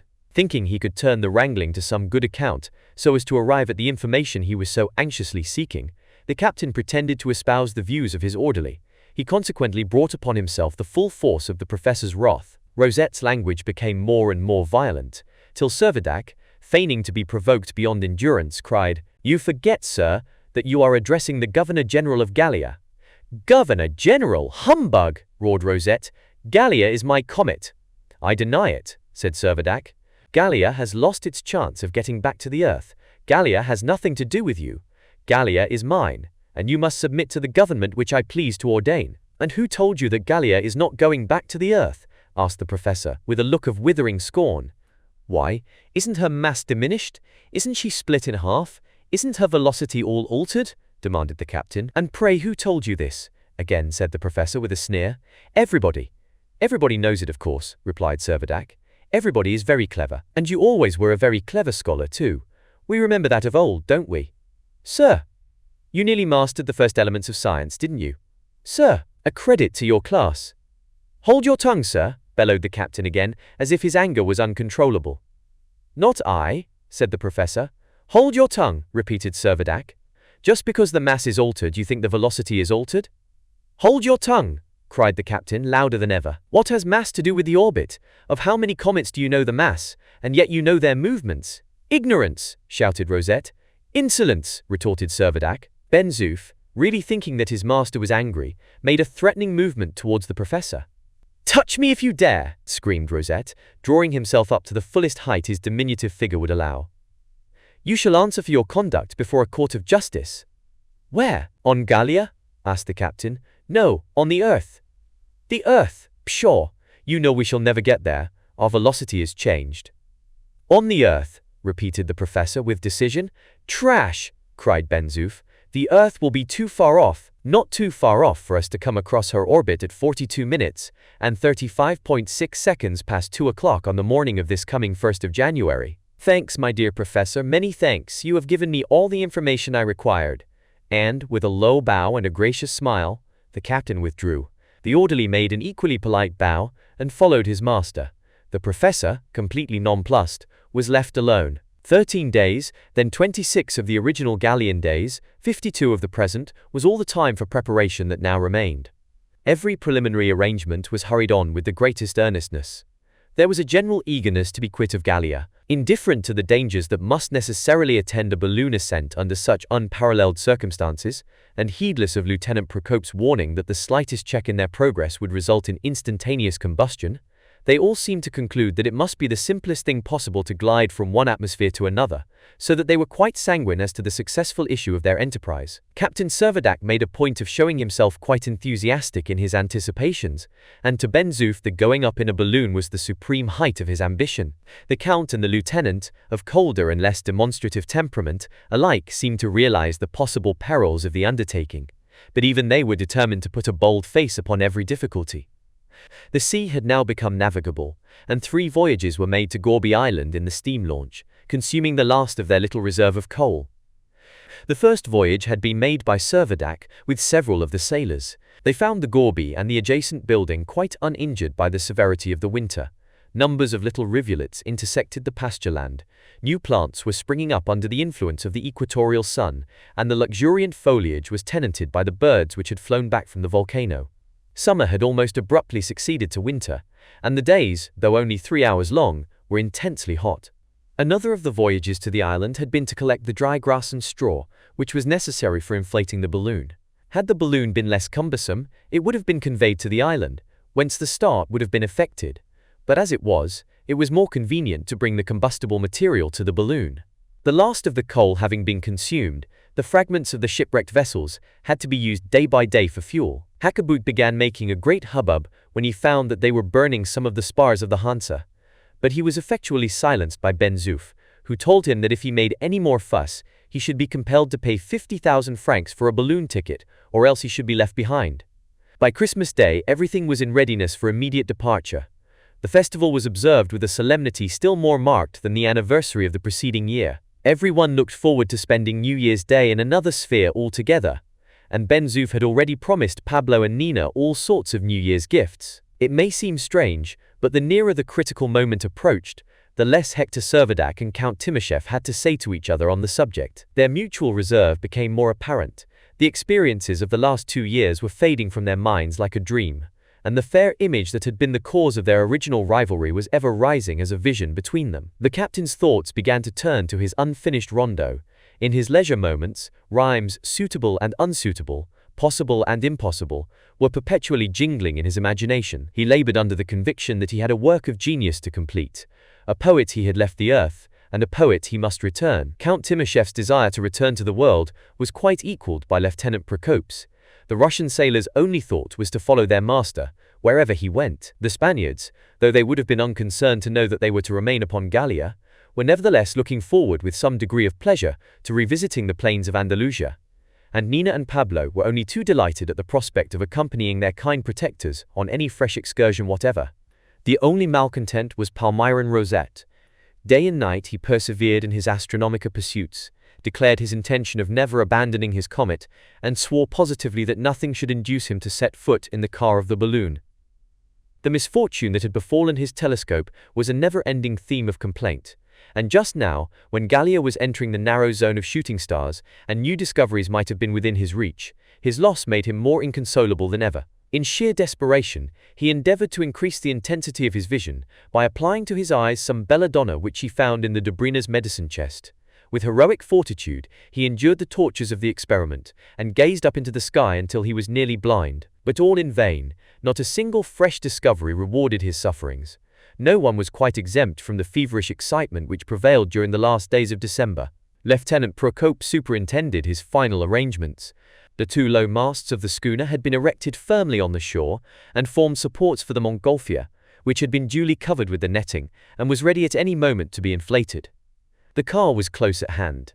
Some inflated skins had been attached to its sides, so that the balloon might float for a time, in the event of its descending in the sea at a short distance from the shore. If unfortunately it should come down in mid-ocean, nothing but the happy chance of some passing vessel could save them all from the certain fate of being drowned. The 31st came. 24 hours hence, and the balloon, with its large living freight, would be high in the air. The atmosphere was less buoyant than that of the Earth, but no difficulty in ascending was to be apprehended. Gallia was now within 96 million miles of the Sun, consequently not much more than 4 million miles from the Earth, and this interval was being diminished at the rate of nearly 208,000 miles an hour, the speed of the Earth being about 70,000 miles, that of the comet being little less than 138,000 miles an hour. It was determined to make the start at 2 o'clock, 3/4 of an hour, or, to speak correctly, 42 minutes 35.6 seconds, before the time predicted by the professor as the instant of collision. The modified rotation of the comet caused it to be daylight at the time. An hour previously the balloon was inflated with perfect success, and the car was securely attached to the network. It only awaited the stowage of the passengers. Isaac Hakkabut was the first to take his place in the car, but scarcely had he done so when Servadac noticed that his waist was encompassed by an enormous girdle that bulged out to a very extraordinary extent. "What's all this, Hakkabut?" he asked. "It's only my little bit of money, Your Excellency, my modest little fortune, a mere bagatelle," said the Jew. "And what may your little fortune weigh?" inquired the captain. "Only about 66 pounds, said Isaac. 66 pounds, cried Servadac. "We haven't reckoned for this." "Merciful heavens," began the Jew. 66 pounds, repeated Servadac. "We can hardly carry ourselves. We can't have any dead weight here. Pitch it out, man, pitch it out." "God of Israel," whined Hakkabut. "Out with it, I say," cried Servadac. "What, all my money, which I have saved so long, and toiled for so hard?" "It can't be helped," said the captain, unmoved. "Oh, Your Excellency," cried the Jew. "Now, old Nicodemus." "Listen to me," interposed Ben Zoof. "You just get rid of that pouch of yours, or we will get rid of you. Take your choice, quick, or out you go." The avaricious old man was found to value his life above his money. He made a lamentable outcry about it, but he unfastened his girdle at last and put it out of the car. Very different was the case with Palmyrin Rosette. He avowed over and over again his intention of never quitting the nucleus of his comet. Why should he trust himself to a balloon? That would blaze up like a piece of paper. Why should he leave the comet? Why should he not go once again upon its surface, into the far-off realms of space? His volubility was brought to a sudden check by Servadac's bidding two of the sailors, without more ado, to take him in their arms and put him quietly down at the bottom of the car. To the great regret of their owners, the two horses and Nina's pet goat were obliged to be left behind. The only creature for which there was found a place was the carrier pigeon that had brought the professor's message to the hive. Servadac thought it might probably be of service in carrying some communication to the Earth. When everyone, except the captain and his orderly, had taken their places, Servadac said, "Get in, Ben Zoof." "After you, sir," said Ben Zoof respectfully. "No, no," insisted Servadac. "The captain must be the last to leave the ship." A moment's hesitation, and the orderly clambered over the side of the car. Servadac followed. The cords were cut. The balloon rose with stately calmness into the air. Chapter 18. Suspense. When the balloon had reached an elevation of about 2,500 yards, Lieutenant Procope determined to maintain it at that level. A wirework stove, suspended below the casing, and filled with lighted hay, served to keep the air in the interior at a proper temperature. Beneath their feet was extended the basin of the Gallian Sea. An inconsiderable speck to the north marked the site of Gourbi Island. Ceuta and Gibraltar, which might have been expected in the west, had utterly disappeared. On the south rose the volcano, the extremity of the promontory that jutted out from the continent that formed the framework of the sea. whilst in every direction the strange soil, with its commixture of tellurium and gold, gleamed under the sun's rays with a perpetual iridescence. Apparently rising with them in their ascent, the horizon was well defined. The sky above them was perfectly clear, but away in the northwest, in opposition to the sun, floated a new sphere, so small that it could not be an asteroid, but like a dim meteor. It was the fragment that the internal convulsion had rent from the surface of the comet, and which was now many thousands of leagues away, pursuing the new orbit into which it had been projected. During the hours of daylight it was far from distinct, but after nightfall it would assume a definite luster. The object, however, of supreme interest was the great expanse of the terrestrial disk, which was rapidly drawing down obliquely towards them. It totally eclipsed an enormous portion of the firmament above, and approaching with an ever-increasing velocity, was now within half its average distance from the moon. So close was it that the two poles could not be embraced in one focus. Irregular patches of greater or less brilliancy alternated on its surface, the brighter betokening the continents, the more somber indicating the oceans that absorbed the solar rays. Above, there were broad white bands, darkened on the side averted from the sun, exhibiting a slow but unintermittent movement. These were the vapors that pervaded the terrestrial atmosphere. But as the aeronauts were being hurried on at a speed of 70 miles a second, this vague aspect of the Earth soon developed itself into definite outlines. Mountains and plains were no longer confused, the distinction between sea and shore was more plainly identified, and instead of being as it were depicted on a map, the surface of the Earth appeared as though modeled in relief. 27 minutes past 2, and Gallia is only 72,000 miles from the terrestrial sphere. Quicker and quicker is the velocity. 10 minutes later, and they are only 36,000 miles apart. The whole configuration of the Earth is clear. Europe, Russia, France, shout Procope, the Count, and Servadac, almost in a breath. And they are not mistaken. The Eastern Hemisphere lies before them, in the full blaze of light, and there is no possibility of error in distinguishing continent from continent. The surprise only kindled their emotion to yet keener intensity, and it would be hard to describe the excitement with which they gazed at the panorama that was before them. The crisis of peril was close at hand, but imagination overleaped all consideration of danger, and everything was absorbed in the one idea that they were again within reach of that circle of humanity, from which they had supposed themselves severed forever. And, truly, if they could have paused to study it, that panorama of the states of Europe which was outstretched before their eyes was conspicuous for the fantastic resemblances with which nature on the one hand and international relations on the other have associated them. There was England, marching like some stately dame towards the east, trailing her ample skirts and coroneted with the cluster of her little islets. Sweden and Norway, with their bristling spine of mountains, seemed like a splendid lion eager to spring down from the bosom of the ice-bound north. Russia, a gigantic polar bear, stood with its head towards Asia, its left paw resting upon Turkey, its right upon Mount Caucasus. Austria resembled a huge cat curled up and sleeping a watchful sleep. Spain, with Portugal as a pennant, like an unfurled banner, floated from the extremity of the continent. Turkey, like an insolent cock, appeared to clutch the shores of Asia with the one claw, and the land of Greece with the other. Italy, as it were a foot and leg encased in a tight-fitting boot, was juggling deftly with the islands of Sicily, Sardinia, and Corsica. Prussia, a formidable hatchet embedded in the heart of Germany, its edge just grazing the frontiers of France, whilst France itself suggested a vigorous torso with Paris at its breast. All at once Ben Zoof breaks the silence. "Montmartre! I see Montmartre!" And, smile at the absurdity as others might, nothing could induce the worthy orderly to surrender his belief that he could actually make out the features of his beloved home. The only individual whose soul seemed unstirred by the approaching earth was Palmyrin Rosette. Leaning over the side of the car, he kept his eyes fixed upon the abandoned comet, now floating about a mile and a half below him, bright in the general irradiation which was flooding the surrounding space. Chronometer in hand, Lieutenant Procope stood marking the minutes and seconds as they fled, and the stillness which had once again fallen upon them all was only broken by his order to replenish the stove, that the Montgolfier might retain its necessary level. Servadac and the Count continued to gaze upon the earth with an eagerness that almost amounted to awe. The balloon was slightly in the rear of Gallia, a circumstance that augured somewhat favorably, because it might be presumed that if the comet preceded the balloon in its contact with the Earth, there would be a break in the suddenness of transfer from one atmosphere to the other. The next question of anxiety was, where would the balloon alight? If upon terra firma, Would it be in a place where adequate resources for safety would be at hand? If upon the ocean, would any passing vessel be within hail to rescue them from their critical position? Truly, as the Count observed to his comrades, none but a divine pilot could steer them now. 42 minutes passed, said the lieutenant, and his voice seemed to thrill through the silence of expectation.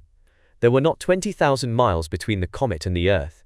The calculated time of impact was 2 hours, 47 minutes, 35.6 seconds. 5 minutes more, and collision must ensue.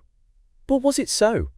Just at this moment, Lieutenant Procope observed that the comet deviated sensibly in oblique course. Was it possible that after all collision would not occur?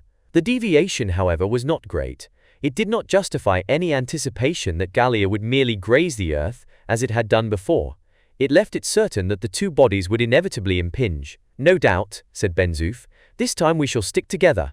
Another thought occurred. Was it not only too likely that, in the fusion of the two atmospheres, the balloon itself, in which they were being conveyed, would be rent into ribbons, and every one of its passengers hurled into destruction, so that not a galleon should survive to tell the tale of their strange peregrinations? Moments were precious, but Hector Servadac resolved that he would adopt a device to secure that at least some record of their excursion in solar distances should survive themselves. Tearing a leaf from his notebook, he wrote down the name of the comet, the list of the fragments of the Earth it had carried off, the names of his companions, and the date of the comet's aphelion, and having subscribed it with his signature, turned to Nina and told her he must have the carrier pigeon which was nestling in her bosom. The child's eyes filled with tears. She did not say a word, but imprinting a kiss upon its soft plumage, she surrendered it at once, and the message was hurriedly fastened to its neck. The bird wheeled round and round in a few circles that widened in their diameter, and quickly sunk to an altitude in the comet's atmosphere much inferior to the balloon. Some minutes more were thus consumed, and the interval of distance was reduced to less than 8,000 miles. The velocity became inconceivably great, but the increased rate of motion was in no way perceptible. There was nothing to disturb the equilibrium of the car in which they were making their aerial adventure. 46 minutes, announced the lieutenant. The glowing expanse of the Earth's disk seemed like a vast funnel, yawning to receive the comet and its atmosphere, balloon and all, into its open mouth. 47, cried Procope. There was half a minute yet. A thrill ran through every vein. A vibration quivered through the atmosphere. The Montgolfier, elongated to its utmost stretch, was manifestly being sucked into a vortex. Every passenger in the quivering car involuntarily clung spasmodically to its sides, and as the two atmospheres amalgamated, clouds accumulated in heavy masses, involving all around in dense obscurity, while flashes of lurid flame threw a weird glimmer on the scene. In a mystery, everyone found himself upon the Earth again. They could not explain it, but here they were once more upon terrestrial soil. In a swoon they had left the Earth, and in a similar swoon they had come back. Of the balloon not a vestige remained, and contrary to previous computation, the comet had merely grazed the Earth, and was traversing the regions of space, again far away. Chapter 19. Back again. In Algeria, Captain? Yes, Ben-Zoof, in Algeria, and not far from Mostaganem. Such were the first words which, after their return to consciousness, were exchanged between Servadac and his orderly. They had resided so long in the province that they could not for a moment be mistaken as to their whereabouts, and although they were incapable of clearing up the mysteries that shrouded the miracle, yet they were convinced at the first glance that they had been returned to the Earth at the very identical spot where they had quitted it. In fact, they were scarcely more than a mile from Mostaganem, and in the course of an hour, when they had all recovered from the bewilderment occasioned by the shock, they started off in a body and made their way to the town. It was a matter of extreme surprise to find no symptom of the least excitement anywhere as they went along. The population was perfectly calm. Everyone was pursuing his ordinary avocation. The cattle were browsing quietly upon the pastures that were moist with the dew of an ordinary January morning. It was about 8 o'clock. The sun was rising in the east. Nothing could be noticed to indicate that any abnormal incident had either transpired or been expected by the inhabitants. As to a collision with a comet, there was not the faintest trace of any such phenomenon crossing men's minds, and awakening, as it surely would, a panic little short of the certified approach of the millennium. "Nobody expects us," said Servadac. "That is very certain." "No, indeed," answered Ben-Zoof with a sigh. He was manifestly disappointed that his return to Mostaganem was not welcomed with a triumphal reception. They reached the Mascara gate. The first persons that Servadac recognized were the two friends that he had invited to be his seconds in the duel 2 years ago, the colonel of the 2nd Fusilier and the captain of the 8th Artillery. In return to his somewhat hesitating salutation, the colonel greeted him heartily. "Ah, Servadac, old fellow, is it you?" "I, myself," said the captain. "Where on earth have you been to all this time? In the name of peace, what have you been doing with yourself?" "You would never believe me, Colonel," answered Servadac, "if I were to tell you, so on that point I had better hold my tongue." "Hang your mysteries," said the Colonel. "Tell me, where have you been?" "No, my friend, excuse me," replied Servadac, "but shake hands with me in earnest, that I may be sure I am not dreaming." Hector Servadac had made up his mind, and no amount of persuasion could induce him to divulge his incredible experiences. Anxious to turn the subject, Servadac took the earliest opportunity of asking, "And what about Madame L?" "Madame L?" exclaimed the Colonel, taking the words out of his mouth. "The lady is married long ago. You did not suppose that she was going to wait for you. Out of sight, out of mind, you know." "True," replied Servadac, and turning to the Count he said, "Do you hear that? We shall not have to fight our duel after all." "Most happy to be excused," rejoined the Count. The rivals took each other by the hand, and were united henceforth in the bonds of a sincere and confiding friendship. "An immense relief," said Servadac to himself, "that I have no occasion to finish that confounded rondo." It was agreed between the captain and the Count that it would be desirable in every way to maintain the most rigid silence upon the subject of the inexplicable phenomena which had come within their experience. It was to them both a subject of the greatest perplexity to find that the shores of the Mediterranean had undergone no change, but they coincided in the opinion that it was prudent to keep their bewilderment entirely to themselves. Nothing induced them to break their reserve. The very next day the small community was broken up. The Dobrina's crew, with the Count and the Lieutenant, started for Russia, and the Spaniards, provided by the Count's liberality with a competency that ensured them from want, were dispatched to their native shores. The leave-taking was accompanied by genuine tokens of regard and goodwill. For Isaac Hakkabut alone there was no feeling of regret. Doubly ruined by the loss of his tartan and by the abandonment of his fortune, he disappeared entirely from the scene. It is needless to say that no one troubled himself to institute a search after him, and as Ben Zoof sententiously remarked, "Perhaps old Jehoram is making money in America by exhibiting himself as the latest arrival from a comet." But however great was the reserve which Captain Servadac might make on his part, nothing could induce Professor Rosette to conceal his experiences. In spite of the denial which astronomer after astronomer gave to the appearance of such a comet as Gallia at all, and of its being refused admission to the catalogue, he published a voluminous treatise, not only detailing his own adventures, but setting forth, with the most elaborate precision, all the elements which settled its period and its orbit. Discussions arose in scientific circles. An overwhelming majority decided against the representations of the professor. An unimportant minority declared themselves in his favor, and a pamphlet obtained some degree of notice, ridiculing the whole debate under the title of The History of an Hypothesis. In reply to this impertinent criticism of his labors, Rosette issued a rejoinder full with the most vehement expressions of indignation, and reiterating his asseveration that a fragment of Gibraltar was still traversing the regions of space, carrying 13 Englishmen upon its surface, and concluding by saying that it was the great disappointment of his life that he had not been taken with them. Pablo and little Nina were adopted, the one by Servadac, the other by the Count, and under the supervision of their guardians, were well educated and cared for. Some years later, Colonel, no longer Captain, Servadac, his hair slightly streaked with grey, had the pleasure of seeing the handsome young Spaniard united in marriage to the Italian, now grown into a charming girl upon whom the Count bestowed an ample dowry. The young people's happiness in no way marred by the fact that they had not been destined, as once seemed likely, to be the Adam and Eve of a new world. The career of the comet was ever a mystery, which neither Servadac nor his orderly could eliminate from the regions of doubt. Anyhow, they were firmer and more confiding friends than ever. One day, in the environs of Montmartre, where they were secure from eavesdroppers, Benzu incidentally referred to the experiences in the depths of Nina's hive, but stopped short and said, "However, those things never happened, sir, did they?" His master could only reply, "Confound it, Benzouf, what is a man to believe?" The end.